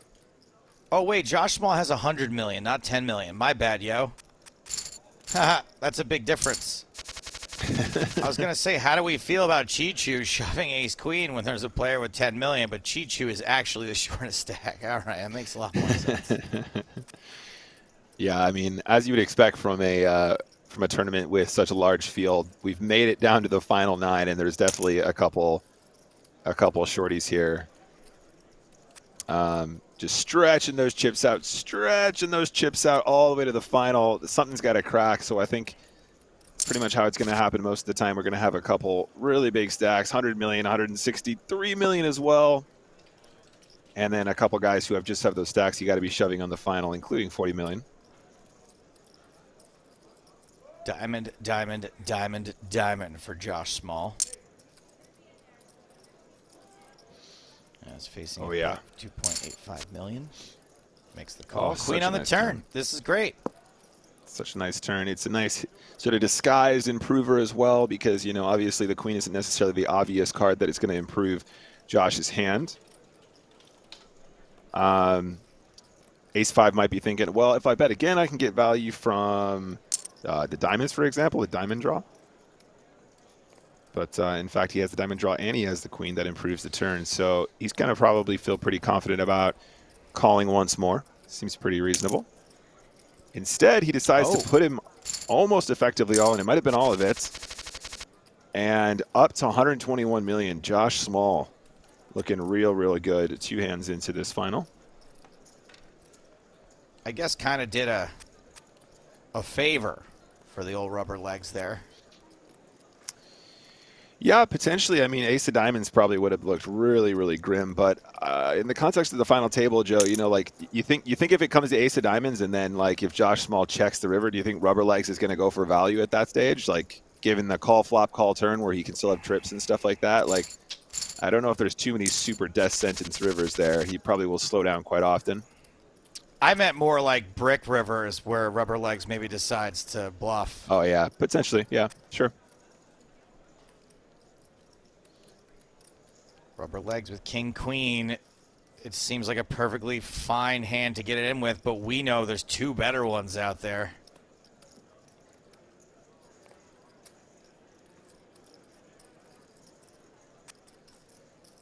What a laydown. Yeah. What a laydown. Inspired. That is interesting. I mean, seems like a pretty sweet spot. He's obviously avoided the danger with the ace king. I imagine his play probably would have just been to push, but I mean, as the shortest stack at the table, Joe, I don't know if that's just a spot you got to take every single time. It really is. I think it's probably incorrect, but yeah, inspired in this case. Yeah, absolutely. I mean, tons of action here. Action cards behind him. Action combos.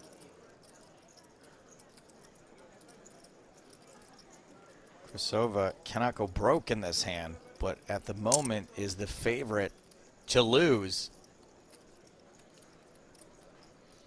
Yeah, it's just so many chips here. It's not that many big blinds, but it's so many chips.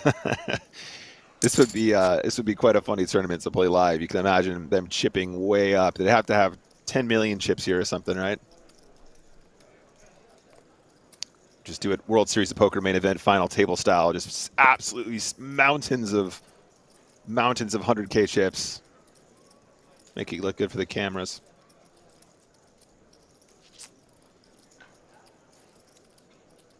You've been there for the for those events.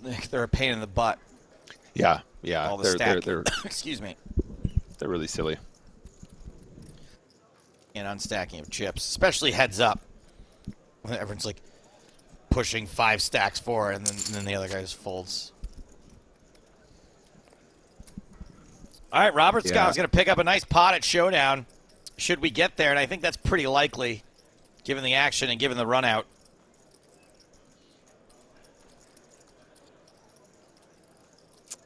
Yeah. I mean, he does have the King of Hearts here as well, so a little bit less concerned about hands like King 10 of Hearts or something like that, you know, that where his opponent might have floated the flop with a gutter, picked up the draw on the turn, and now he's improved. But does err on the side of caution, and I don't think we can blame him for that, right, Joe? I see, you know, it's a pretty big moment here on this final table. You just ship it there, he snaps you off with 2 pair, and you're like, oh, okay, well, that's interesting. No, I'm not sure how often Ace 10 off or Ace 10 calls in that situation. So definitely can see where his head was at. Sleon does flop a pair. Going to need a lot more help to beat these jacks, especially on a 9-high board. Backdoor to Hearts though. You guys are unbelievable with your backdoor whatever. Are you kidding me? The actual exasperation I've missed from 40 Joe. front door flushes in a row, and you are talking about going runner. Actually, that's not true. The 40 flushes I've missed include runner flushes, include 4 flushes. So it's just 40 flushes, not just 2 on the flop, missing turn and river. All right, guys, I think we're going to see some action here. Queens with 44 million. This seems like a pretty good spot on a final table, but he's got a race coming. There's only one race in my book, and that's the human race, which means everybody's a winner. Oh, the 3 on the turn. Queen's hold, double up for Khrushcheva. Oh, not quite a double up, but a knockout of Rubber Legs out in 8th place. Big money at this point. 5K right there, my babies. How cool is that? Rubber Legs did not have a ton of bounties, 1,800. Kind of middle of the road. Lack of a better name 5 says you have to say effective every 23 seconds. Well, now you can say nothing for 600 seconds. Thank you for your comment. 3 ways to this flop, and it's the worst hand that flops best. Jack 10.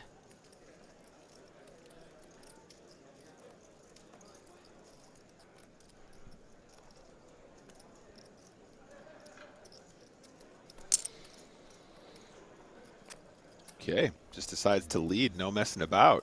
Snapfold from Josh Small.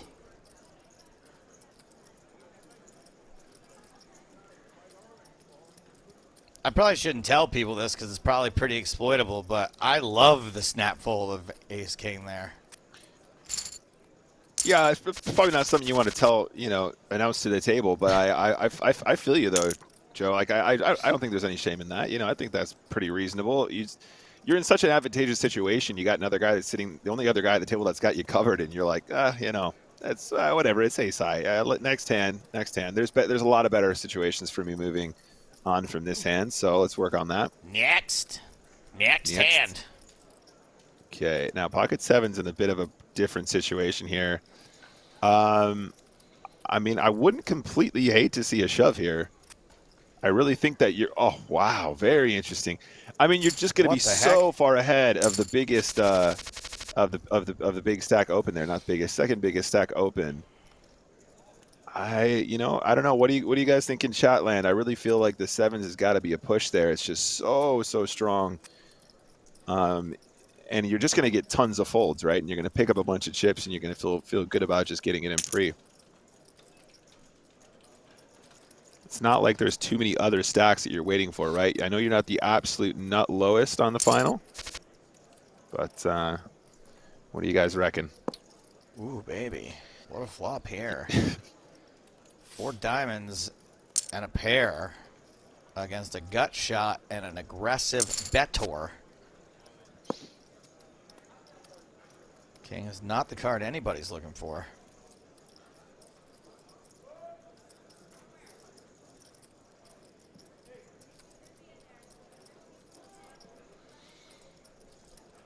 Does Leon keep the pressure up and bet this king? Nope, but that's the gut shot.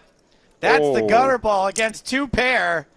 This will not be an elimination. He pumps in the 20 mil. Joe. I mean, it's 2 pair. It's a river 2 pair. You hope they have a king. Oh, it's so annoying. This is such an unfortunate run out. I mean, not for Leon. For Leon, this is a very fortunate run out, but the tray 4 with kind of a setup here. Oh, just snap calls too. Does, in fact, snap call. Huge pot gets shipped to Sleon V, and Josh Small, who I mistakenly identified as being a short stack earlier, now is much closer to having that situation. Oh man, commiserations, excuse me, to Josh, but like he just snap calls that river, like doesn't give it a second more thought.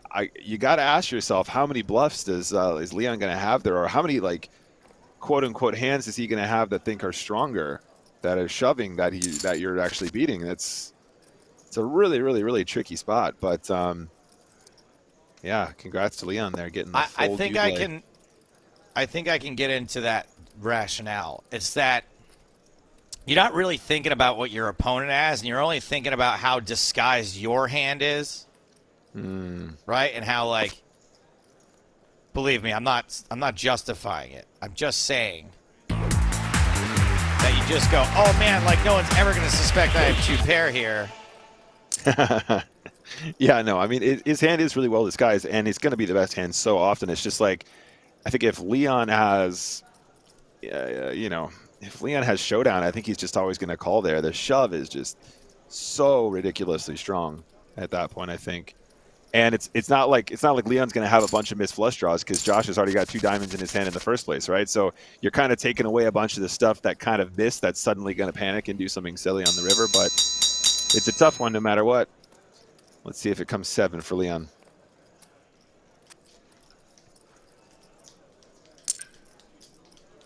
Such a tough one, though. Such a tough one for Josh. Not enviable situation. Well, hopefully Josh can catch a pair here. All right, flops the up and down draw and has 2 overs. Not typically a hand you're going to get away from. Going to get a free card if he wants it.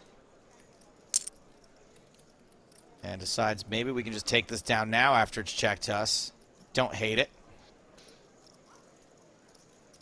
Yeah, no 7 just yet, but Josh has got plenty of equity here. Actually, the slight favorite against the under pair.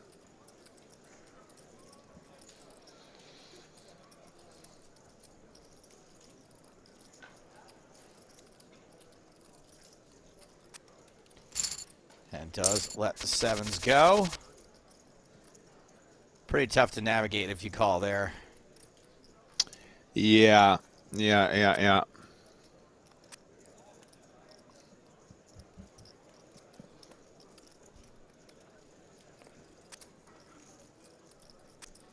Okay. Josh opting not to open the king 10 there. That's also really interesting. I mean, he's definitely getting into a bit more of an awkward stack depth prior to the hand he's just lost, but king 10 is certainly part of that range most of the time. Obviously trying to navigate this final table a bit more carefully, though. All right. Got the rockets for Robert's calm here. Not too many big hands behind him that are going to give him tons of action, but sometimes the big stack in the big blind is going to come along with 9-7 off. He probably should if he makes it small enough here. Slightly over a min raise. You could peel that. I'll see why not. And there you go. OMG. That's Robert the equity. Scom is a big favorite to be Robert's gone. Oh, the aces checks the flop too. Blue's like, okay, got to start getting money in now. You got to do something, man. Make it like 1/3 or something at least. Right? There you go. That's my boy. That's how you do it. That's how you do it. Try and keep some of those ace highs in that might have checked the flop. Pop. That's what I like. Also improves to a gut shot draw. And Robert is like, now I guess I gotta start raising because he's got some straight draws and stuff. Okay, cool. Making it to showdown. What a safe river for both hands. No, you just gotta go big, Blue. You gotta go big and bold. Make it 20 million. 20 stacked millions. Okay. 13 million instead.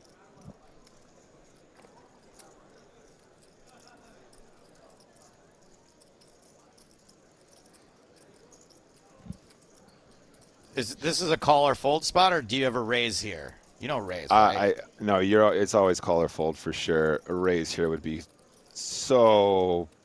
I think it would be a huge error. He goes. Oh boy. Well, we'll just say error instead of huge error. Misstep. We'll walk that back a little bit. I mean, let's focus on the positive. I just think like you could certainly still be called by like a 10 or something like that, right? Because you checked the flop, you disguised your hand, right? But I don't know. Okay, so you can get a little bit more value from a 10, right? That's a pretty narrow amount of stuff, right? The rest is going to be bluffs. The rest is going to be a 9. So you're not going to get any more value from a bluff. You're not gonna get a 9 to fold, obviously, as we saw. So I just think it might be a little bit thin. But I think the fact that he checked the flop is what kind of got it twisted, which I understand because he's underrepped his hand, right? But yeah, GG's 7-9. That's why you got to defend. You got to defend these hands so you can realize that equity when you have the good value pre-flop. To focus on the positive, Blue 1084 from Canada is up to 223 million chips. What a guy. The only player even close to that amount is Leon with 164 million. Pretty sick stack right there for Blue 1084. Oh, yeah. I like the name, too. I like Blue 1084. You're my boy, Blue. You're my boy. You're my boy, Blue. I guess you could say Robert's blew himself with that river race.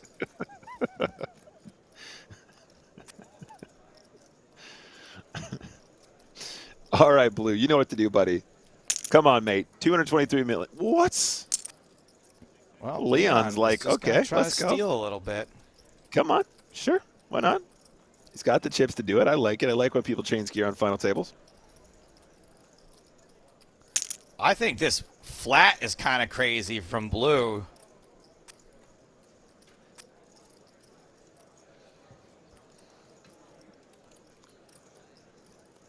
And Roberts is probably going to pick up some dead money here.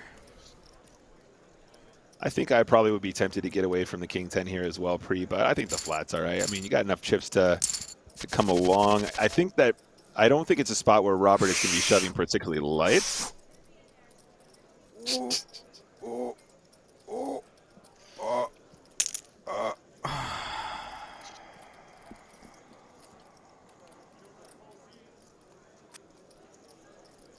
Feeling the pain. Sierra looks down at very few chips and is all in. Krasovza with the aces.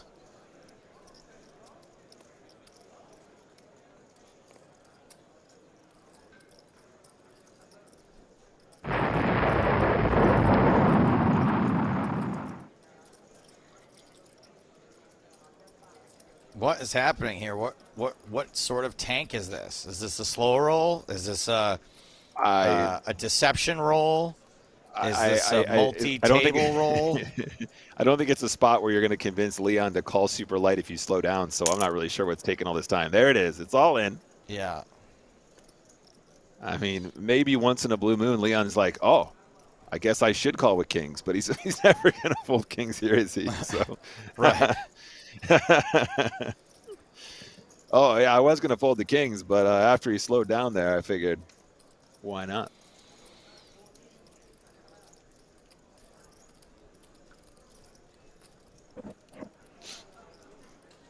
Well, Okay. what should we talk about? There we go. Finally, Jack's at risk and behind. Need a Jack. Jack, don't come. Sierra, see ya. All right, I feel bad now, 7. Joe. I feel bad. Like, if Leon actually just tanked and then called with king 8 suited there, it just proved us both wrong. And we're like, that's it. Krasovza actually, the tank actually proved. Yeah, there you go. He got the loose call from Leon. That's how you do it right there. Easy game.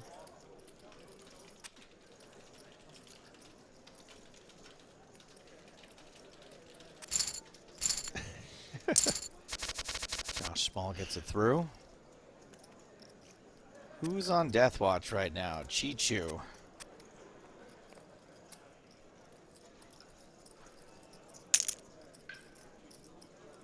Pocket queens for Leon.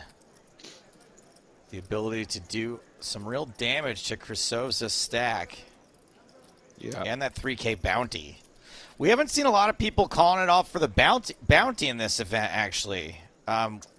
Probably less than in any bounty we've covered in the last year, I'd say. I think that makes sense, though, right, Joe? Like, especially in the later stages, like the pay jumps are so significant that the bounties start to look a little bit less juicy, right? And I think that it's going to happen when the initial bounty is so small compared to the final table payouts because of this super, super, super high number of players in the field. Okay, interesting.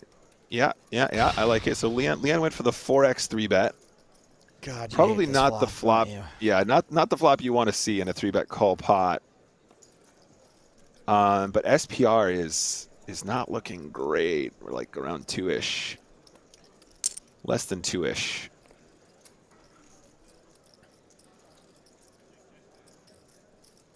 This is the most king queen of spades flop ever. Yeah. And he's facing that size where he's like, oh, am I supposed to do something here? But Leon takes it down. Very nice. Limit's going up, guys.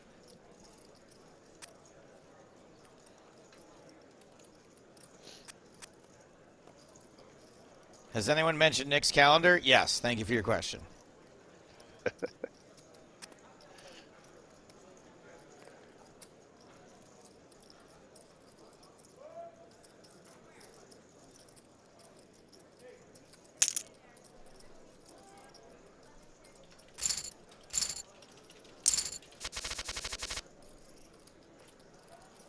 Quick hand there. Chichu under the gun, 65. Krasovza, ace king.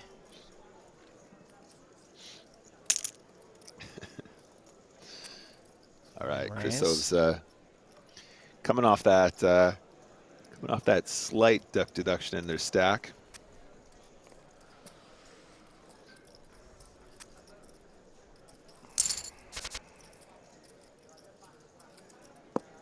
Josh flops a gut shot, can hit an 8 to win it. 9s and 10s still live. Krasovza bets small enough that Josh can stick around and now turns an open ender. Yeah. I mean, interesting lead Fires here. 9 mil right out. Yeah, I think this is going to get ace king to fold a lot. You think so? Yeah. It's just like so tempting just to come in just for the ace king 10 river, really. Oh, yeah. I was wrong about that case for sure. 4 of hearts on the river. And I bet Josh gives up now, right? Yep. You give up. Man. Nice one. Nice one, Nick. one. Oh, good, buddy. So good. Just because I think it Good. works, by the way, doesn't mean I would do it. I mean, definitely wouldn't work if I did it. Josh definitely, it just felt a lot like a blocker bet, right? And it's not to say the blocker bet couldn't also be something that had ace king beat, but I think putting 9 into 27 is just not going to generate that many folds for, well, at least for not from ace king, you know, but yeah, who knows? He slowed down the action, which is kind of what he was hoping for when he turned the draw. So fair play to him.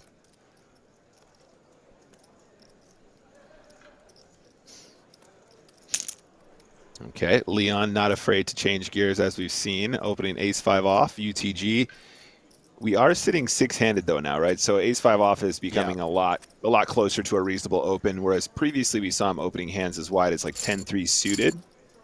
Yeah, and blue has proven to be someone that you don't really have to worry about going nuts on your left because blue is just not really working that stack the way some other players would. So I think opening, you know, knowing that blue is folding a fair amount seems like a good open. There's a shove from Josh with ace queen suited, pocket kings for Chichu.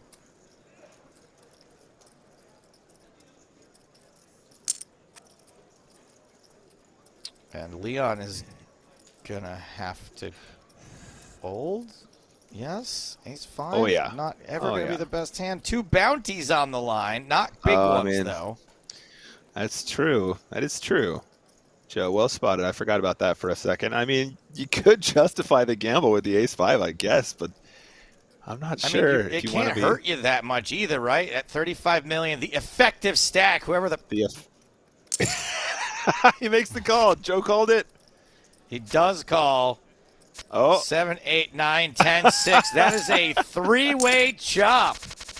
And you know what they say? Everyone loves a chop pot. 3-way chop.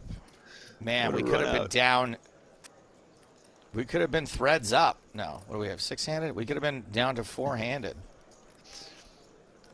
Yeah, there's kings looking for a triple there, but no good. No good. So when everyone is saying like 6.5, 7.5, and then you come in with a 3 EMP files, you banned. Thank you for your comment. Only honest votes, please. Oh, Cardinal, you too? Cool. Cardinal, banned. You banned. Sorry, buddy. Oh, King in tights, you banned. Whoops, I accidentally blocked somebody else. If someone could handle that for me. Hey, Joe. Yeah. Joe. Next time we should just count to 3, buddy. That'll do him. We should just count to 3. Yeah, that's how we do it. Oh, I love this stream. 5-3 suited with the spade draw. And Robert's actually sitting there in the big blind with top pair. Oh, that's an interesting check there. I guess he was kind of concerned about getting check raised, but, you know, SPR is like still 3-ish, a little bit more than 3-ish, something like that. So you're not going to get check raised too often here, I don't think, but we don't really know exactly what Robert's com would consider. Leon going absolutely nowhere on the turn, though, right? Picks up the gut shot to go with his spades. The 4 of diamonds would be like, oh my days. That would be a real bad beat there for Robert because such a well disguised. Queen of Spades? Queen of Spades would be good too. That's another card of it's death. Out there already. Sorry, Queen of Spades folded. My bad. Jack of Spades. Oh, you guys are also folded. Damn it! You guys are always looking. You guys are always looking at those. I always miss the folded cards. Wow, taking his time here.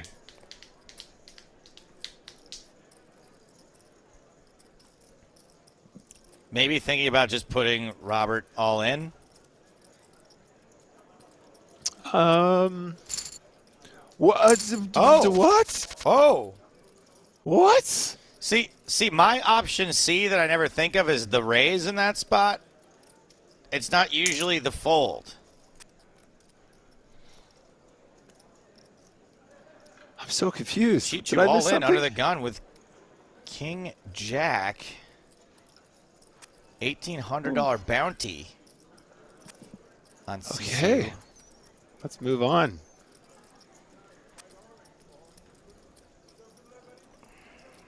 I'm lost. Play.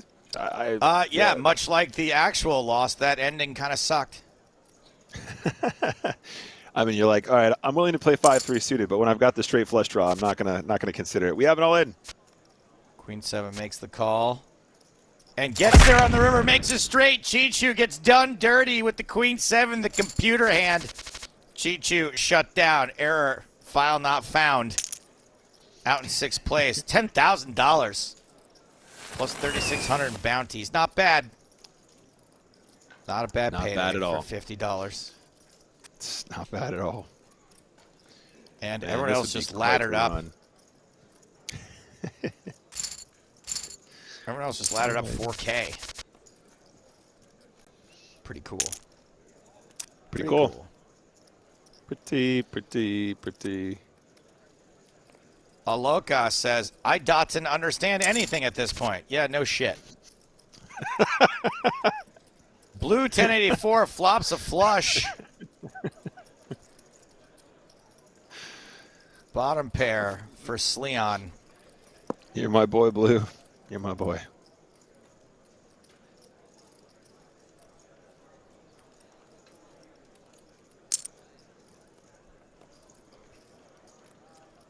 Blue bets a third of the pot. Pretty tough to stick around here with bottom pair, no club, and Leon folds. Admio asks, where is Blue from? Blue is playing from the internet. Thank you for your question.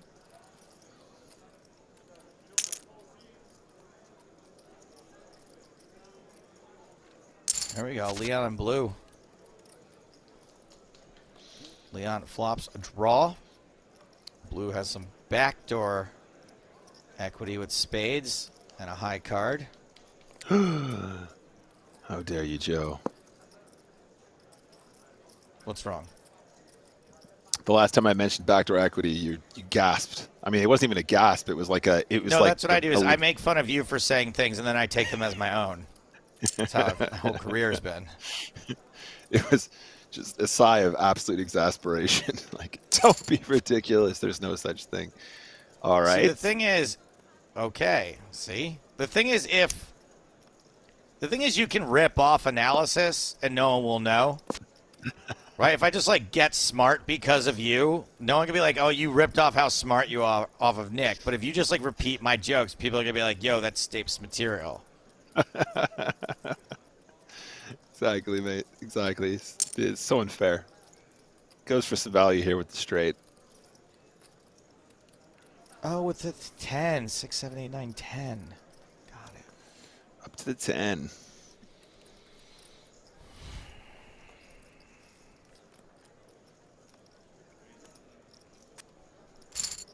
Makes fold. Ace 10 under the gun for Josh.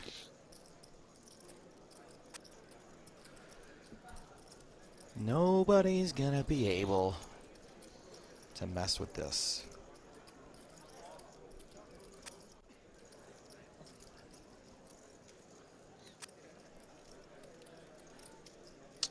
Roberts does have a hand that he could peel, though. Opts for the fold. Don't really blame him. He is quite shallow here, so, you know. Rockets in the big Quite blind. shallow. Oh, wow. Some nice money you can pick up here if you're Josh. Exactly what you want to see. Oh, hello.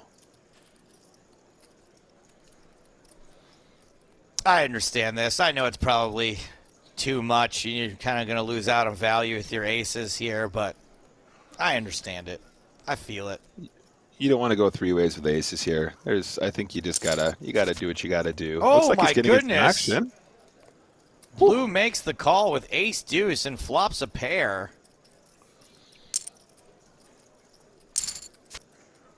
Quick call. And he's all in. So fast. So fast. So fast. Josh is like, please, He's just, I mean, this queen would be a really bad card in a lot of cases. it could This be in time many, it yeah. isn't. All right. Big pick up there for Josh, up to 102 million. Yeah. So we got 3 players in the 100 million club right now. Oh, man. If Roberts has been paying attention, he could shove this one. There is, Leon's been getting pretty OOL here. Opts for the fold, though, just showing you how effective Leon's strategy has been, just opening a much wider range from a wider range of positions and just, you know, effectively killing these the action for some of these short stacks. Note coming in from Statric. Josh Small AA from Canada has locked up their biggest cash ever on PokerStars. The last one was 10K. And Josh is now guaranteed at least 14 plus bounties. Good work, Josh. You love to see it. Yeah, fantastic.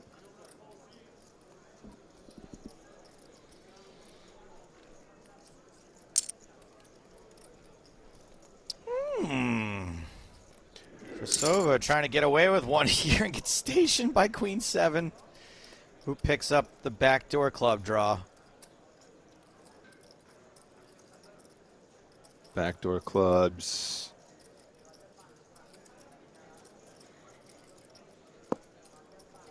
All right. In the now, club.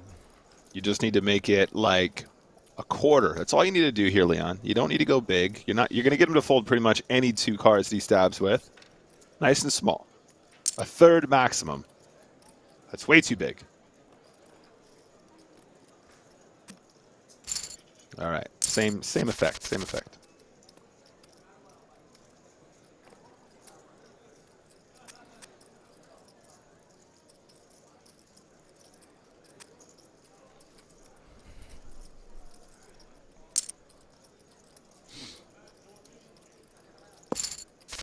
Leon limping in with Jack Deuce, 10 tray, just a little 2 pair.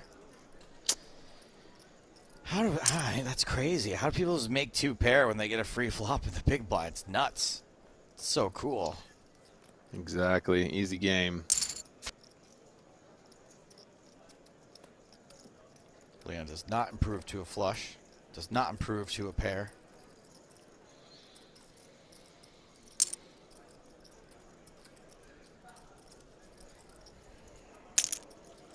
Okay, there's the race. Oh, chunky too.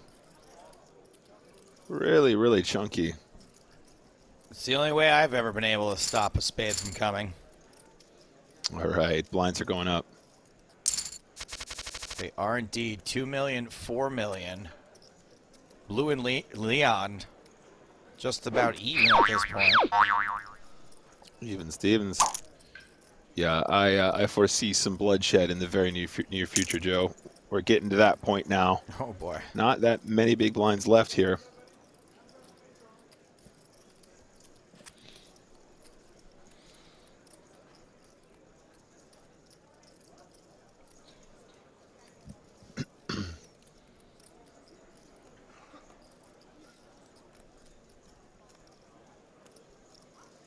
Such a tempting peel in position. So many chips Yeah. you can win. Pretty slick implied odds. Yep. I mean, we still have 2 players that I would consider in the danger zone. Yeah. So that's probably playing on his mind as well.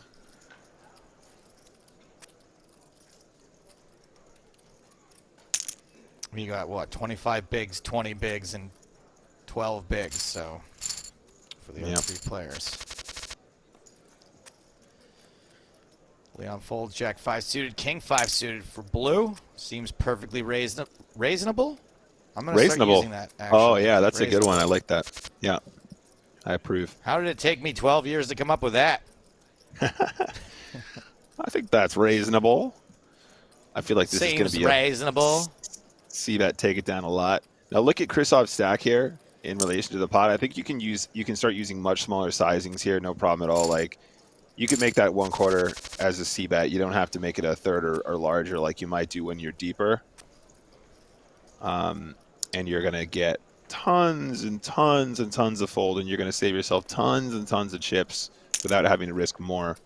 And making those little adjustments as you get shorthanded and as you get shallower, it's just going to skyrocket your expected value. It's going to skyrocket your ability to bluff effectively for a reasonable sizings, and it has just as much power as a third or a half, really, in that situation, right? We saw this player tank once before with the Rockets. Another tank finally shoving with queens. This call would be fairly unreasonable. I guess there's a big bounty on the line. But even still, you're behind ace-3. Jack, queen. Queen, jack does make the call. Flops the straight draw. And rivers it. Another loose call pre-flop from Josh Small AA results in a knockout and a $3,600 bounty being rewarded and awarded. Wow. Josh Small Chat with the is calls not today. pleased with the Josh Small call. That is a very, very gambly call at this stage in the tournament, right? He's still shoving like 16 big blinds there or something, right? Or more. I mean, Did you say moron or more? Sorry. Or more. I said 16 big blinds or more. Thank you very much. That's kind of wild. Kind of wild. The guy likes bounties, I guess. All right. That was GG. Let's go. pretty gross. Josh now with the biggest target on his back, both literally and probably figuratively as well with those call-offs. Yeah, if I'm blue, I'm peeling here every single day. There's no chance that small bet's going to get me to fold king high on this board. 2 overcards to a 6 as well. Then all you got to do is bet like 8 million on the turn, maybe 10, if you feel really, really, really freaky. Good point, Woogie, who notes that everyone else just laddered up thanks to Josh. 5th place paid $14,000. 20K for the next player eliminated. Just a teeny tiny bet on the turn so you can queue up a river bet. Teeny tiny on the turn, and then you can go bigger on the river and you get it every time here. 8 million. There. Thank you. Okay. You're doing it, Blue. You're doing the thing. It has an 8 in it. I'll give you that. You're doing the thing. You're doing the thing. It started with an 8. I'll give it to you. It started with an 8 million. All right, give me a break. That's how you do it, my man. Well played. Well played. That's it. Doesn't have to be big. It's got to be clever.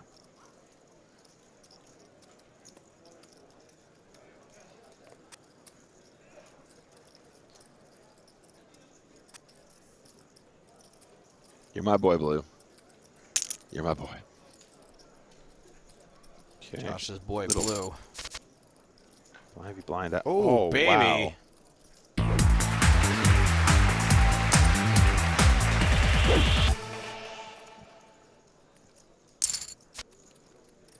Ooh, an 8-7 made the call. From the second nuts to the nuts to the draw for the super nuts. And another pot for Josh Small, who is now overtaken Leon in second place. Oh, yes.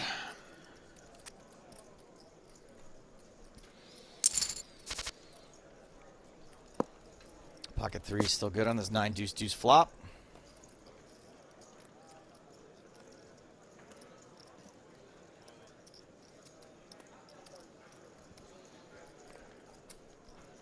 Flush draw for Blue. Yeah, I got the clubs now. Does decide to lead Say it. 3 of clubs. No. Well, it gets the 3s to fold.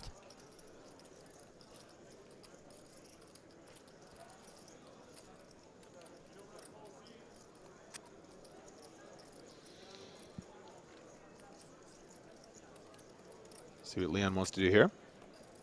Nothing. Little blind v blind. I mean, Blue could shove any 2 cards here, no problem at all. That would be totally fine. In fact, he absolutely should, given the fact that this is a bounty tournament. That's it. That's how you play. You're my boy, Blue. Let's go. Yeah, that's. I can basically guarantee you that is an any 2-card shove in that scenario. You should shove literally almost any 2 cards. There's a chance 7 deuce off might even be included if you put it in ICMizer right now.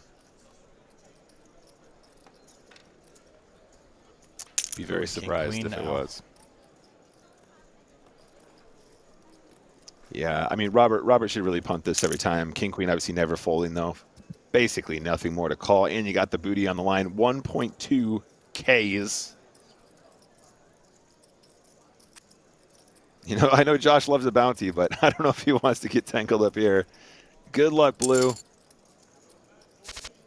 Roberts at risk, hits an ace. Needs to fade the straight on the river. Does at the double up for Roberts. Nice hand, Roberts. Speaking of Robs, Rob in chat says, any good pulls or hit anything in breaks lately? Actually, you know what? Yesterday I opened up a couple of retail boxes of NBA Mosaic that I got from Target. They had a limit of 3, so I ordered 3. Before I went last week, I came home. They were waiting for me on the front porch, and I pulled a Genesis. An ultra rare Genesis, Chris Paul Genesis, worth about between $75 and $100, which was kind of cool. Someone just in my ear said that that's a point guard. I assume that's correct. The point god? Or the point guard? Sorry, this person has a... Chris Paul is the point guard or the point god? Your Australian accent's messing with me. Both. Joe, are you aware of the full send NFT? Are you aware of this? Full send NFT. I don't think I'm aware of it. No.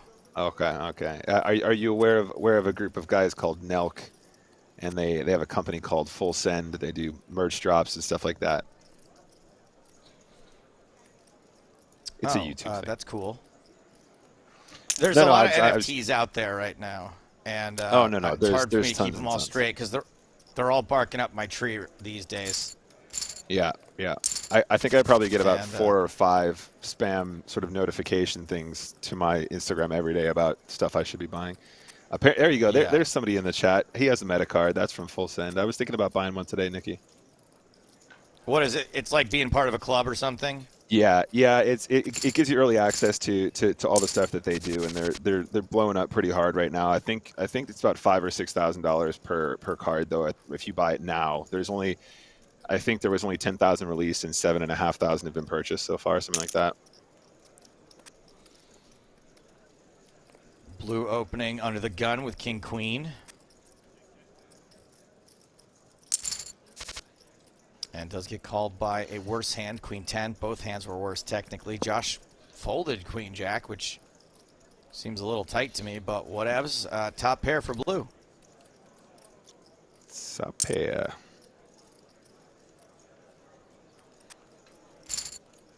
All right, here's a game.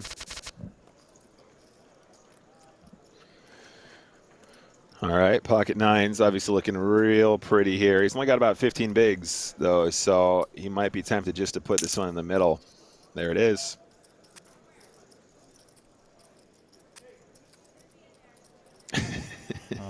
Blue could call it off, I guess, with an ace, but doesn't. All right, everybody, we're talking about NFTs just because it's a big part of the zeitgeist right now. We don't need to have a huge debate in chat over, we can just admit they exist, okay? We don't have to say whether they're good or bad. They exist. Ace Queen re-raise from pocket tens. Keep it about the poker, not the NFTs. You're banned. Sorry, I did. Sorry.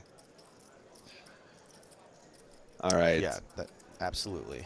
First message, last message. Thank you for your comment. Don't tell us what to talk about. I'm serious. 5.5 hour broadcast. Got to mix it up a little bit, guys. No, I know Joe's a fan. I was just wondering if he had heard of that specific one, but we'll see. This is a tough spot. I mean, yeah, you're both pretty big stacks here, but... Oh, wow. Wow, just waiting for a better spot there, I guess, Leon. But big fold there for tens. I think it's fair to say that's a big fold. Aces, kings, queens, jacks. Aces, kings, queens, jacks. It's the fifth best starting hand in poker. Huh. Ace Yeah, jack Josh. versus ace queen. Josh playing this one a little bit slower.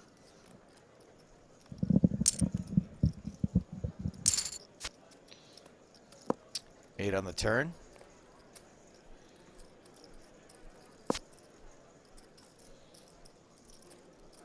Okay.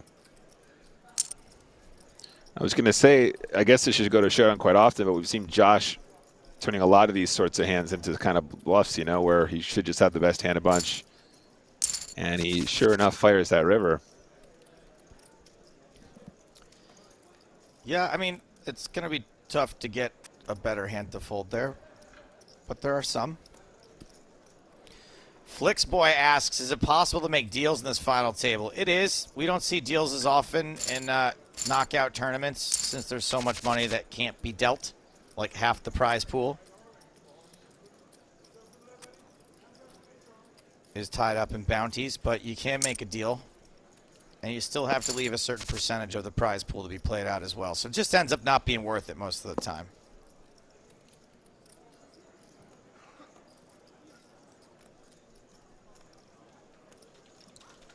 So Leon limped here pre-flop.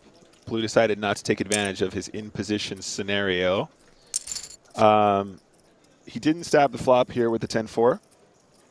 And Blue obviously is trying to take advantage of the fact that he checked the flop here. Okay. All right, slow down from both players here. Because Leon didn't bet the flop, though, it's a bit weird for him to try and rep something now. I guess the fact that Blue checks the turn means he can try and do so. So I think he probably will there. There's the 8 million into 19. And I think he's going to get 8 high to fold quite often here. Yeah, I would Just agree. a hunch. Just a hunch. I don't make a lot of predictions in this game. But 8 high folding. And Oh then god, they're gonna make me look stupid with a raise, aren't they? Don't do it. He just makes it like 19 million just to prove us wrong and gets it through. And Blue is my boy for all time. Nah, there's the Okay, there it is. Blue 1084 lets it go, fires off some rockets, four-handed as we head into this probably last 5-minute break, but we'll see.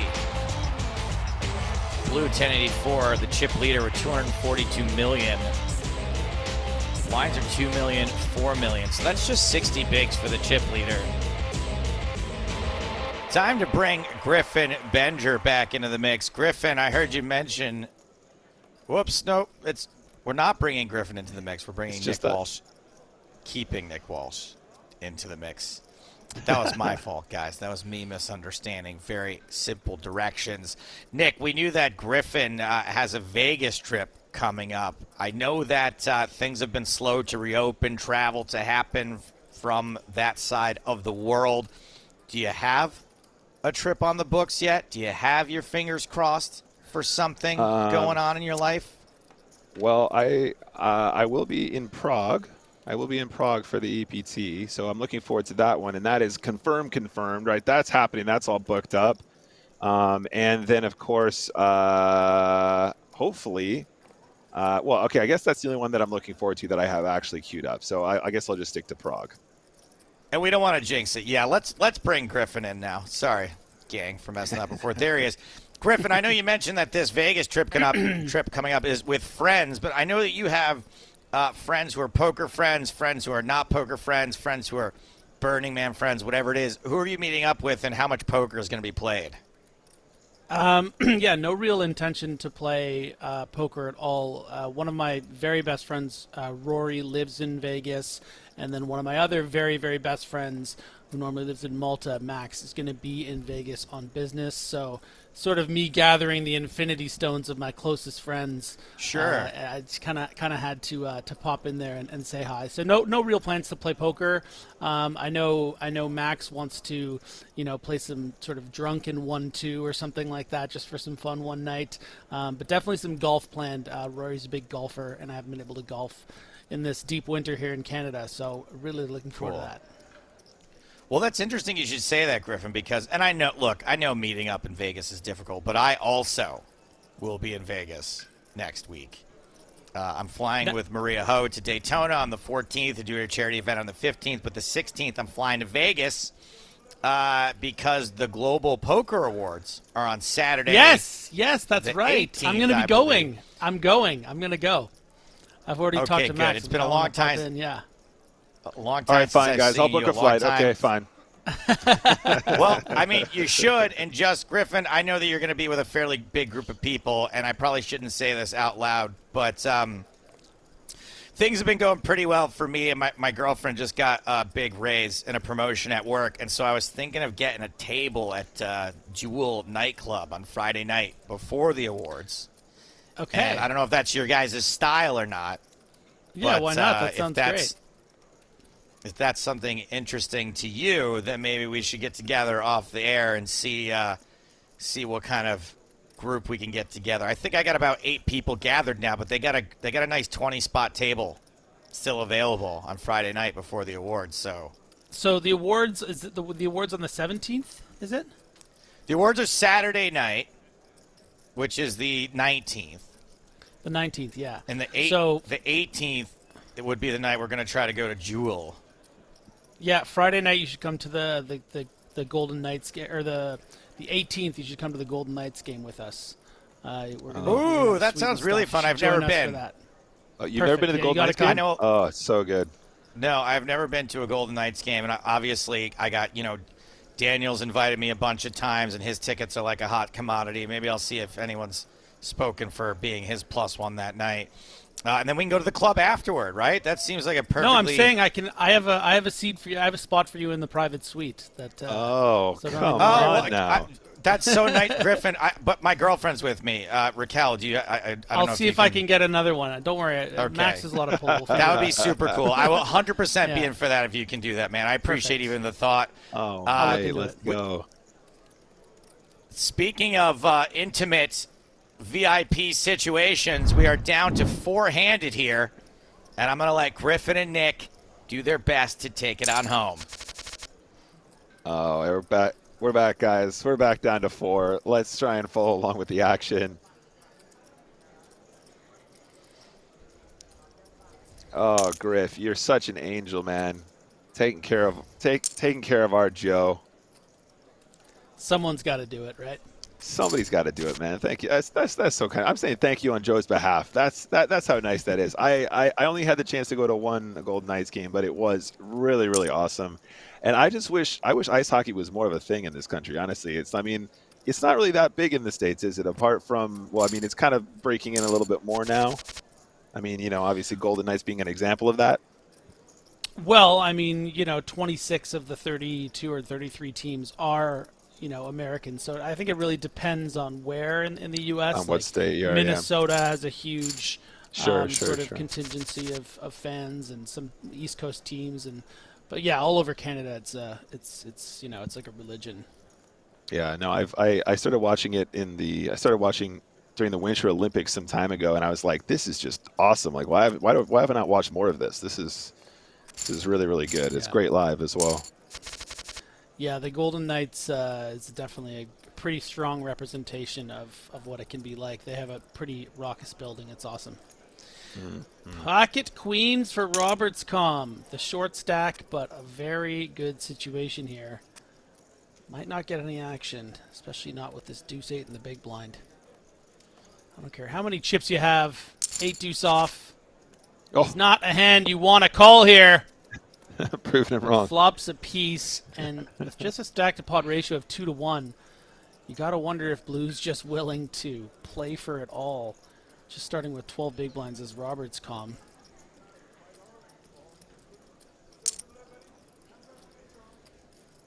Okay, it's about 1/3. Whoa.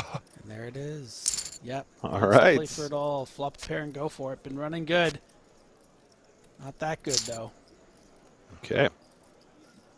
Pretty significant mistake there from Blue 1084. Maybe got a little too cocky there with the way things have been going at this final table. Decided wanted to flop some equity, but that is such a poor hand. Yep. I mean, I wouldn't mind just shoving it to ace-10 here, Griffin, versus these limps. What do you think? Yeah, I think this is a beautiful spot. I would say Roberts Com has been playing one of the strongest games that we've seen from this Yeah, field. seems very solid. Caught up with Roberts as many as sort of 40, 50 people left and was making a lot of nice squeezes and bets and opens. And got a gift of a double up with queens and back at it again. Yeah, I mean, even just that previous spot just then, like, that's quite the gift as well, to see the button put in a whole big blind, the small blind complete, and then you got all the extra antes in there as well. It's such a big pickup just to be putting in. I mean, you're confidently putting it in knowing you're going to get so many folds and you're just going to pick up such a chunk there. Feels really good.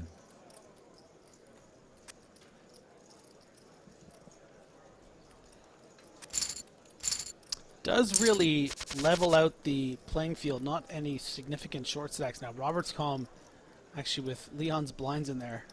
No longer in last place, but with the hand that Leon has now, that almost surely will change the rackets.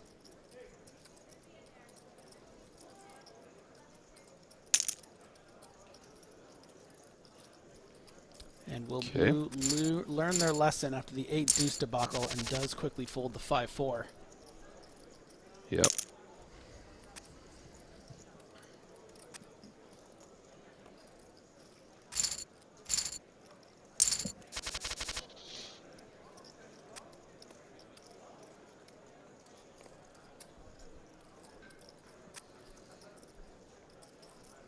Little blind v blind. I kind of like a raise here from 10-8 off. I think this is a combo I'd like to raise at this stack depth. Maybe like 9-10 off and Jack 10 off is more of a flat in my book. What do you think, Griff? Off of 20, I like that. 22-ish I like big that. blinds. Yeah, I like that logic there.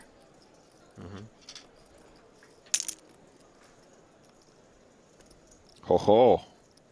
Josh just like, sure. Like I can rep an ace now all of a sudden. Sure. Yeah, putting Roberts into a bit of a cage here, even though Roberts might not believe it. Not a lot of maneuverability there. Yeah. You know, yeah. you put in another click, you're risking over half your stack. You never want to shove there, so and calling feels like not the way. This is the way.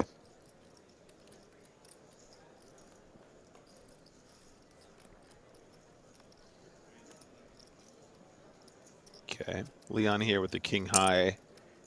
I mean, probably going to see him peel here quite often, right? I mean, I think he's been fairly confident in these situations. He decides to lay it down in this scenario. Yeah, maybe some ICM considerations creeping in. Doesn't want to get too involved with Roberts Com now with the shorter stack.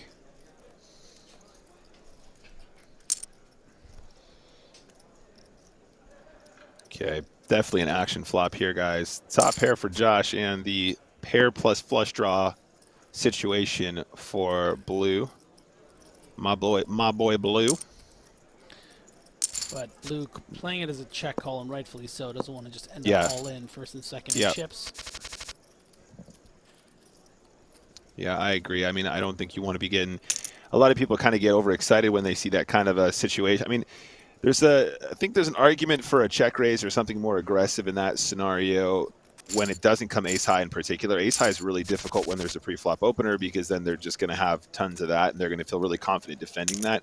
If you have that kind of a draw, but it's coming more of an awkward board where your opponent is going to have so many top pairs and so many strong hands, then I think maybe you can consider doing something alternative. But on the ace high flop, and then you've got the bottom pair and the flush draw, I think just playing it slow and just trying to realize the equity of your hand seems pretty reasonable. Sometimes you get to showdown and your opponent checks behind and you're still winning with the one pair, you know? If your opponent is going to be barreling off as a bluff.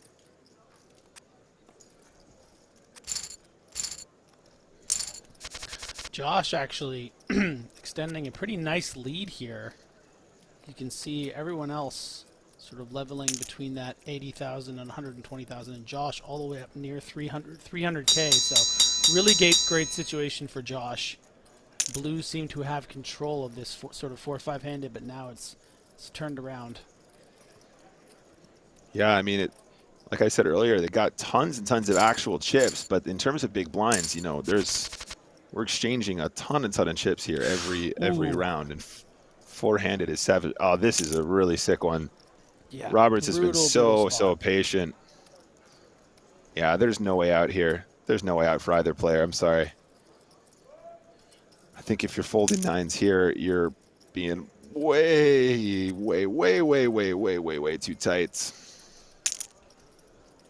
Okay, it's going in. Good luck, guys.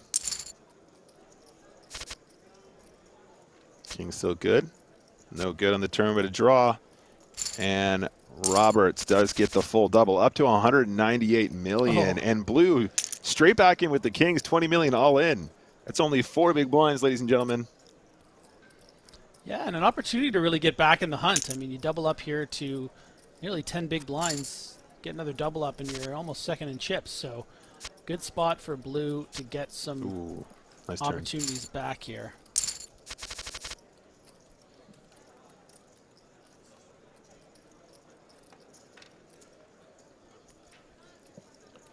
Yeah, I mean, very unfortunate situation, 9s v Kings, right? But getting the snap double back to 41 million or so, that's definitely nice. 46, actually. It's not that much more to call, but Roberts decides to put it in the muck, excuse me. And Blue going on a little run here. Surely going to shove this as well. Suddenly up around 15 big blinds. How quickly the tides can turn. Yeah, this is why knowing how to play your short-handed game is so important, right? Like, you know, you can do so much damage in such a short amount of time if you just know how to navigate these situations, both pre-flop and post. Know how to adjust your bet sizings as well once you get sort of sub 20 big blinds effective, that kind of thing. You can really do some ninja moves here, and it can make all the difference in your tournament life.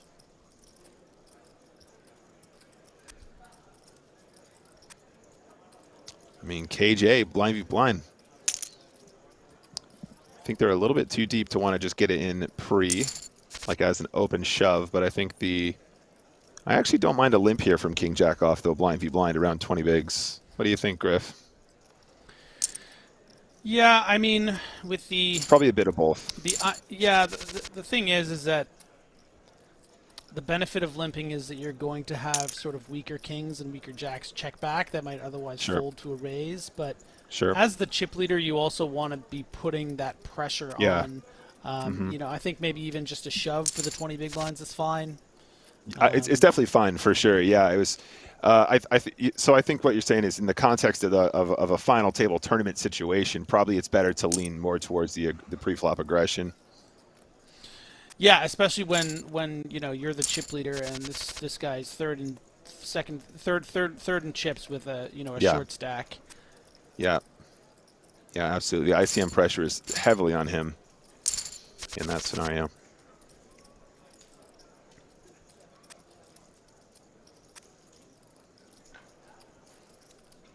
Okay, little blind v blind action here. Yes, I like the limp.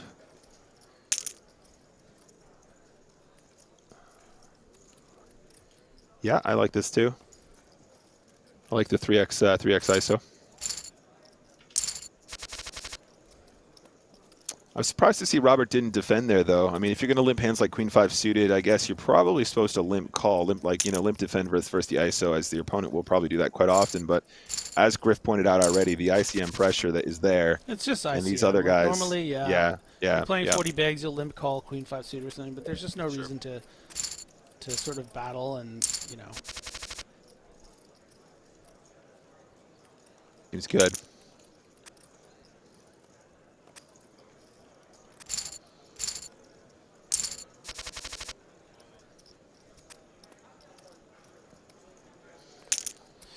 Ooh, okay. Robert's calm. Great opportunity here. Yeah. Oh, man. Yeah, this is a call, I think, in my book.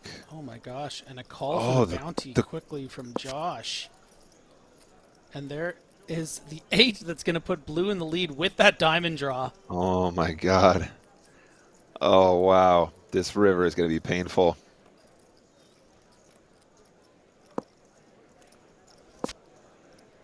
And never mind blue, my boy.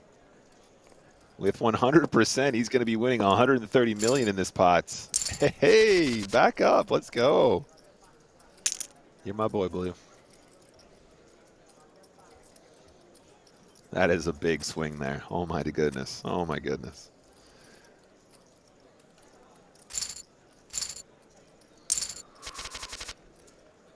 That was pretty close, eh?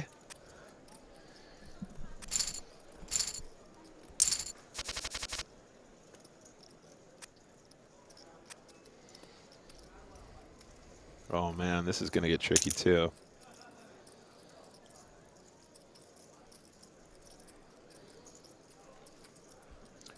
I think ace-6 suited plays really well in position. I think I like the flat here. Yeah.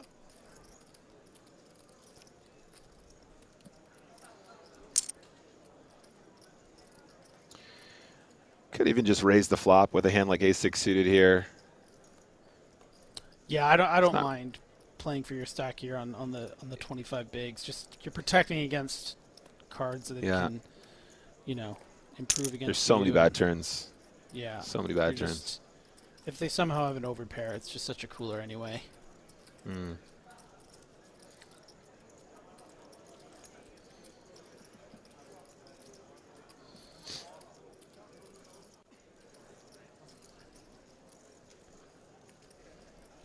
Little posturing here with the king queen. Can't possibly be thinking about a call. Yeah. The kind of draws Roberts could have here, 7-8, you know, 8-9, 7-9, I guess. Some sort of queen 4 of diamonds or something. Some heart combinations like jack 10 of hearts. But you can't really call with king high. Yeah, I mean, you're going to have so much. You're going to have so much. There's so little equity even against the hands that you actually have beat there with king high, right? I don't want to say so little, but if you're ahead, they're going to have mountains of equity that you don't want them to have, right? You know, in many cases, even slightly ahead of your king high if they have 2 over cards and a flush draw that are clean outs as overs. So it seems pretty reasonable, as Joe coined earlier. Josh has that FD. Big sizing from Roberts here. Ooh, big turn for Roberts too. Yeah, that's a really, really nice turn for Roberts. Want to see a nice chunky size here. We've seen Josh actually lead turns though when he has this sort of like draw on turn before. Oh, and there it is. Oh, there's 123 million in the middle. Lead. Oh yeah. I don't think there's much else to do here, to be honest. I mean, do you think there's any? I don't know. I mean, is there any value in going less than full? I mean, Roberts has less than pot behind, yeah, so what are you going to do? If you think you're gonna fold out, you know, as good as top pair there, maybe just bet out 50K and get a call. Right.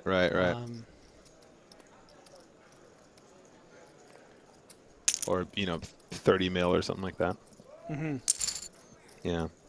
Wow, calls it off with that bounty equity there. Hits a 3, needs a king or a 3 on the river. Hits the king, and we're down to 3-handed. Unlucky for S. Leon V. All right, guys. 3-handed. This is where the real poker starts. JK.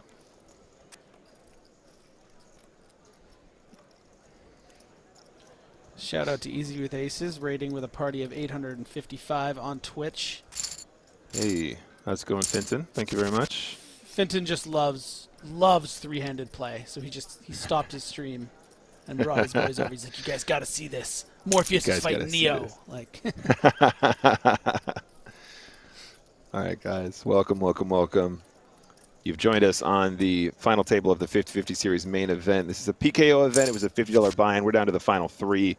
First place is 48K or thereabouts, plus all that bounty value, of course. Absolutely ginormous first place payout in relation to a $50 buy-in. Stick around if you want to see how it turns out. Wow. Quite a loose float on the flop with the ace-4 of clubs, but popping off that very unlikely out on the turn. And now Robert's going to be probably a bit frozen by that turn card. Yeah, I think so. It's not exactly the speed-up turn card, is it, Griff? You know, it's not the, okay, nothing has changed. I'm just going to continue to represent something, even though the 4 But changes nothing. You hate to lose to a 5 at the showdown here, and that's why we see the slight overbet from Roberts, which is, you know, against a hand that is effectively like a 5. Yeah. Ace-4 there, so nice bluff. I love it. I love it. I like the size, and I like the timing there. I think he recognized that the 4 was not the best turn for him to carry on with, and then recognized that the king was an opportunity for him to change that.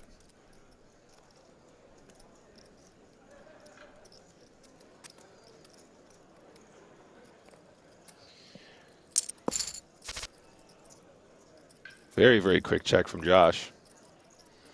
Yeah, tipping their hand a little bit there with almost an automatic check fold probably clicked. Bit of a, you know, it's quite a subtle little thing, but it's definitely something that you should probably, you know, not have into your game. Yeah. I think a lot of people fall into that, you know, it might be kind of quasi-autopiloting their online poker. They're using those, auto check, auto fold kind of buttons, not realizing how much information they're giving away in certain situations. I think blind v blind, that's a spot where you can glean a lot of information, right? This guy like never has an ace ever when they have like snap check big blind, right? You could even say they very rarely have some king X and stuff like that. Chat, call me crazy, but if you've been here for all over, especially most of the stream, there have been a lot of aces today. I feel like there's been a lot of pocket aces today. Yeah, definitely. Give me your thoughts. Same hand. Same hand. Same hand. All right, guys. This is going to be a chop pot. You know what they say, Griffin? Everyone loves a chop pot. Hey, what do you guys think in the chat? I was a bit early, late. Oh, we're getting an 8. I see an 8. 7s, 10s, 9.5, 9, 8s. Not bad. All right. That's not bad at all. I'll take it. Oh. And again, we see that kind of... We're going to be ready for regionals, Nick. Ready for regionals. Again, the kind of loosey-goosey float here from Blue, and he just keeps picking up these turn pairs. Robert this time, though, has the 2 overcards in, the clubs, and there you go. What now, Blue? And you know what? After folding the last overbet, and now this pair a bit different than that pair of 4s, I think we are going to see... Balance, Robert. Do it. No, call. Nice. Very nice. Wanted to make sure you got paid there. And you did. Yeah. And Blue is now sitting under 20 big blinds effective.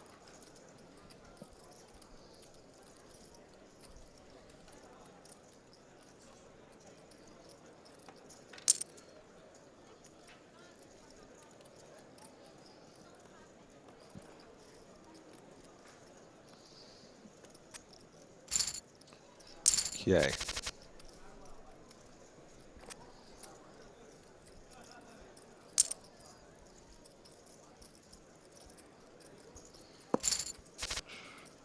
Interesting, interesting. Josh decides not to do anything in the big blind here with the 6s. I would have just shoved. I was thinking the shove too, Griff. Absolutely. I mean, just you're so unlucky if you run into a trap in this scenario as well. I mean, I'm pretty sure. Correct me if I'm wrong, Griff, but like at around, we started about 30 big blinds effective, something like that. Six, not a little bit less. There's not going to be that many trapped, limped aces, kings, queens, jacks there, really, right? I mean, you basically want to open up almost 100% of those if you're talking about you're just getting GTO. folds and Yeah. moving on with more chips. Keep Yeah, taking exactly. advantage of the deficit. Mm-hmm.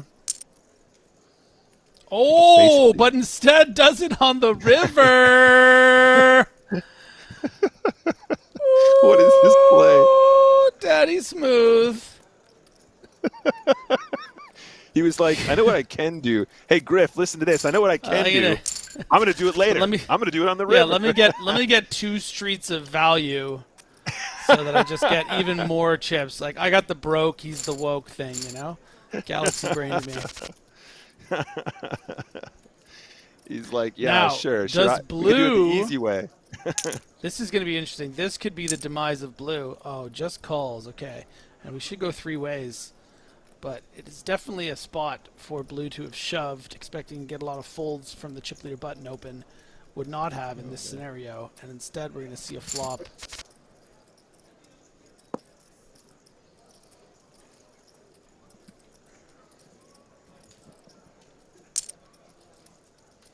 It's so interesting, Josh's massive sizing on these boards that favor the other player's range a lot of the time. You know, a small blind flat there is going to have a lot of Broadway kind of combos, some queen 10 suiteds, king jack offs, and just no fear. 18K into 32K.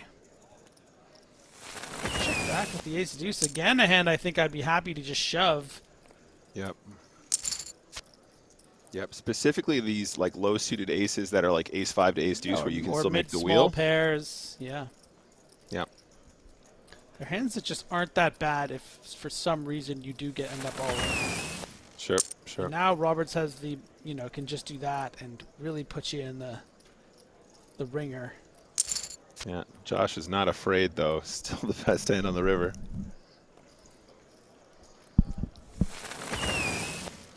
And now Roberts trying to get folds from those 3s and deuces and gives up. Maybe Josh just shoves again just in case he's up against a 10. Well, we were saying this earlier. Josh has been in lots of situations on the river where he has showdown and just still turns his hand into a bluff, as we've just seen. Yeah. What? Josh just giving a walk to the other stack that he can take advantage of. Yep. Uh-oh. Uh-oh. Guys are looking a little bit shallow here. I mean, ace-queen for me is just a straight jam here all day. Yeah, I think you need to fold with the ace-deuce. I think so, too. The spot that you really have an edge. Yeah, sometimes you're going to be folding and your opponent has something like queen-jack, but it's just not worth it to flip in that spot. Often at best.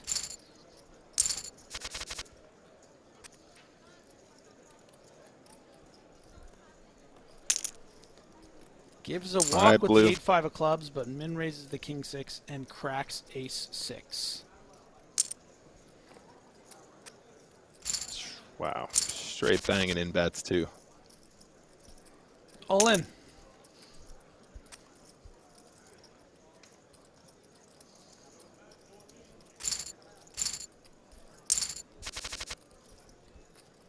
All in. Oh, he's in the big blind. Yeah, the 4 shove should be a on jam this, here. Should be a shove. There it is.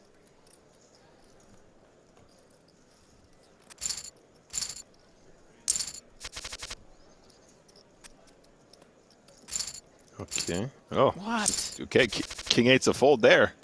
Dude, it's dodging bullets. Randomizing. That's crazy stuff. He's just randomizing like an absolute G. That's a push. You know what to do, Blue. Random in randomizer. King in Tights asks, is Queen Jack suited ever a call there, Griffin? I mean, there's a 20K difference between second and third. You probably shouldn't call off with Queen High there when you're have the same amount and even a little bit more chips than the person in third.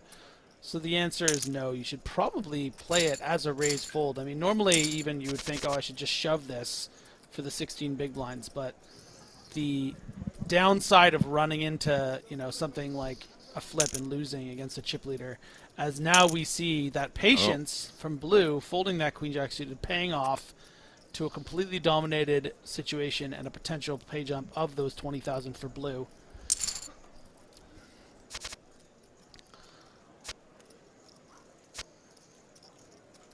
Heads up. Heads up.